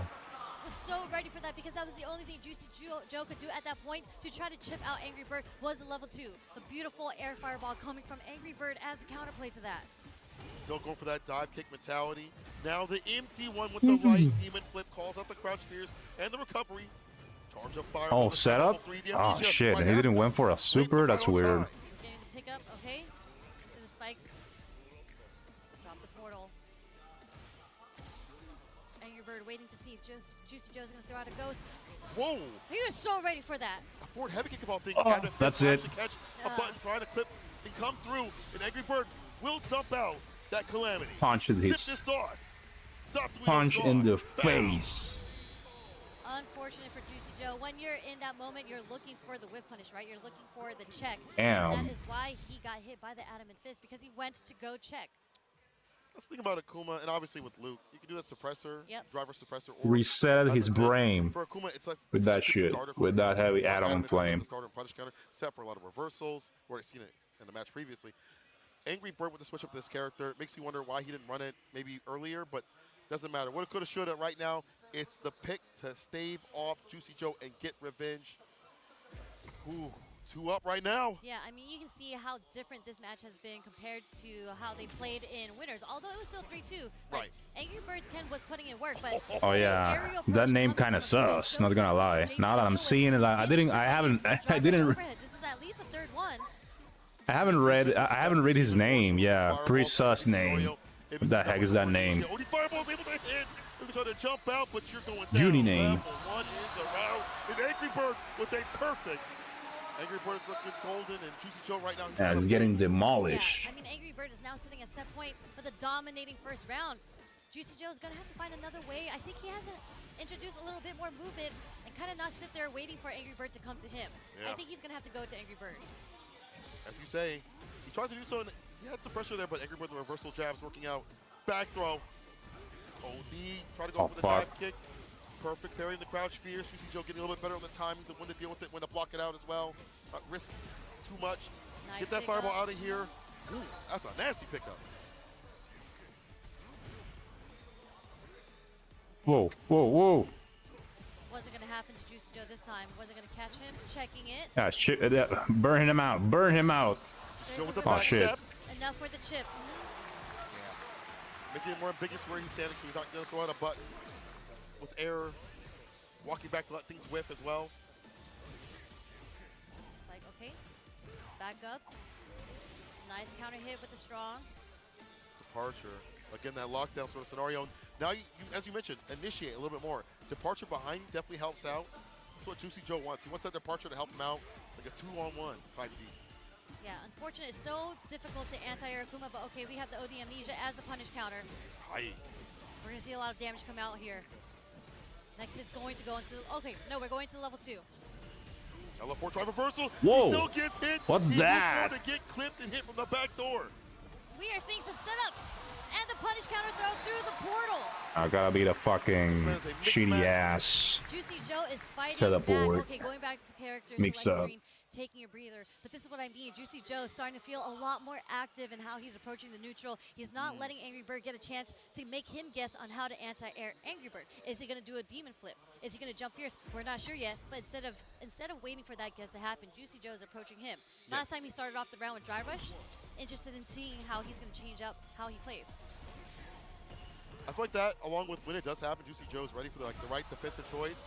Like this, dash underneath, caught the recovery, stand for your starter, departure is out. Does it close for just the lockdown pressure, which happens right here. Heavy kick. Wow. Able to find the confirm. Crystal Slash, stand fierce, Crystal Slash again. Empty lights, opens him up, perfect KO, Juicy Joe. Got that juice flow. This guy finding better things on defense so he can enact that pressure with the departure and find the follow-ups and kill this 9K health character. Oh, the amnesia once again getting the punish counter. How come he's always guessing that shit right? Like always. Oh, a fucking amnesia. Coming from Angry Bird over the OD spikes. God, I hate that move. God, with passion. Nice conversion off the forward fierce there. That jab follow-up. Brain dead ass move for real. Dash up throw again. Angry Bird's gonna take the win right here. Just smart. He went for amnesia. Yeah, maybe got back thrown or whatever. You have a lot of health to play with. Want to go for that throw loop scenario. In the OD demon flip.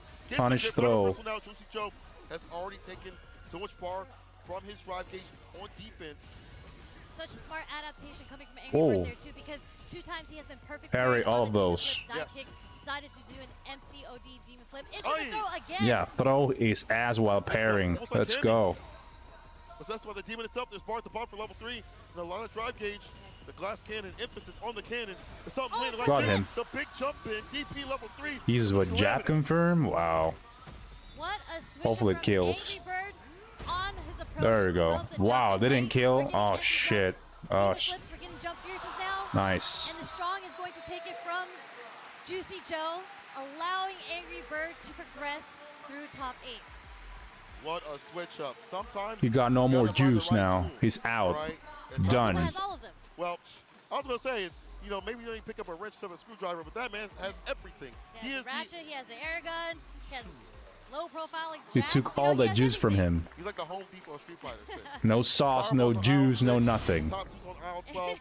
Either way, the switch up was the play, the dive kicks especially. And then Juiceless Joe now. He's like, cool, this is what I want. Now, long set, I can go for like empty OD demon flip. Go for the throw right after, or empty throw right after. Because Juicy Joe was like, I'll parry you, or I'll anti-air. That just allowed that magic at the very end to happen with those grabs continuously on the base, on the anti-air attempts, or just waits. Yeah, because when you don't have a traditional DP to kind of have all these answers for how Akuma wants to approach you, if Crouch Fierce isn't working, he started defaulting to the parry, so you don't really have to guess what is coming at you, right? Yes. But Angry Bird, beautiful adaptation, the recognition coming from Angry Bird to, again, the...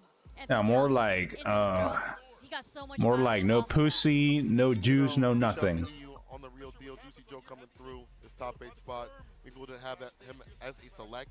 Reed is probably this character out of here. But either way, Juicy Joe out here definitely did a lot of work up to this point. Actually put Angry Bird in the losers. Just gotta give him big cred. But Angry Bird is the one moving on. And I like that he has more confidence in the Akuma. I'm going to be real deal with it. I like that he has more confidence with the character that he did at EWC. Say, I don't think he never had the confidence. Well, at EWC, he was like, well, I don't know, yeah. But then after everything that occurred, he had lost. He was like, okay, I'm going to spend more time and grind the character out. And he finds success, moves on in the bracket. So do we. Our final match of this block, at least. Noah the Prodigy versus Blas. Are you going to be okay? Because we might be a little biased. The America's Last Hope. Oh yeah. Now let's see who's the real prodigy here. Got 5th or 7th at that tournament. Hopefully he whoop his ass, bro. This is very, very interesting because this is kind of a battle of the Shotos. Although Luke isn't a traditional Shoto, but on top of that, Noah whoop this is ass. Luke player.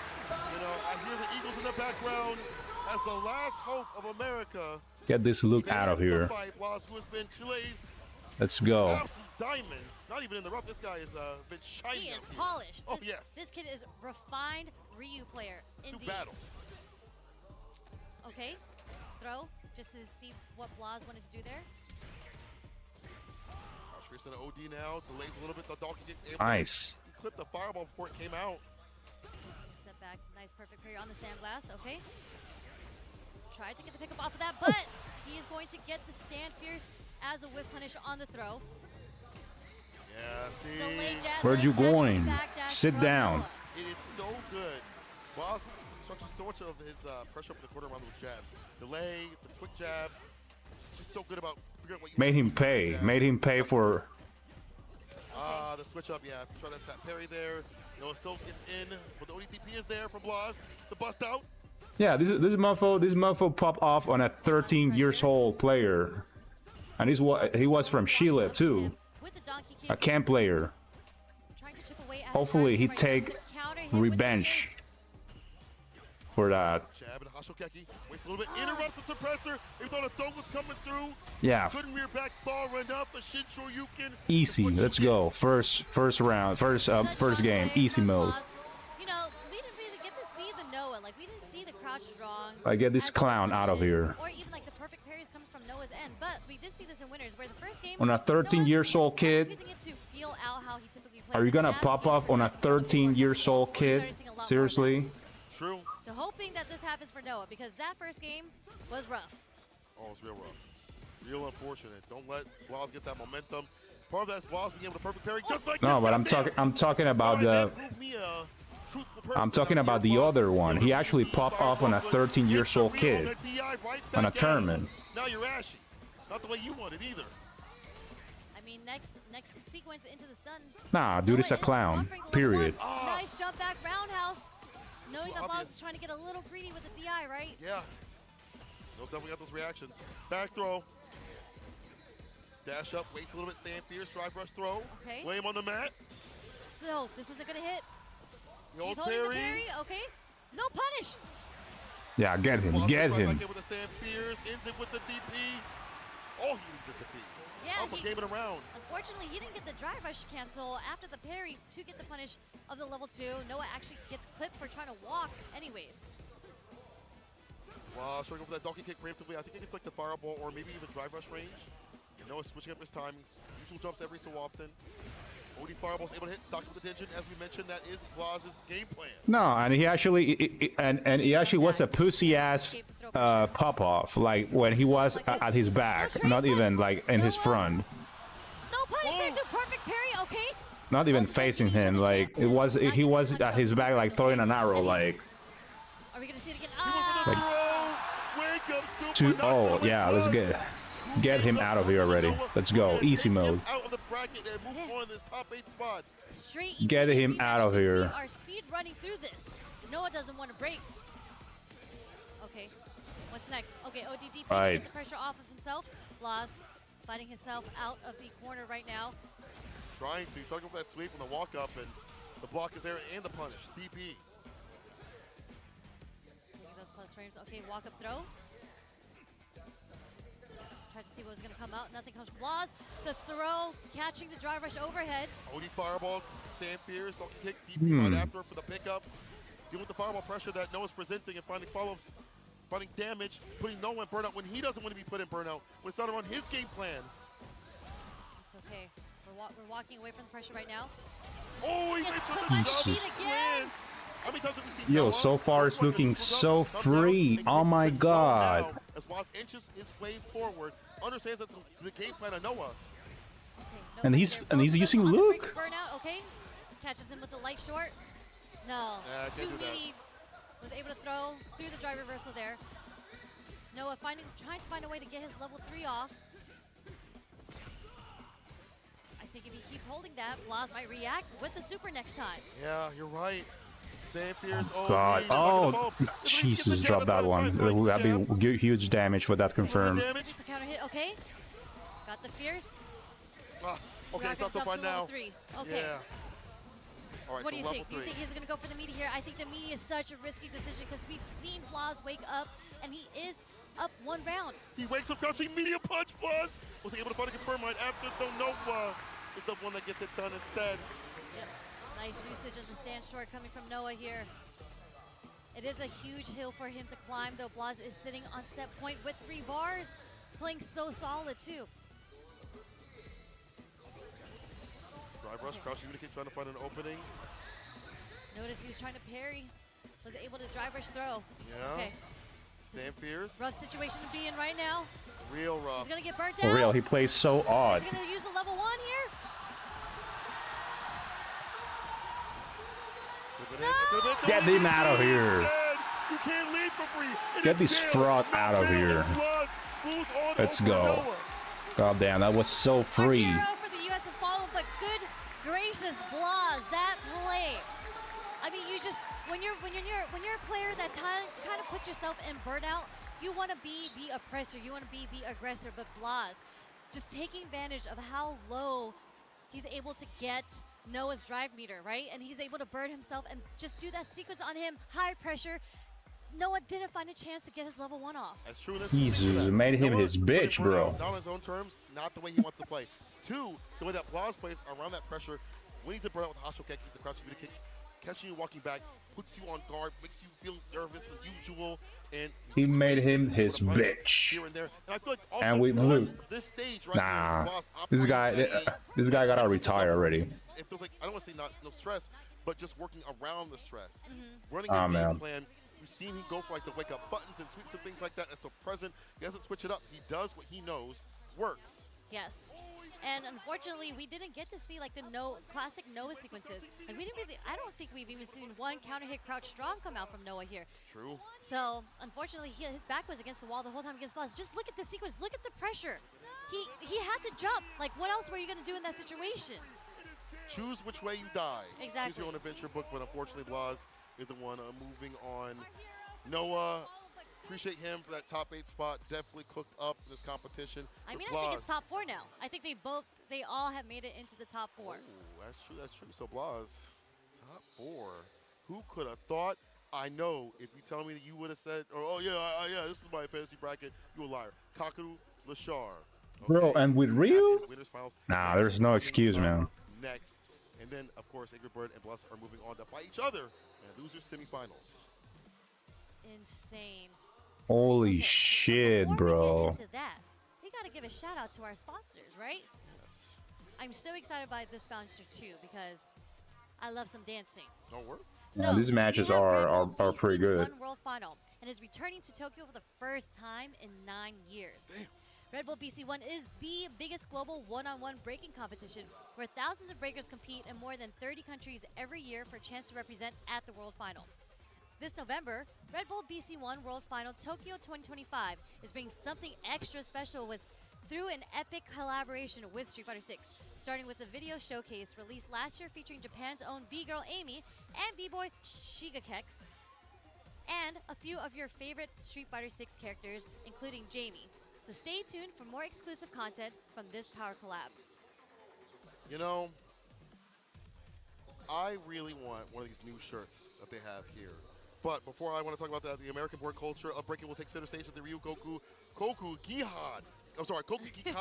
Pardon me, I'm going to get some stuff from that from Face later. They kind of come to Sumo Wrestling Sunday, November 9th, 2025. Don't miss your chance to witness history in the making. Head to RedBull.com. More information about the event. And also, hey, let's take a look at this shirt I was going to talk about because I want to wear one of these. Look at this. Step into the ring and select your fighter with the official Street Fighter collector over at Yeet. Choose from a selection of dozens of t-shirts featuring fan favorite fighters from Street Fighter 6 and beyond, expertly screen printed by hand at ETHQ on premium garnet blends. And just in time for Capcom 11, challengers like Luke and Ed join the roster of tees to really punch up your look both and on and off the mat. So what are you waiting for? Get over to et.com/Capcom Cup or simply scan the QR code you see right now on the screen. That's et.com/Capcom Cup. People, that was our block, and we have more in store coming up. I cannot wait to get to that. Before we do any of that, let's take a quick esports break. But when we return, more Capcom Cup action coming at you. Don't go nowhere. I mean it.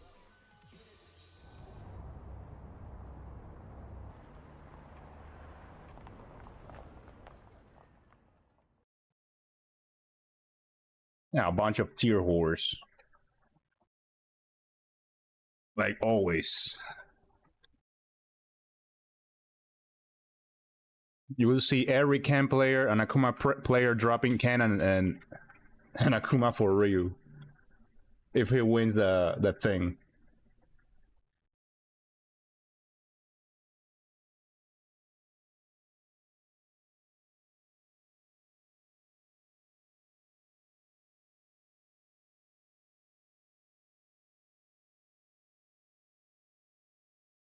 I'll be right back.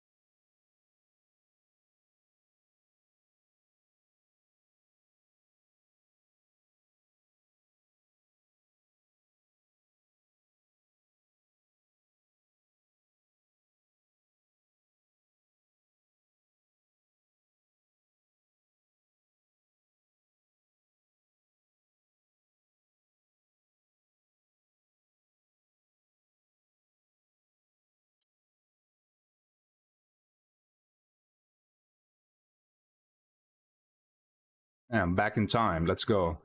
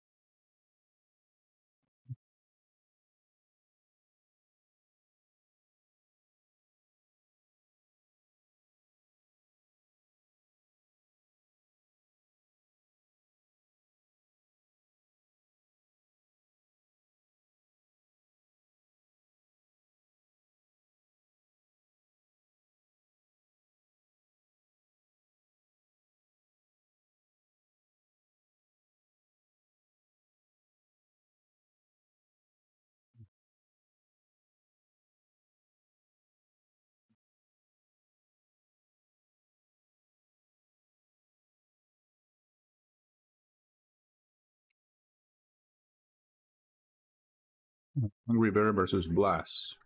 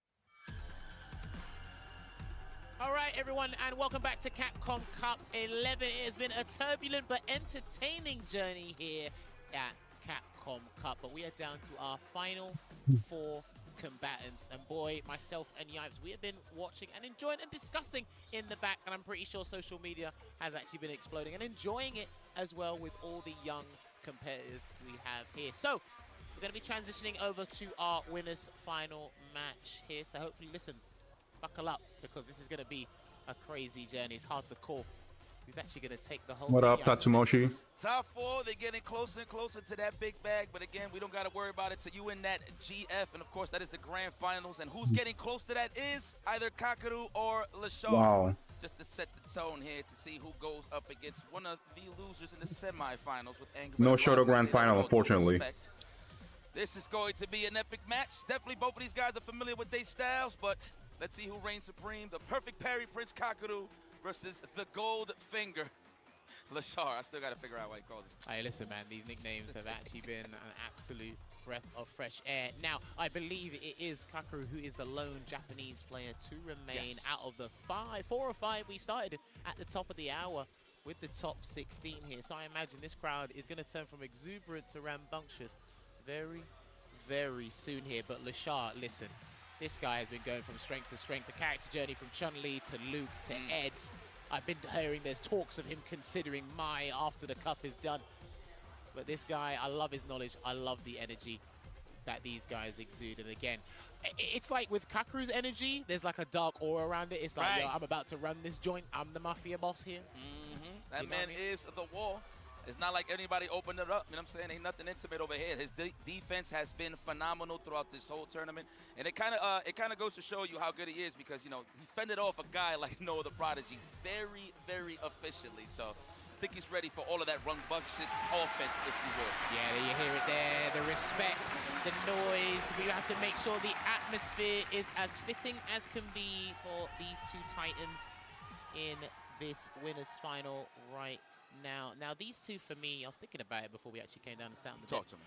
I generally think these guys have slightly different perceptions on control. Obviously, their characters exude control, and they understand how to control or dictate things in the neutral a little bit differently. But when I was talking to Juicy Joe earlier, Juicy Joe did say this is a little bit difficult, an uphill battle for JP because of the limbs. When JP is up close and he wants to use his cane normals, Ed, we know about his long range. We know how annoying it is for a lot of people to deal with it. So it's going to be a little bit difficult to see if Kakeru can actually place his buttons without being a bit too haphazard, a bit too reckless for Lashar to get these free whiff punishes to control from then on out. And both of these guys, there's something that they can relate to is there is no wasted movements. You're not going to see too much whiffs here, so it's all about who takes control first. And it looks like it's Lashar baiting out that throw early for on. Lashar. What's it going to be? The flicker for the plus frames. Kakeru doesn't crack, solid as usual. There you go, puts out EX departure just to generate some space and gain some time here as well. But Lashar, lovely block there, but we're going to set up a departure at the end of this combo here, Yipes. I've actually seen, you've seen it against Juicy Joe. He actually caught the departure, mixed shenanigans in the corner. He was always ready to anti-air, so you already seen the respect right from Kakeru. And there it is, off of the roundhouse. Okay, he missed the kill rush into the chaser ender there. Unfortunately, with punish there on the crouching heavy kick, but he's going to get a knockdown differently. And this is going to be a nasty spot. Is he going to go for the reset or just finish the combo? Yeah, nice and solo. Yeah, nice and solo. I like that. Actually, because he finishes the combo, he can chip him out anyway. Yeah, that's a safe bet. Set the layers. The blueprint is out here for Kakeru. Round number 1 for the obvious. Damn, that round actually got pilfered there. And he's going to charge a psycho flicker. No cancellation there. Oh, okay. Nice. Layers. Okay, met him halfway. The trade in the favor of Lashar. Kill rush uppercut is definitely good in that regard. Kakeru, yeah, and this is the thing, he has to be very careful outside of that range as well, because if he's not going to use the normals, then he has to worry about medium flicker, and because he's trying to stay outside of that range most of the time. Nice empty jump. Wow, what a way to avoid the anti-air. Now you're going to have to start all over again. He's fine with that. Yeah, absolutely. Remember, Kakeru will come to you eventually. He's not going to stay at full screen forever. We're at that range of the standing medium punch. Okay, and that should have been the round. I'm not sure if crouching medium punch would have connected there, but he has to cancel into the psycho cannon to make himself safe. That is punishable, that blitz now. Okay. Like the big buttons after the level 2. Trying to wail on the drive gauge easily as usual. The standard things here. Street Fighter 6, nice confirm. That was commitment, I would say, but we'll take it. No uppercut. Just gonna wait it out here and again the cancel. Try not to overexert yourself, and he's not gonna get what he wanted. Lovely patience, slight walk back. It's a classic example of when people try to test to see what their opponent's gonna do.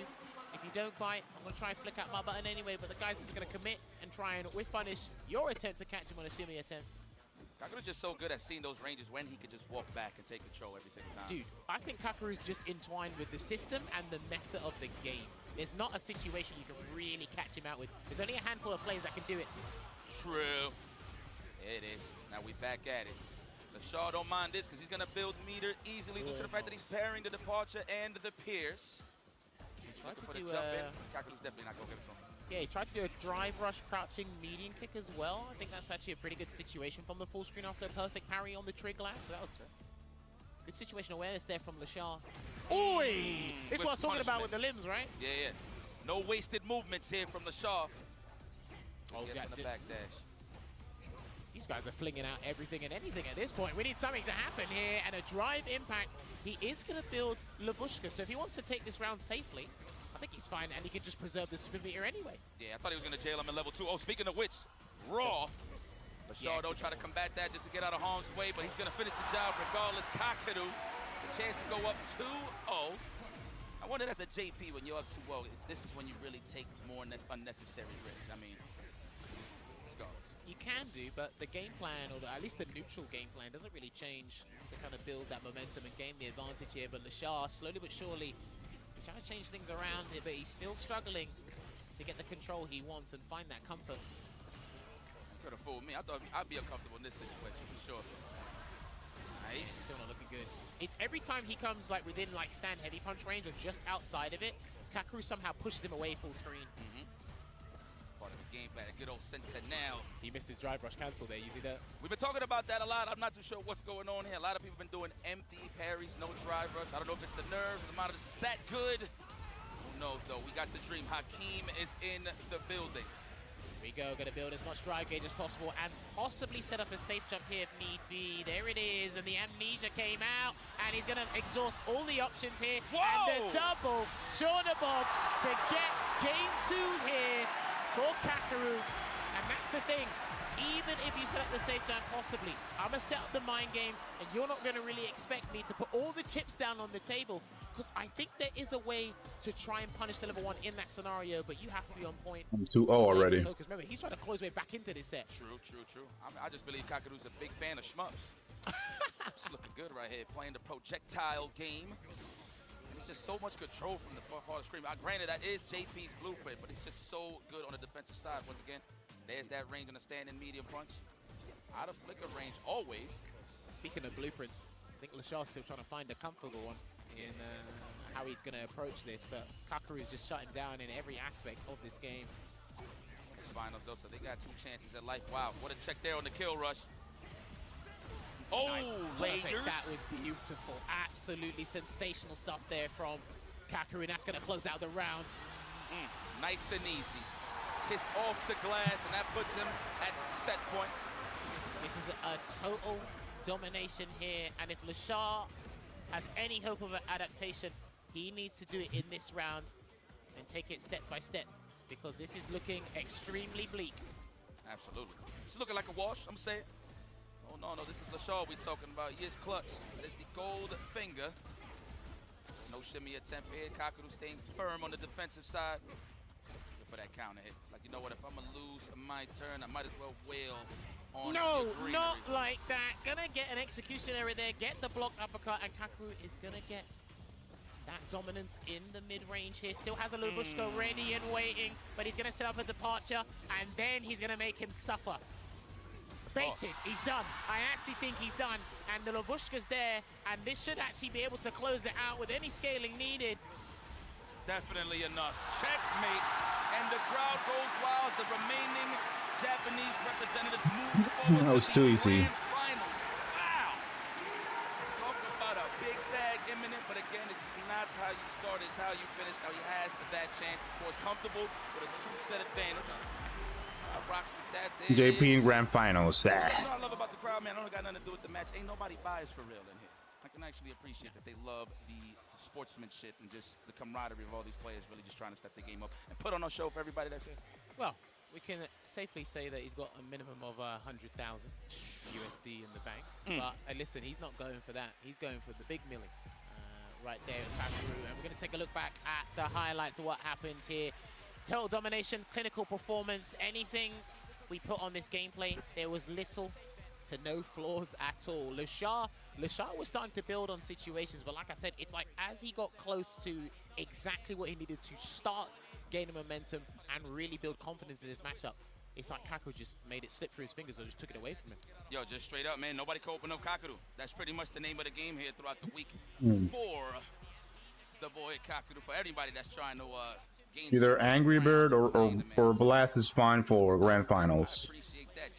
Japan is still in the building. See, and then when you watch the specialists like Kakeru, like Juicy Joe, it's like the movement is almost exclusive to them, right? You see how they understand how they move around and navigate around their departures, how they utilize Lavushka, how they play neutral as well, because he hasn't got the greatest walk speed if you remove drive rush from the game, JP, but somehow you just can't hit this man when you really want to hit him, you know? There are a couple of executionaries there that let Lashard down, but it's in his own hands to try and get the run back, because he does sit pretty in the losers final. We're actually going to take a quick He's definitely getting a crazy right sponsorship. Kakeru has basically made this top 16 his Who knows? That's it. and there's only one more game he does before he seals the deal there. Hopefully he can close it out here, but not only for himself, but it's for his wife and the Japanese fans that are in the arena here. But we will be slowly transitioning over to our losers semi-final match. But before that, Oh yeah, right. Yeah, they gotta play the Char first. Is that correct? I believe we have to give special thanks to someone. So we actually are gonna have to take a look. Jesus coming back from loser bracket. This is make Capcom Cup 11 happen here, ladies and gentlemen. It's definitely we are tough. talking about our Storm Collectibles, because it is a figure designer and production company from Hong Kong, which makes the high-quality, officially licensed collectible action figures and specializes in fighting games. They bring the classic and iconic gaming characters back to life and also keep up to date on the blockbuster games such as the Street Fighter series from Capcom. The Storm collectible product quality is at the standard meant for the true collectors, with high likeness to the finest details from the head sculpt to the body, articulation, and accessories.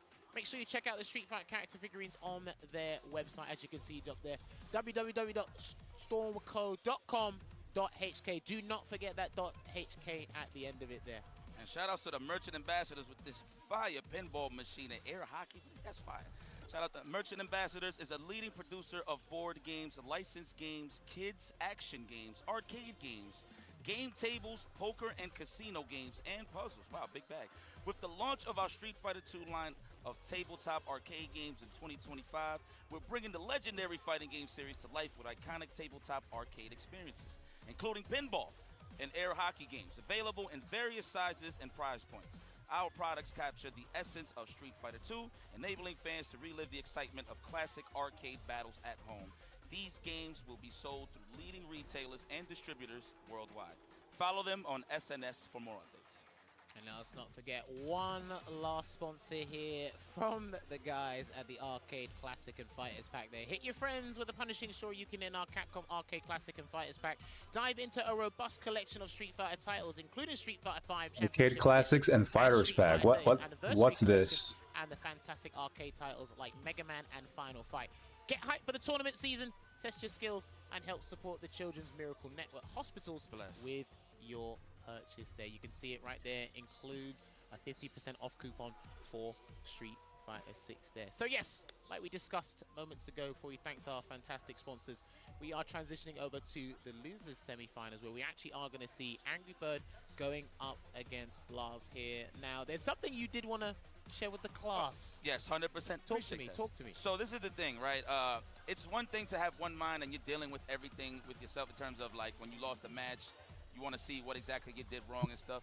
The thing that I want to highlight the most is Blaz's father. I forgot his name. I'm so sorry. But when I want to talk about this guy being one of the best coaches and one of the best people to get you level-headed, he's just doing that with his son, which is kind of crazy. Like every single match that Blaz finishes, they always watching the tapes. Win or lose, they're already looking ahead in case who is it that they're going to play in case that he do win one side of the bracket, just other potential matchups that's going to be coming in. They are always studying the tape. So I think that's a pretty good look. I mean, you've seen how Blaz morale happened, after he lost to Kakeru. And he's been confident ever since. He's just been swinging and blazing in here. So we'll definitely bring up that point in regards to Blaz and Kakeru shortly. But listen, father-son, the camaraderie is there. Fire. So we're going to have to take a look at that. But yes, we will actually talk about that match very, very shortly and go into the finer details. But what we are going to do, I have been told by my voice of reason, we're going to take a short break. But when we come back, it will be losers semi-final with Angry Bird going up against Blaz. God damn, more ads.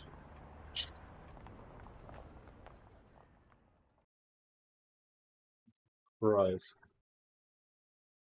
Ugh.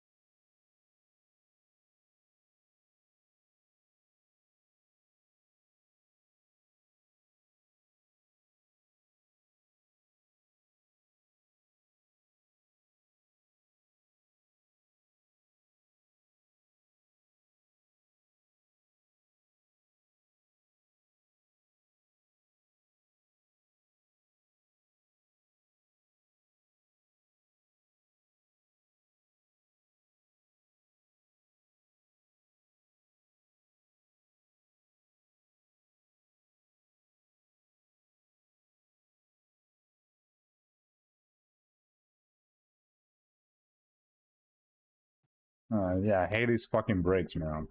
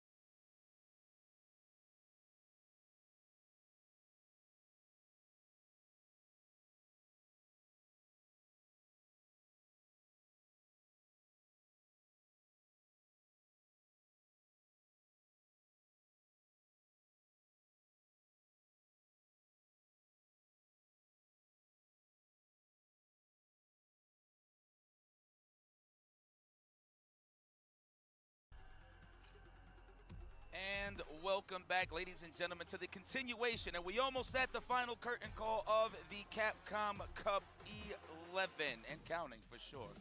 We are back, IFC Yipes and Jammers. We are about to guide you into this losers semifinal match, which and it's kind of funny because it comes with the lore. Who started it all with the Street Fighter side of things? Ken and Ryu possibly. Angry Bird versus Blas. That's going to be a banger moving forward here to see who earns that right to go up into the losers finals against LaShaw. Well, there is going to be $1 million question regarding the Shotokan characters, but we'll get into that in a moment. Listen, ladies and gentlemen, thank you so much for sticking with us from start to finish, but I know you guys want to find out who that $1 million champion will be, so heck, stick it on out, ride it on out. I know some of the guys back at home in the European region, they're just starting to wake up and whatnot here, but this is what the bracket of the top 8 is looking like right now. We are at Angry Bird, gone up against Blas in that losers semi-final match. Both of these two, by the way, I believe they did lose their first top 16 winners match. Blas falling by the wayside to Kakadu, which you see in the grand final, and of course Angry Bird losing to Juicy Joe before he had to fight tooth and nail to get that run back and switch it up with Akuma. Now obviously, speaking of which, are we going to see the Ken? Are we going to see the Akuma? We've seen Blas's Ken. I didn't like the Jinrai strategy. Okay. But then I thought he should have swapped over to Ryu because he's brimming with confidence with Ryu, so I thought he should have given it a little go. Karate so he could master. change the result in that regard. But ever since then, he's been riding pretty high. with these results. We was talking about it in the green room, how we feel like Ryu does beat all the Shotokans. In terms of the questionable matchup would be Akuma, but I mean, you saw how well he did against Shuto, so it looks like Angry Bird might take that bet and move forward to see how his Akuma kick things off against Blaz. So, I mean, I don't know. How do you feel on the Ryu Akuma side of things? The thing is, I haven't...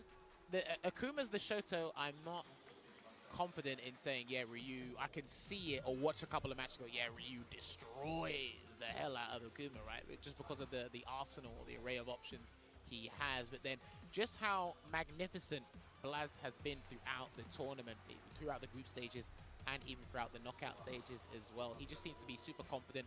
And it's like a complete Ryu in any matchup you put him in. Because, again, you are playing a character matchup. And you can talk about this with a lot of the top players, right? It's almost as if it's 20-30% character matchup, and it's 70% the player matchup. In Street Fighter V, it was basically roles reversed. So if you are struggling in certain aspects, the drive system facilitates that. It will help you in some regards. You just have to find a way. There's a little bit of legwork you still have to do. You can't be completely lazy. But regardless, we are back in the bodega and laundromats with this one. And my ancestors will be very happy and excited to see this goes down. We're getting closer and closer. But you know what? Hey, they got a little change. But again, it's not about the money. It's about the hype. And it looks like we will be going with the Akuma for Angry Bird. Goki, excuse me. I got to get nice. Well, it is a button check at the moment. I'm really impressed by how unfazed this young lad is right now. Listen, maybe his heart's racing. Maybe he hasn't quite realized. Talking on the side of Blaz? Yeah. Yes. Maybe I mean, he don't even got headphones on. Pardon me. No. Of course, you're good. Maybe he hasn't realized. I know he knows that a million's a big number, but I don't know how much he realizes that will be life-changing for him. But honestly, he's just having a good time playing video games. Listen, we were all 15 at one point. If you haven't turned 15 yet, you'll get there eventually. For real, he's just a kid, and he's like, what does a kid do? he looks so calm. It's insane. I don't know how he does it. Oh, that man is hitting you with the blueprints. Again, I highlighted that earlier. But you know what? That's here no there. We're going to open up this match. Loser semifinals. Angry Bird. Wow. Akuma versus Ryu. Now, I want to see how that's crazy. Ryu can kill Akuma in two combos if he wants. Pretty damn quick when he wants it to be, but I like that Blaz doesn't really over rely on Hashigeki sometimes. He uses it in very specific situations. I like it on knockdown pressure. Love Angry Bird's defense. I mean, it's not showing here, but it is very well. Oops. Oh, wow. From throw attempts. Look at that damage already. That's like 35% there, Yipes. Absolutely. That is a glass cannon we dealing with. Did not recover in time. I swear it looks like a head, but wow, I like that. Just get out of the corner. That was smart. So there is a combo Akuma can actually do, but it's very expensive for the side swap, so that's the safer one to do. Okay. Right on. Hell yeah, this is expensive decision making. A lot of write-offs here. Angry Bird is definitely in trouble trying to score that knockdown with the easy throw, but the trade on the dive kick with the stand fist, wise choice there, Blaz. Do you know what it is for me when I watch Blaz? Sure. It's kind of like this quiet confidence. It's kind of like a dark gentleman. Okay. If that even makes any sense. No, but it's like he uses stand fist as a wall. It's like a special cancelable, but it's like if you can't get past this stand fist, you're going to struggle so much against me.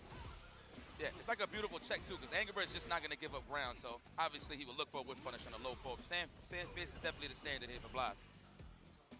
There it is, looking for the technical, the stand jab. I'll take that bottom brick, police. See, and like we said before, Angry Bird never afraid to put himself out in burnout. He'll do that on his own volition there, and I think he can actually close out the round, and he will cancel the EX Adamant Flame into the Super Art 3. We should be good. Oh, maybe not. Oh, damn, they didn't kill. Oh! No way. Oh my god, this is Capcom Cup 10 all over again. Get the hell up out of here. Oh, he pressed buzz. He tried to challenge. I mean, he did have enough life, but if he confirmed that, I'm pretty sure he could have killed just spending all that That's cash. Perfect parry. He got the level 3 going into the next round. I think if Angry Bird did a double drive rush cancel combo, I think he would have actually taken the round there earlier. But his standing heavy confirms are so good now. There, and then throw Blaz across the full screen, and we'll give him the benefit of the doubt. Like how he sized that up, too. At the highest of levels, Angry Bird. Okay, of course, again, we highlighted he's not scared of the burnout. Mid-screen as well, so there ain't much to worry about. The dive kick to snipe out the plasma. Watch out now. Yeah, he tried to get a cancel into the Hashigeki, but the stand light kick did not connect there. And there's a Shoryuken. If he hits him now, he's done. If he hits him with a heavy, he's done. Man, hit the breaks with the chancletas. Okay, there it is. One hit away for both of these guys.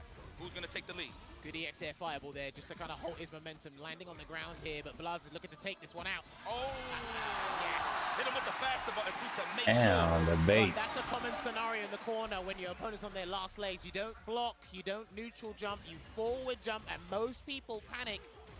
And everybody holding back. It ain't going to cross up. Oh, yeah. Well, you can walk under and try and challenge it, but... How many?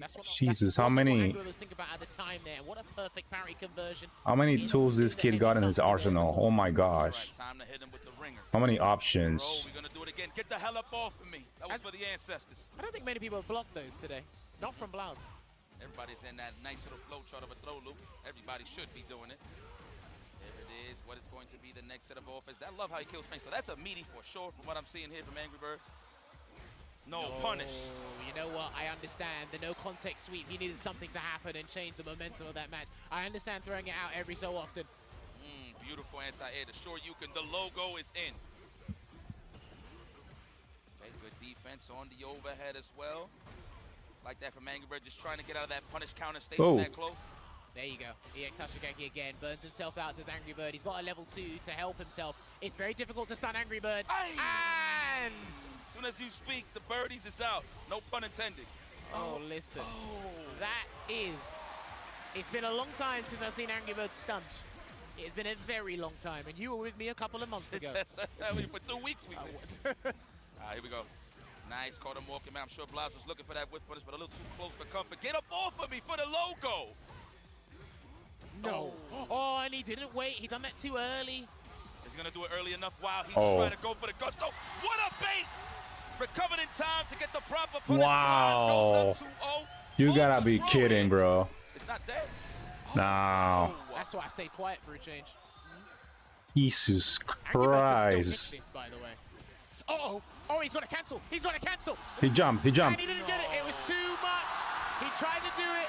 Plaza understood the situation. Because you might as wow, this kid is not a human, bro. If not, got a little bit too greedy there. 2-0 down is Angry Bird. Man, and he locked in immediately to Akuma. I figured it'd change up, but you know what? Why not? Just got to warm it up here. Angry Bird is down 2-0. This is crucial here for Blaz. A nice whiff punish to get the party started. The technical, great defense. Oh, big damage. Yes. We were saying that earlier. Angry Bird nikes to avoid throws with a jump back. They're gonna have to switch up on the offense, okay? Wisely chooses to drive reversal to keep the pressure going in the corner. The DP. Nice challenge there with the high blade kick from Blaz, and the air-to-air cancelled into the Tatsu. This is looking extremely good here for Blaz. Real estate to work with, well-timed with the grab against the drive impact. Oh my God, he just threw him like. Pulled something out of the hat, but it didn't quite work out. Jesus, he just got an answer for everything, for every situation. I don't know. Gosh, it's wild. Wow. Ouch. Oh my God. Ooh. Ouch. Oh no, if you get hit again, you're done. Please no. Oh my gosh. Okay, we got another chance at life here. Angry Bird. Wow, are we that aware? Yes, we are. So is Angry Bird, and he needs to find a lifeline to keep himself in this match here. Oh, good block. I got opened up. It's Keep damage. Wow. Smart. Wait, what? That isn't not fine. Oh my word. And he's exhausted all his options. Angry Bird. Oh man, bro. He's got nothing left in the tank. Yipes. No, not like this. And the DP. Wow, what a reaction. 3-0 again. Bro. Okay, I expected it to be a good match, but not to say that was BA, but I'm not going to finish the rest of the crowd. Is loving it. It's a new crowd favorite here. And he knows what's at stake. Pretty much has a big bag over. What a God. Jesus Christ. Credit to Angry Bird. Little difficulty moving on here in the top 8, but this is the end of his chapter. Shout out to my Habibi. We'll see you in the next set of matches down the line. Well, that was an emphatic performance from our young 15-year-old here, and I gotta say that was straight shooting. He did not miss a Jesus, beat. one more. Very strange, I gotta say, uncharacteristic. See how he does against Leshar. He was super confident, burned himself out with the offensive drive reversal. Jesus, imagine grand finals, real grand finals. Damn, this is. That I think Blaz was looking at was how Angry Bird was trying to find. Imagine Ryu in grand going finals. for the demon. every so often, but let's not forget, Raging Demon's the weakest he's ever been in a Street Fighter game. And he did try to get an opportunity to come back in, but Blaz did jump it. And then the next one, he tried to actually catch a Denjin Store with the Demon there, but I think it actually stopped right in his face. I think that's what happened. Definitely. No, that's the call right there. He just hit the brakes, not too close to actually finish the job. I mean, it was a good read, though. I mean, good reaction, I should say, but out of range for sure. Nice. Man, Blaz. We got more tapes to watch. I'm mind blown. I'm mind blown. Enjoying this. Don't For real. Yet, my brother. The job is not done. Man, he's really not rocking headphones in a stage like this, man. That's how you know the boy is locked in on the virtual side of things. There is nothing that is stopping this man. He's cold as ice. Well, look, we've had this discussion before. You told me, it's like, look, once someone's in the flow state, you can't really... It's only going to have to be by a tap that gets him out of this state. If you're He's not watching that, everyone, man. He's locked in, and that's what he's been doing there. But you can tell just by the gameplay. Let my Dude. actions do the talking here. He's having a great time. And again, he's probably going up against players he's been watching maybe for a little while, maybe not too long, but he's actually having an exceptional time here. But we are looking at the losers. Pray the next match next. Between He's all warm up and as you can see already. Just from losers round 3, he has just been going through the competition and dominating right here. So, all right, ladies and gentlemen, as you guys are going to be looking at this, myself and Yipes have to make a quick departure, and we're going to swap over to the guys that are going to be closing out tonight. So make sure you enjoy yourselves, because we're going to be doing that in the crowd here.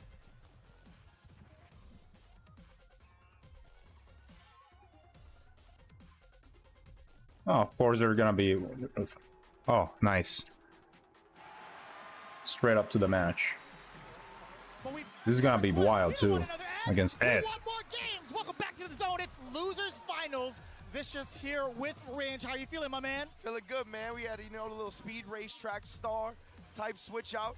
Always big love to IFC Yipes and Jammers holding us down. But yes, indeed, we are here for losers finals, and there's going to be grand finals to follow. Lashar versus Blaz. My goodness, bro, Blaz looking unstoppable right now. The combination of the youth along with the experience and wisdom of his father, right? They've been constantly going over copious amounts of match footage in between every single match, and you can see it like 3-0. I haven't seen Angry Bird lose like that, and I don't even remember when, maybe ever. On the grandest stage, too, in his debut appearance into the Capcom Cup. Hell, looking at it this season, I didn't really get to know of him up until Blink Respawn, to be quite honest. We're talking about rookie years. He's doing it right now, and he just might go all the way. He was looking utterly sharp. Most definitely. I saw someone on Twitter, the name is escaping me at the moment, but they added High Fight and said, I think I found Blaz's Street Fighter 5 accounts. This man was like Ultimate Grandmaster before he was 10 years old. Like, this is ridiculous right now, yeah. This is years in the making, and Lashar, a fighting game prodigy in himself. Let's get it poppin'. Losers finals, like we said, Lashar versus Blaz. You already know what it is. Ryu, go, geek on. Here we get started. Blaz off of a real big hot streak already. The big error coming in from Lashar. Doesn't face any really big charges against him, though. Indeed. Now we're going to establish that, of course, Lashar's going to look to nullify any of the fireballs he can, whether it be with parry, flicker, the startup of his own fireball. Oh. It's going to be the ultimate test right now for Blaz, right, with the amount of control that Lashar has. Damn, he plays Street Fighter 5 too? Nah, this this... damage being dumped out, as you can see. It's crazy. Really in a tough spot, especially as he gets towards the corner. Indeed, now Blaz trapped in this corner. And Lashar is so good at jailing his opponent, and you can see that stand medium kick is just so difficult to deal with, but he's giving Blaz one more chance. You can't give this kid more opportunities than he's earned. Very slim chances. Okay, Lashar locks it down at least with that spark. Checking that drive rush from 3-4 to the screen. As you had mentioned, you don't want to give this kid any sort of chances, that he's already proven that point in the previous game. And Ed is one of the best characters at combating the fireball drive rush because he's able to nullify the fireball and then send it behind it, which is what we saw there. Lashar already off to a hot start in the second round as well. And you were the one to kind of point that out. Blaz has been very on point with punishing with those sweeps on those max ranges. It's automatic, man. It feels like every time there's a button in front of him and he's in sweep range, or even calling out the charge flicker in the process. And yes, you could abuse sweep a little bit more when the opponent's in burnout, right? Much tougher to punish. Knocking on the door just a little bit, chipping away at the tree that is Lashar. Overhead does connect. Drive reversal had to do it. Yeah, good stuff from Lashar. He committed to it as soon as he blocked the crouch medium. Ooh. But he opens him up off to the Are perfect you parry kidding on me? the Bro. flicker. This man, my goodness. How often have you seen a perfect parry on the flickers, even like all week, right? Not too often. Absolutely, there's so much variation to the timing that you can let go of flicker. Getting a perfect parry on that is nonsense. Oh. But no games being played on the psychological level. Blaz, Yeah. he's been very direct with his communication. I want this we're- damage and I want it now. We're super already. What's the Close to drive gauge? burnout. Magic Pixel is Blaz gonna go at it. Oh, he jumps at him. Oh. Lashar trying to wake up with the flicker. Blaz completely thwarting that. Jumps to level 3 as well. What a message to send in game 1. Blaz immediately took to the skies, Yo, saw what? the level 3 startup. He shook his head. I repeat, if he saw the player cam, he closed his eyes, shook his head. He's like, nope, you ain't getting me with that, Playboy. Not today. You're gonna have to dig deeper in the playbook. Micro walk? Damn. Open up this 15-year-old from Chile. Bro. Lashar, of course, getting the punish counter early now. Already setting the tone with a flicker. Let's go to the Jesus, throw. what a crazy bait just by standing there. Wake up super. Not falling bait or victim to any of the frame traps that will too. You gotta be kidding, bro. There have been a lot of like delayed sequences that Blaz has to check opponents with that background house as well, but Lashar's done a great job of being aware of that. Blaz has a unique timing to a lot of his sequences that has been frustrating players all throughout the tournament because he has achieved great success doing so. Oh, what a mistake. I wonder. I don't know if that was what he wanted. Maybe he was waiting for like a background house on the other side, but we don't need to figure that out. Hashogeki! I believe you are correct. I assume it was the background house. He just ended up getting Tatsu out of it, and look at the reactions on him. The charge flicker, the startup of the fireball. If you are in What the hell with those reactions? And we haven't seen that against any of This kid can see the future, bro. Really, like any of the opponents that we've seen, we haven't seen it often. If we did see it, it's very, very few and far between. Man. Ugh. Always good at recognizing when it's not a safe jump, and he caught him reaching this time. It's unbelievable what I'm just witnessing right now. We've seen Blaz be very liberal with the wake-up ODDPs from time to time. And now outspacing the sweep, Lashar starting to adjust. Excellent snipe out towards the ankles. Lashar getting around on the board, trying to tie it up here. He's got 3 bars to his name. We do get the blitz. The fake out into the immediate low. A throw now after the spark. Managed to get out, but never for free. As you should. Rib crusher. Back into the corner you go. Waiting for a normal. Lashar pumping the brakes just ever so slightly. Oh. Man, what a speed bump of a fierce. I'm telling you, he got crazy confirms from that standing heavy. Lashar into the crouch heavy kick. This could be the beginning of the end. He got him. Again. Very strange, wow. I think. Lashar, he had a lot of life to play with. You gotta but now be all fucking of that kidding. life is depleted. And off that wake-up, Blaz is going to go up 2-0 in losers finals. Jesus. Like, is this real? Is it... Well, not necessarily flawless. Let me fix my face on that one. What a rebuttal. He has been Why- making his rounds and calling why he's doing two Lashar's wake-up desperate attempts supers? and trying to get these really, really big What's moments going with his on? level threes. Indeed, man. Lashar already back against the ropes here in losers finals 2-0. Oh, no, and the flicker is errant. Blaz here, he's got the corner control. Looking like the new kid on the block. This is truly the most Marlo Stanfield we'd ever have. This is insane. We got the hop kick over as well as a punish counter. That was a very, very deep jump in fierce. Look at that. He is dead again, Vicious.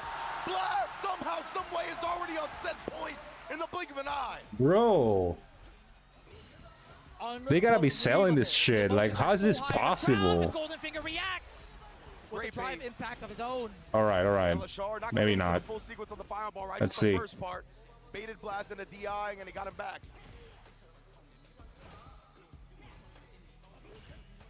Now Lashar, he's made this corner work for himself a little bit, but it's been a real quick switch. Blaz has been able to escape a lot of the time and put him in the corner himself.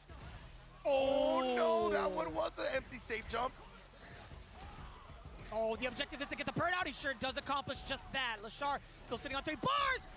I like that standing light kick into the. Oh no! No way! They Whoa! win! Oh, and Lashar able to recover in time. He did start it first. Oh my god, that went bad. Unfortunately. Still well in burnout here. Blaz, no meter, but he still has access to a DI, and he's gonna hit And it. that's it. And Blaz, Jesus just like that, charges Christ. Shogeki, show him the door, because kid, you're in grand finals.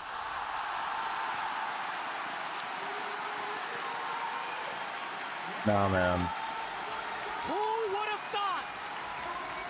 We have These guys manhandling everyone. of the year. Bro. Coming up next, Blaz eliminating Lashar to claim redemption against the man who put him into losers in the first place. Oh my goodness, bro. Can you believe it? Kakeru has been the only person this entire tournament that has made Blaz bleed. Blaz undefeated in the group stage. He's the only one that has been able to touch him. And we're gonna see if Blaz has figured out enough. We talked about it. Copious amounts of footage that has been watched, but we'll get to that shortly after the replays. Right now, Lashar doing a great job. He established that fireball early. We talked about it. But after that one check, after that one A kid fireball from driver got Chile. checked, I don't think we ever saw that again. Blaz was like, yeah, that's right. You gotta that's be pretty good at kidding, stopping bro. that. I'll just switch up to everything else that I'm good at. Man, and My it's really goodness. to see him shake his head in that exact moment. He's had so many intelligent calculations against what the opponents have been trying to do. But more impressively, man, his bravery as to when to walk forward, his spacing too, trying to bait out the opponents has been so on point. So many interesting decisions there from Lashar to go for that level 3, man. To me, from my outside opinion, I genuinely sense desperation. Yeah, it really feels like he felt the heat, right? Like, it's funny because Blaz is not ultra aggressive. Like, in terms of, like, just trying to smother you, he's not a Noah type. He's a tad different. And even with that, you just feel the immense pressure, like, that he's going to just suffocate yeah, you. You got to do something to get him off. Did two wake-up supers that... With the level 3, but he just stuffs I don't know what else to think, to be stayed honest. one step I don't ahead know. throughout the tournament. And it's been absolutely wild. Since his venture down into losers bracket by Tokido, he's been doing immense work. Oh my God. Sien. He actually went 3-2 in Fudo as we were watching. History being made. Extremely close. Then followed suit. Ryu player in grand Ryu in grand finals. Well, that's it. That's it if he sticks to Ryu. Probably yes, he's gonna stick to him. Like he's So we're gonna get back at it. he got a crazy winning streak so far with Ryu. So I cannot believe this is what's about to happen. We have our grand finals, 2 of the God most damn. phenomenal fighting game players I've ever seen, and definitely the future is now the present. Get yourself ready, ladies and gentlemen. You're about to witness a brand new millionaire here in the world of not only just Street Fighter 6, but for the entirety of the FGC. Blaz making astounding waves with his current status, coming in from Chile. A lot of folks coming into it. They might have overlooked them. I'm gonna be real honest with you. I think a lot of people overlooked them. absolutely. Myself included. I will be very transparent with that because there's just so many people to root for, right? 100%. Historically, with all the data we've seen, how often we have seen them in those grand final stages, and just just based off of our research. Absolutely. yeah, he got a reset now. See this coming, but man, Chile, it's your time. Chile, you gotta stand up right now. 100%, man. Put it on for Chile, to say the least. And Blaz, and we've talked about it, right? Him and his father have been going over copious amounts of match footage constantly. Between every single match, they're reviewing the tapes. They're trying to see what worked, what didn't. And now Blaz is back. He's back against Kakeru. How much information? What did they figure out? I mean, Kakeru, again, going into this, right, seeing his top 8 matches, from what I've seen, I don't think anybody touches him when it comes to the departure usage. He knows how to use that move unlike anybody else, whether it be the timings on the whiff punishes with the crouch medium kick, allowing the spike to come down afterwards. It's just a different level. So Kakeru has also looked phenomenal and has brought stuff to the table that I've never seen before. Both of these players, you can see why they're here. If we take a little bit of a step back, when we take a look at the current character selection from the side of Blaz, if you remember, that 3-0 from Kakeru on winner's side, we only saw the Ken, and Akuma. Not a single bit of Ryu, but since he went into loser's side, he's like, you know what? It's Ryu time. It's Ryu time. Do you think that's going to play an important factor here? I think it is. I think the Ryu is going to result, at the very least, in a reset bracket. I'm loving this. I really do enjoy this, man. I'm glad that he's doing it with this character specifically because the stock value is only going to rise up, my man. I'll tell you what. But as it stands right now, we are getting ourselves ready to reintroduce ourselves to the top 2 players here in the grand finals.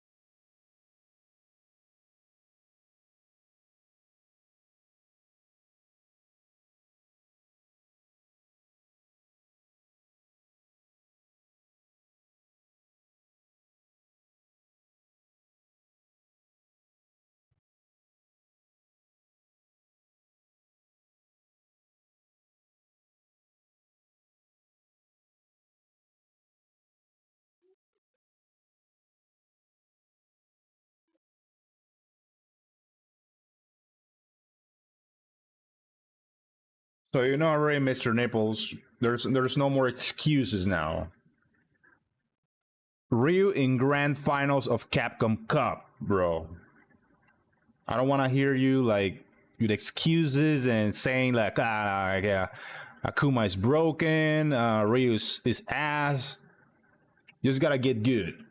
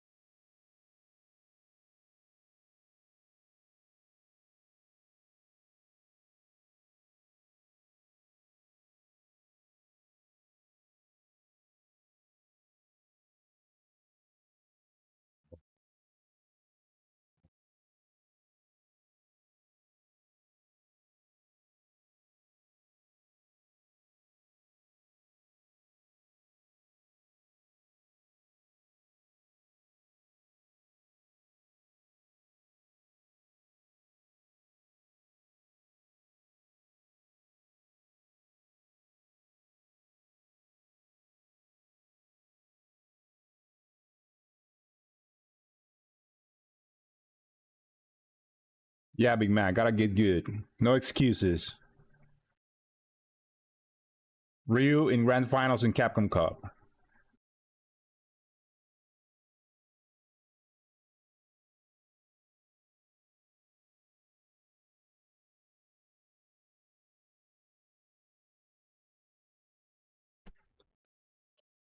You gotta get good too.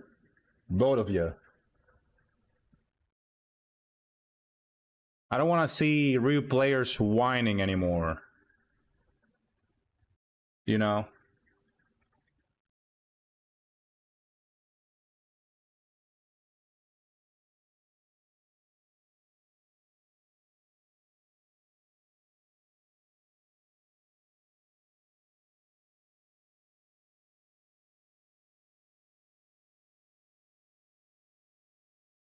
Nah, you just gotta buff yourself, my friend. Here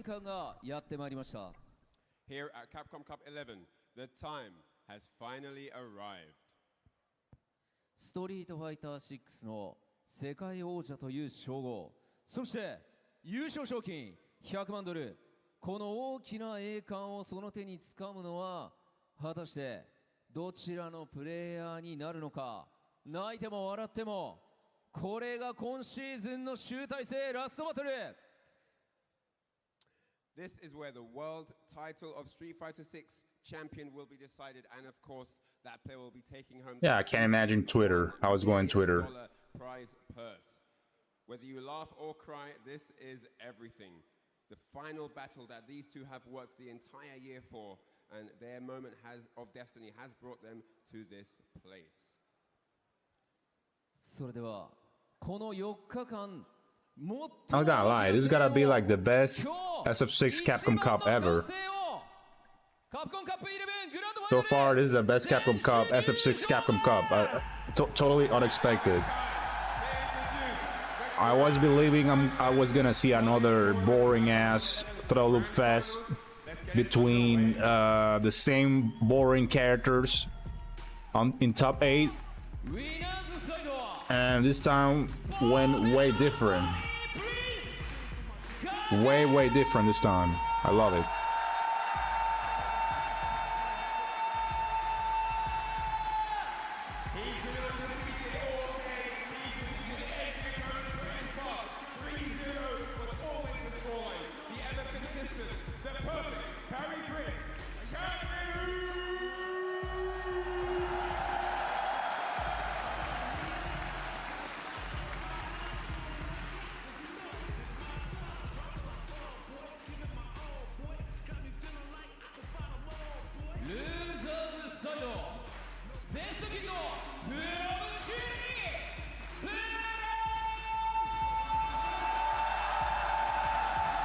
Blast the god. Actually, young karate master. For real.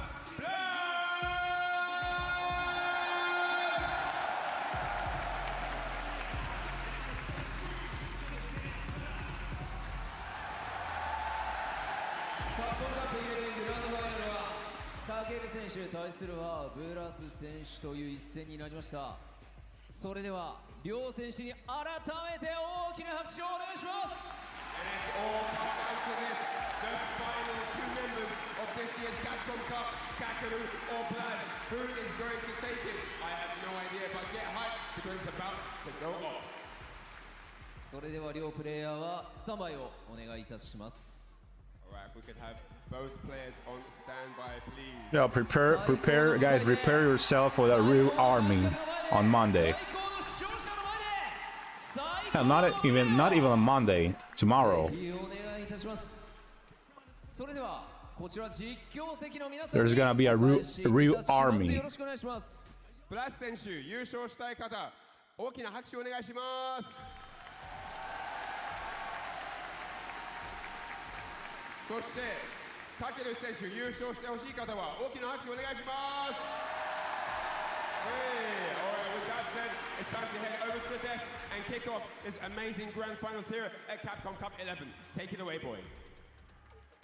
1992, a Street Fighter 2 tournament was held right here. Akuma players and Ken players are dropping them for Ryu. Privilege of coming full circle in 2025 for Street Fighter 6. Ringe, vicious on the mic for this. Yeah, they tier whores, they frauds. Of course. I can't wait to get this started. And I can't wait to hear how the crowd. And probably they're not gonna even get decent with him. But at that, a new $1 million Street Fighter 6 champion. That is insane to say. And of course, we have Kakeru going up against Blaz. I'll tell you what, man, all the fantasy brackets, you could tell me one way or another that you maybe could have had Kakeru in there, right? Yeah. Definitely not a sleeper pick. I'm looking at you guys. But Blaz, like you said, I mean, it was impossible to predict almost. I mean, I'm sure Chile is like, what are you talking about? Not impossible to predict. We were expecting this. But for so many of us else, self-included, I was overlooking this kid. I didn't think he was going to be in grand finals of Capcom Cup in one of his first major offline tournaments. Obviously, we saw him at Blink as well. But all things considered, this is his second offline major tournament. And he is out here vying for a chance at the $1 million. Man, it feels like reminiscent of season 1 when we saw Uma step up there for the grand finals going up against Chris Wong, right? Almost the similar stature. Chris Wong had such a dominating performance. This is legendary, for real. Ryu in grand finals of Capcom Cup. For some of us in the States, holy shit. Feels like the exact same energy here. Kakeru versus Blaz. You saw the characters on the screen.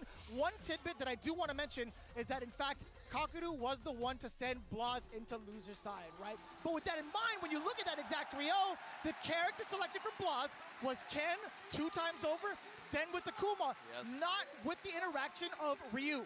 Indeed, and we're seeing the hovering right now. It looks like we're going to get the Ryu. And I know that all the momentum is in Blaz's corner right now, but we cannot overlook Kakeru. Going with Akuma then, not Ryu? He uses departure unlike anybody else. He's brought JP going with Ryu. Level, and he continues to do so.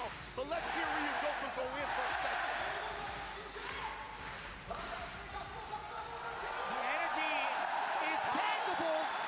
It is extremely tangible. The chills are here. The electricity all over the air. That's direct to the game. Here we go. Grand Finals. Cockadoo versus Blaz, game 1. He got a reset though. Shit, he gotta work. As you mentioned, is going with the Ryu, something that Cockadoo did. He's gonna be fucking mad. This is gonna be a madness for him to come back and reset the thing. But right there, already getting beaten to the punch, literally. What's the defensive aspect going to be like for Cockadoo? Taking a little bit of a beatdown for the drive gauge, now even more so from that already. Blaz is calculating. Good start. Oh. The first round against Cockadoo, trying to opt for movement, desperate to get out of the corner. Well read. Well done already, Blaz. Showing that this momentum is going nowhere right now. And truly, it feels like a reset is in the air, but obviously this is only the first round. Cockadoo's got a whole lot of time to start getting composed and figuring out what Blaz is bringing to the table. Yeah, but Perry trying to parry on the ghost, but he baited it out. Classic JP strats. Letting the departure do the lifting, but he never lets him get in for free. The trade was there. And I like that too from Blaz. A chance now. Perfect parry. Taking it away from the Prince. Tatsu to get closer and get that corner push. Forward jump, perfect parry. Blaz is on one. And the cross cut, still very pristine. And I like the empty jump just to kind of tantalize Cockadoo into doing anything, really. But Cockadoo backs off. He sensed danger. The instincts are so up there. The punish counter, the tail end of the swing. How that shit hits. That shit, oh god, nerf that hit. They gotta nerf that. Adjusting his spacing, realizing where the bread is. How that hit, like, wow. Drive rushing in behind the spike as well. For real, JP's so unfair. Well done. He still had the parry. She dropped the drive rush. Continue the combo. That juggle could have been a big opportunity to spend the critical art, but now Cockadoo spends one of his own, a Super Art 3 to be specific. Yes, indeed. So Cockadoo, he's willing to empty out the resources, and I extremely agree with that one. You can't give this kid another round. 3 bars to the name of Blaz, so ever important. When you see how often he carries his opponents to the corner, and just like that to start things off, the standing light kick to gauge Cockadoo and what buttons he wants to press in exchange. Double departure, set up a third just in case. Backing away is Blaz, sensing danger yet again. And this has been Cockadoo's MO, right? The departure game has been immaculate. We've seen the timings with the whip punishes comboing into it, and that's why Blaz tried to force himself away, but not quite far enough. Again, putting out the departures to the snap. You saw even Cockadoo during the entrance to the snap. He was going to get burnt out either way, so he decided to drive reversal. Very smart. So cognizant of his drive gauge. He's been so adamant about making sure that if he does happen to burn out, he does it by his own volition. Cockadoo trying to chip away as much as possible. Yeah, I'm just gonna. Reaction from Cockadoo as well. Just hits so late. OD amnesia, but he goes through it and then parries. Jumps back as well. And now he knows it. How to counter that. Cockadoo gets a huge clutch back throw, though. This could change everything, especially when he throws the parry. He puts the level 2 on top of him as well. And one more parry. He knew what was coming. Cockadoo off to the races. That situation with the Lavushka would have been so difficult to even call. Blaz, I like the opportunity there that he presented himself with the parry. Cockadoo just 2 steps ahead. Yeah, nothing happened. Correct. He could have let the level 3 rip perhaps and catch Cockadoo slipping, but that's not the case. Only one match. Up 1 game, trying to reassess what Blaz is going to do. Departure right above his head. It's still going to be able to get the sweep attempt from Blaz. A little overzealous in trying to score that knockdown. Indeed. Now the spike, he's going to get out of the departure range again. That's got to be the priority for Blaz throughout the set. Tags him low, though. And Cockadoo, of course, OD departure, get him close. Always assassinating and chipping down that drive gauge as well as Cockadoo. Check on the drive rush. You already know how it goes. The stand medium kick or the crouch medium punch every single time. You cannot come in for free. Looking so dangerous. We do not want to get a repeat of a 3-0. At least we want to see a little bit more games. The overhead, that's the first one I feel like that Cockadoo's really been hit by throughout the entirety of this whole ordeal. Set up the departure yet again, fainting with the ghost. Indeed. But yeah, Cockadoo has been automatic with the crouch fierces. And again, he would have got burnt out anyway, so he does the offensive drive reversal and baits out the OD amnesia for a quick punish. Hashogeki meaty, keeping him locked down here, but a big throw into the level 2, of course. Lavushka, what's the defense like? Just a little bit of a scratch, not too bad for Blaz as he regains his drive gauge, getting closer to seeing that green. How much chip damage can Tokido inflict? That's totally fine now for Blaz. He will absolutely take that, being as risk-averse as possible. Now he's double dashing in. Wait a minute! Oh, yeah. Not quite late enough for the timing to combo with the spike, so he just takes the teleport out of the corner. Very smart from Tokido. Nice. But that time, got caught standing up when the kid was still in crouch medium kick range. You go pay for that every time. 3 bars to the side of Blaz. I mentioned in the first game, if he manages to land something so significant as that Fierce into any sort of drive rush cancel, it could be a giant burst of damage if he decides to use it early, right? Yes, indeed. That's one of the things that's great about Ryu as well. Both of these characters, explosive damage depending on the starters. Overhead is OD amnesia this time and punished outright. It's going to be big. He has level 2. He's going to go into it to drain some drive. Not yet. He's just going to do it via the block streak. So smart from Tokido. And again, Blaz has been so good calling out some of the offense against Tokido with that drive reversal. But now, Tokido is in a really big opportunity to get even more damage and pick Blaz apart on defense. Most definitely. Oh, he tried the DI, but not. Right, this kid knows how to throw on the DI. As well with the light string. Tokido, he's trying to move, he's trying to do stuff, but Blaz is keeping it nice. This guy got this kid got crazy ass confirms, man. Life support, Tokido. How are you gonna get out of this one? Oh, Hashogeki, there goes the remaining drive gauge, opening him up to being chipped out. And see, that's one of the things that Blaz has stayed ahead of, right? Whenever he's about to lose his drive gauge, he uses the drive reversal. He gets him off of him. Tokido at that time, not recognizing that was one of the only ways in that situation to relieve the pressure. And it was so difficult too, right? I think a single hit allowing him to go into like a drive rush cancel, if Tokido manages to land it, he wins off of that, right? With level 3, so we don't blame him. We definitely don't blame him. It was just so tantalizing to have. Absolutely not. Ooh, but the solar perfect parry. Well, I love to see it. Oh, checking the movement yet again. That roundhouse just ever so active and right in the face too. Forward throw. Saving himself from the like how aware you have to be to make that throw. He already got a perfect parry. It's crazy, man. It's kind of tough. Looking a little bit dry too on the drive gauge. Blaz still peppering down Tokido, looking to season him up just a little bit with a couple of those normals and those Hashogekis, but now at full screen, Tokido is in control. Man, the timings on the parries is so good from Blaz too. He's not showing it too early, letting Tokido get a teleport throw for free or anything like that. That's what, he tried one of those confident walk-up throws. Tokido reacted in time. And there's what I'm talking about. The departures out there, then he'll walk in and walk out of your crouch medium kick range to bait you into doing it, and that timing is so succinct, it's perfect to combo into the spike afterward. But he's not dead yet. Blaz also just needs one more hit.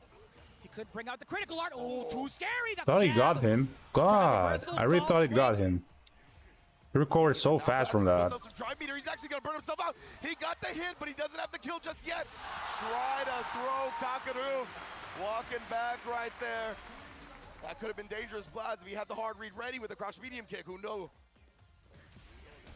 Early drive reversal for the side of Tokido. Wants to establish that dominance, throwing a bunch of the projectiles, setting up the double departure. If you look as to see the drive gauge right now, you understand why his objective is to chip out Blaz, or at least get him into burnout quicker. But his parrying timing, his understanding of what needs to be done on defense has been so on point. Ooh, that hits! Counter hit as well. Oh, no. Yeah, couldn't quite get the juggle that he was looking for. Oh, trying to parry afterwards, but Tokido, he was already committed to the dash jab. Oh my God. Whip punish with the drive rush. Knew they'd been favoring the donkey kick as well. Not gonna let him have it. Still so dangerous too. A lot of control coming in now. The corner. Blaz blocking the overhead, surviving the onslaught. Does manage to get a couple of lights, creating managed to do that, to connect that. Yeah, absolutely. Now no danger of the eye in the corner or anything like that. Does get tripped up. The space got him. Medium does catch a button from the side of Tokido. That was a counter. Oh my God. Tokido is starting to use movement a lot more, and Blaz is catching him. Oh, Jesus Christ. That had to be one of the last active frames. Bails him out, and this God, I hate that move. Drive reversal because he knows he's going to get burnt out. He might as well relieve some of that pressure. They empty jump to dodge the crouch spears, and then the shimmy. Oh my goodness. This kid is amazing. Legitimately, man. Both of these players. All kind of tricks. Already in the corner, trying to apply that pressure. Tokido picks his spot.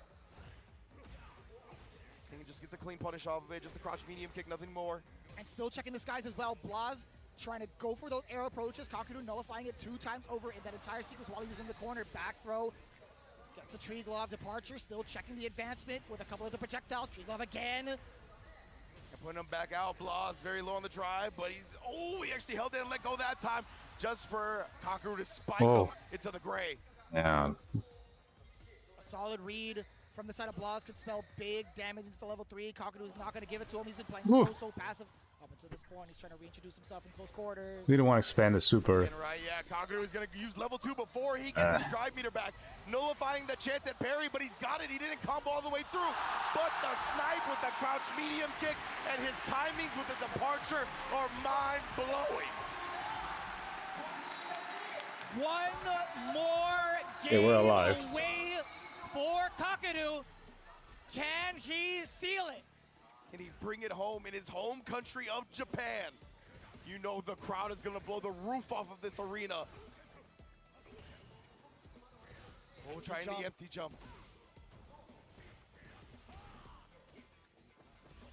Oh, like this, now burning out the old man. Indeed, she's going to be Yeah, chip him out. Chip him out. Even was trying to Chip him out. strike amnesia. Oh, DI was there, and Kakeru did not have the amnesia ready that time. The strike amnesia is drop that crouching medium.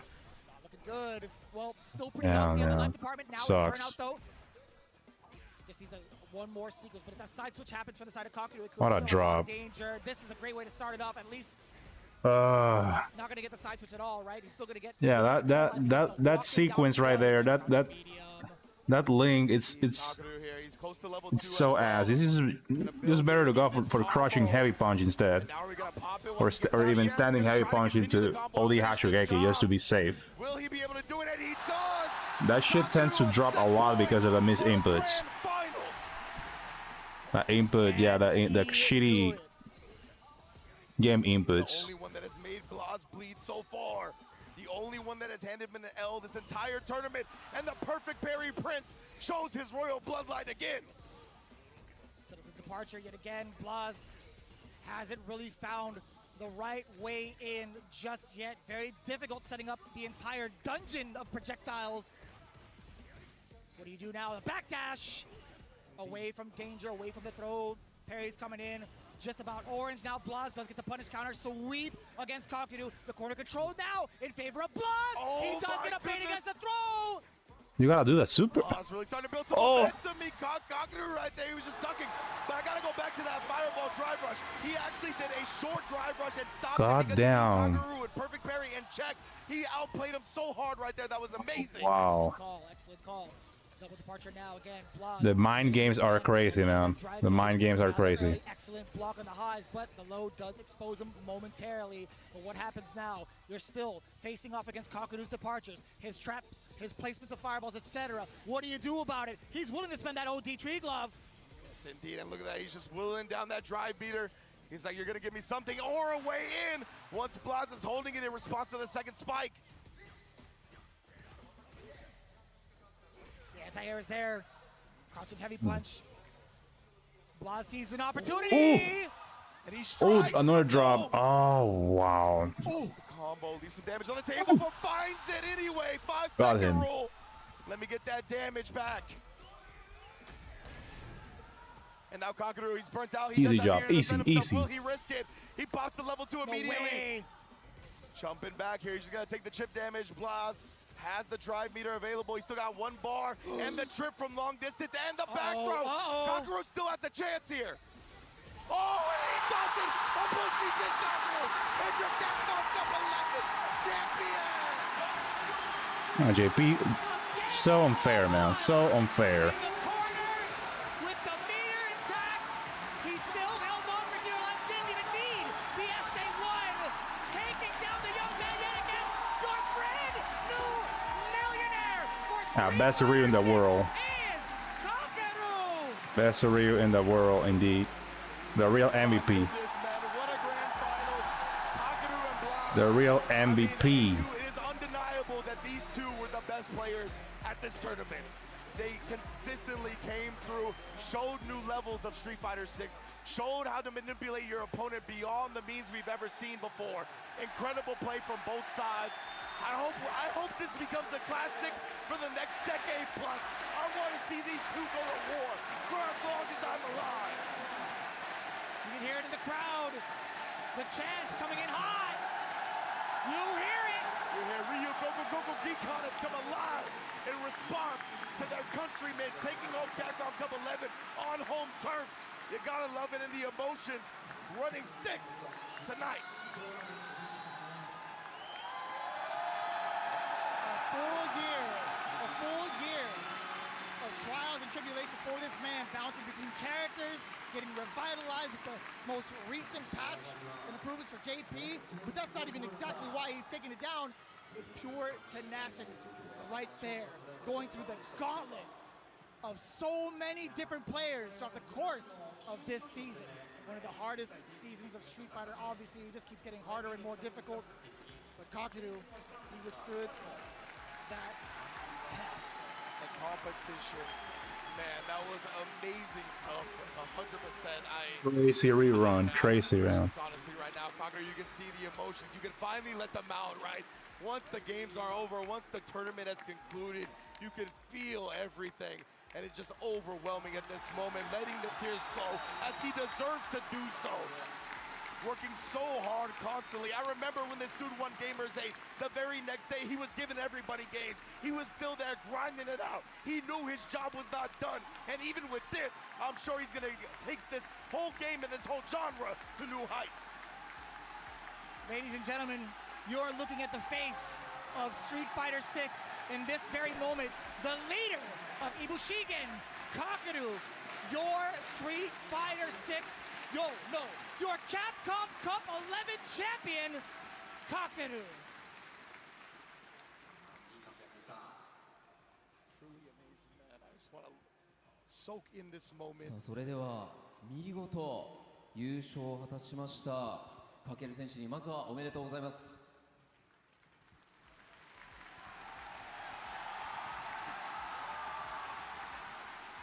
ありがとうございます。本当に万感の思いというのが伝わってきますが、今の率直な気持ち一言いただいてもいいですか。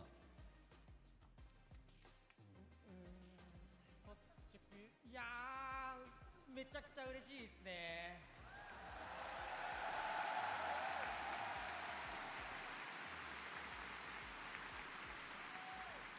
まあ本当にいろんな気持ちが込み上げてこうねコメントいただくのは難しい状況かとは思いますが、この優勝、誰にこの喜びをまず伝えたいですか。 Who would you like to explain your happiness to after winning? 妻ですね。 Super chats, yeah, definitely should work. He gives everything to his wife. He owes her everything, the win and more.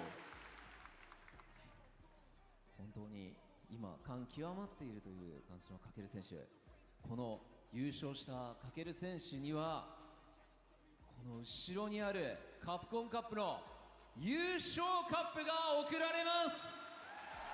This beautiful specimen of a trophy now belongs to Takeru. それではかける選手、このカプコンカップ優勝カップを掲げてください。 Time to raise the trophy. All the way through the day, went completely undefeated in the top 16, only losing a single game in the grand final. Absolutely phenomenal run from this gentleman. カプコンカップ11優勝はかける。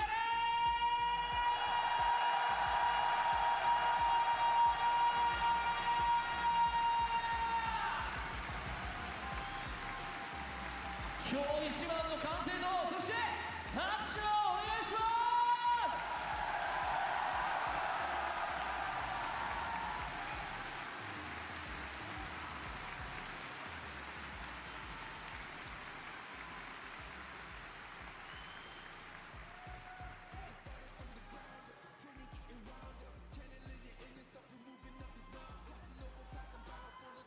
さあ撮影の方はよろしいでしょうか。こちら世界一に見事輝きましたかける選手には優勝賞金100万ドル、そして来年開催するカプコンカップ12の出場権が贈呈されます。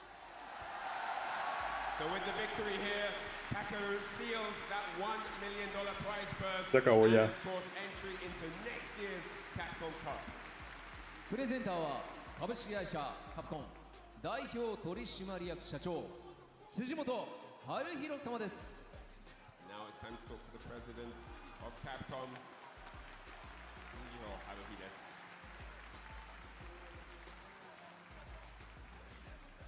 それでは辻本社長お願いいたします。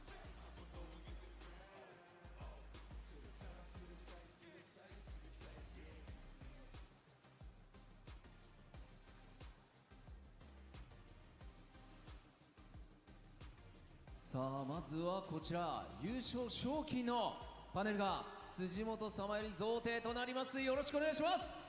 So Mr. Sujimoto will now present the trophy of victory to Kakeru. That amazing, beautiful check of $1 million.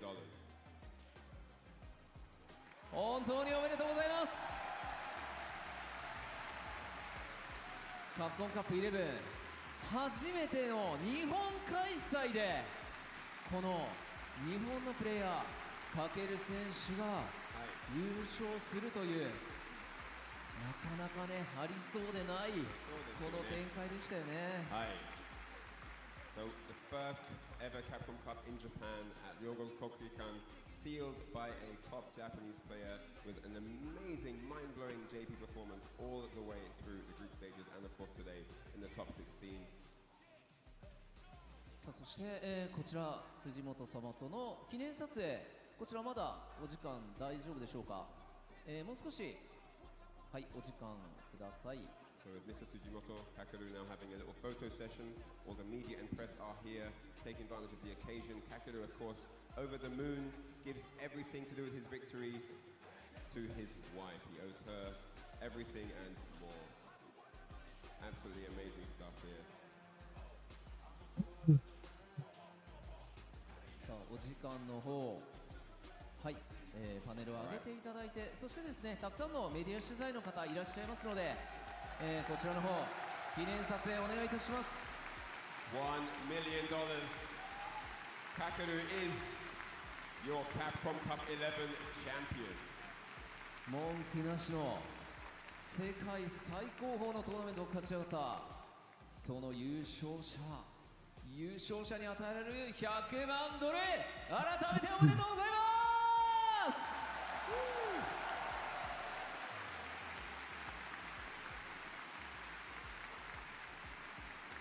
さあそしてこちら100万ドルのパネルは下げていただいて、改めて辻本様よりカプコンカップの優勝カップをかける選手の方にお渡しください。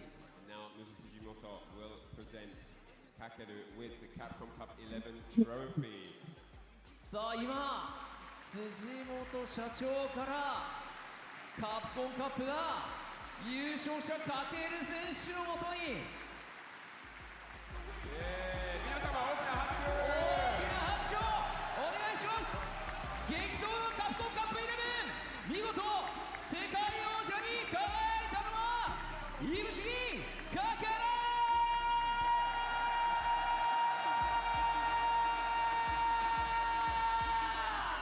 Absolute best Street Fighter 6 player on the planet right now. Kakeru proved his worth here today, and that is why he is raising that beautifully crafted trophy of the Capcom Cup 11 Tour, culminating here with a Kakeru victory.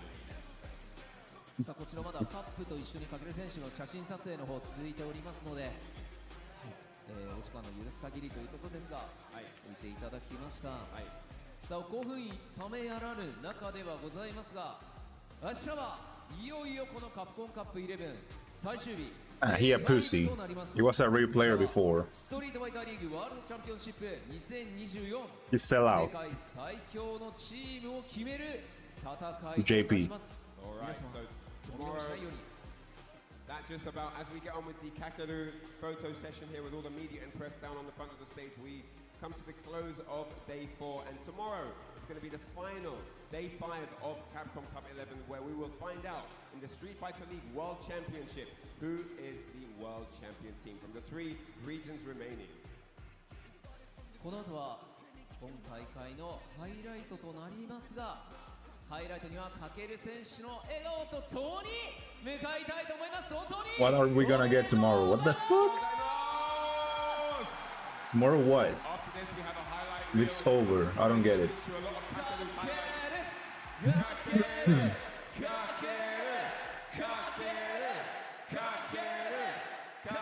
It's going. I don't even know what's happening.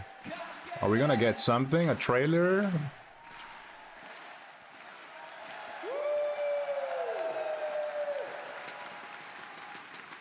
Oh. Oh yeah, right. On the same stage? 一言いただいてほしいということですが、喋れますか？はい、ではお願いします。そうですね、いろいろちょっと喋りたいことはあるんですけど、デイ1からデイ3、ちょっと自分の動きに納得いかなくて、ただ、ちょっと結果自体は結構うまくいって、本戦抜けれてっていうところで、ちょっと、昨日帰った後、ちょっとなんかその自分の動きがうまくいかなかったりとか、大会のプレッシャーだったりとか、そういうことでちょっと妻と喧嘩して、で結構荒れて今朝までちょっと続いてて、朝喧嘩して仲直りしてから来たんですけど、なんかそれでなんか動きが吹っ切れたなって自分の中で感じて、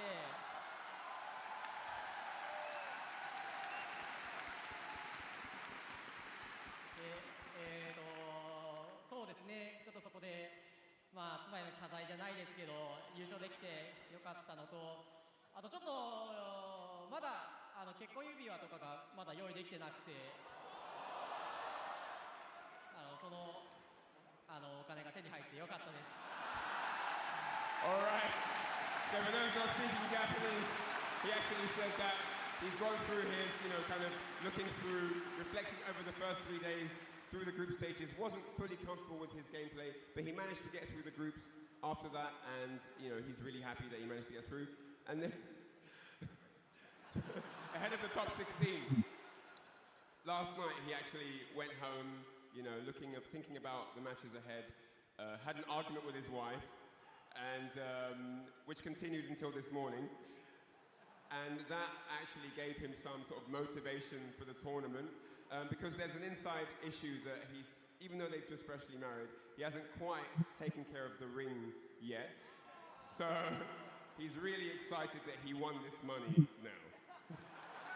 Yeah, hopefully they nerf the shit out of JP now. 日本開催でのカプコンカップ優勝できて本当に嬉しいです。応援ありがとうございました。I'm really happy that I won Capcom Cup 11. Thank you everyone for supporting me.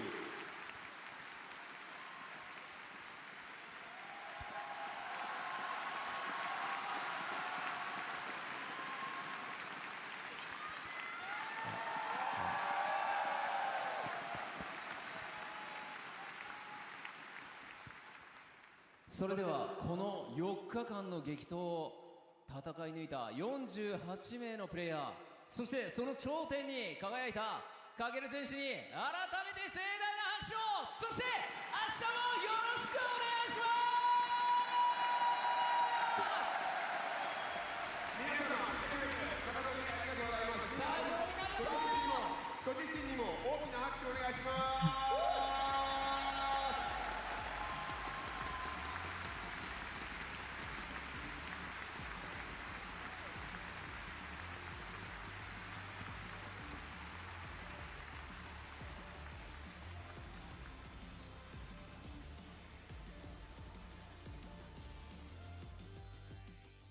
We're back. Nice throw onto the perfect parry attempt. One more time, had nothing. Be right back. Nice block off of the plus frames, and Noah sending it to a round 3 and get. And Trying to get that parry. We talked about it before. Oh, and then Noah. This time trying to pop off himself, but Takamura. He has to. It is the final round. He's got to protect himself. Oh, but instead, Lashar plays a nice giant lead here. Oh, the backdash after that. He charged the flicker to bait him into DI and then go. Let it check. Oh, reset into the DI, gets the wall splat. That is the Angry Bird special right there. Crouch medium kick into DI. Oh, and the OD amnesia finally comes out. Thwarted. The target coming is throws him out of the parry and then he gets a full combo off that. Oh, and then dodges the wake up ODDP. Stylish way to bait it out. Yes, sir, the one that counts. I love this patience, I love this respect. There's the anti-air, and that's gonna clip because that turns into a 2-frame SA3, and that is gonna knock Phenom out of the tournament here. Pretty close to getting burnt out as well. Extra damage on. Oh no, I lied. No anti-air. What in the world just happened? I got smoked too. Oh no, and that's gonna be it, ladies and gentlemen. Broski will be knocked out of the tournament, and rejects on Tokido will advance deeper into the bracket. Another Japanese player stays alive in this tournament. And with his pressure, oh, hang on a minute, he's gonna get his gauge back, fully recovered and open for business. Oh no, he isn't burned out, but he can hug the corner. Or so we thought. MenaRD letting the guns fly. Oh, the Sandblaster to follow up through. He tried to jump out. Wait a minute. He's got him. He's taking the turn. No, it was stand jab. Recovers just in time away from the level 3. Sien is going to be able to take it all the way through. Bang! Level 3. Sien on the board. And good jump. Oh no! He grabbed hot air. That's not looking too good, and he didn't get the conversion. Oh no, this is looking a bit scrambly, but Sien takes it there. Not gonna respond with anything wild, but instead gets a couple of fierces into it. Misses. Shuto now looking at max point. Oh, this is good. This is good. This is definitely good. We're gonna have to find out. Shuto's looking as well. Shuto is hoping that this takes the final hit. He's alive! You might as well do it, buddy. He's gonna get the throw here. Zhao Hai, can he steal this round? He tried to bait something. Oh no! And the drive impact takes it. He practically had no help, but Shuto took the gamble. Bow! Not enough. At the damage. Can he come back? He is sitting on critical art. The dash up! Demon! Oh, what the hell, And Elsa, please. Chasing him down. He has a hard pursuit, and it's rated R for a ridiculous amount of damage and a big gulp of sip of Calamity. Angry Bird 3-2 over Ino with a perfect KO. When he extended that with a saving kick, that could have been it. Maybe too far for the level 3, actually. He didn't want to cut to level 3. It might have dropped out. Wait. No, he didn't cancel. Ooh. Shiryu Reppa! He has Oni Fireball he can throw out right now. He can stand heavy kick just as you see right there. The bar's almost gone. It's an ODDP. It's my turn. And I'm Tokido moving on the bracket. 3-2 over Fudo. Keeping on the pressure. Nice whip punish. Just goes right over him. He's going to dump it into the level 3. Blaz is going to take the first game against Sien. Shin Shoryuken. Overhead. Again, straight into the level 3. A dumping of damage. It's enough. Plus 3-0 over Sien. This young gun. Holds parry, gets the drive impact. Does it again. Perfect parry. You better side switch here, brother. Yes, sir. Well, I guess that's it.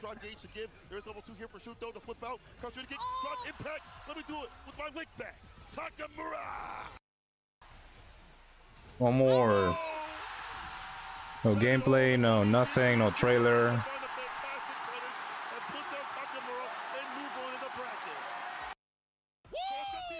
That was robotic. I ain't go front. That was robotic. Go for the drive rush. Hello. But it's still enough here. Kakudu first blood. Absolutely perfect. This is it. And it's burnout. It's over. It's over. It's over. It's over. It's over. He's going to go for the He's going to drive rush up. Got to take it down. 3-0. Kakudu. A heavy pick. Not working out. That puts no one loses. Kakudu further. Well, that's gonna be it Then Has to schedule a burnout with the best in the burnout business. for today. City, come here. Where you going? I'm not talking to you. So well, thank you guys for watching. Are you kidding me? He killed him. It was a pixel. It was a touch. A tap. See you guys later. There it is. We got a lot of meter, and there you go. Speaking of counter pokes, that is enough. LaShaw moving forward into the winners finals, getting closer and closer for the cup. I don't know if that's gonna fit in your bag. Take care and get good. The whip punish with the heavy OD Jinrai and the Shippu Jinrai. Angry Bird takes down Tokido 3-1. No, this is it. This is it. Plus 3-2 over Shuto. The Noryuken. No! The only DP instead. You can't leave for free. It is jail, no bail, and plus moves on over Noah. Possibly set up a safe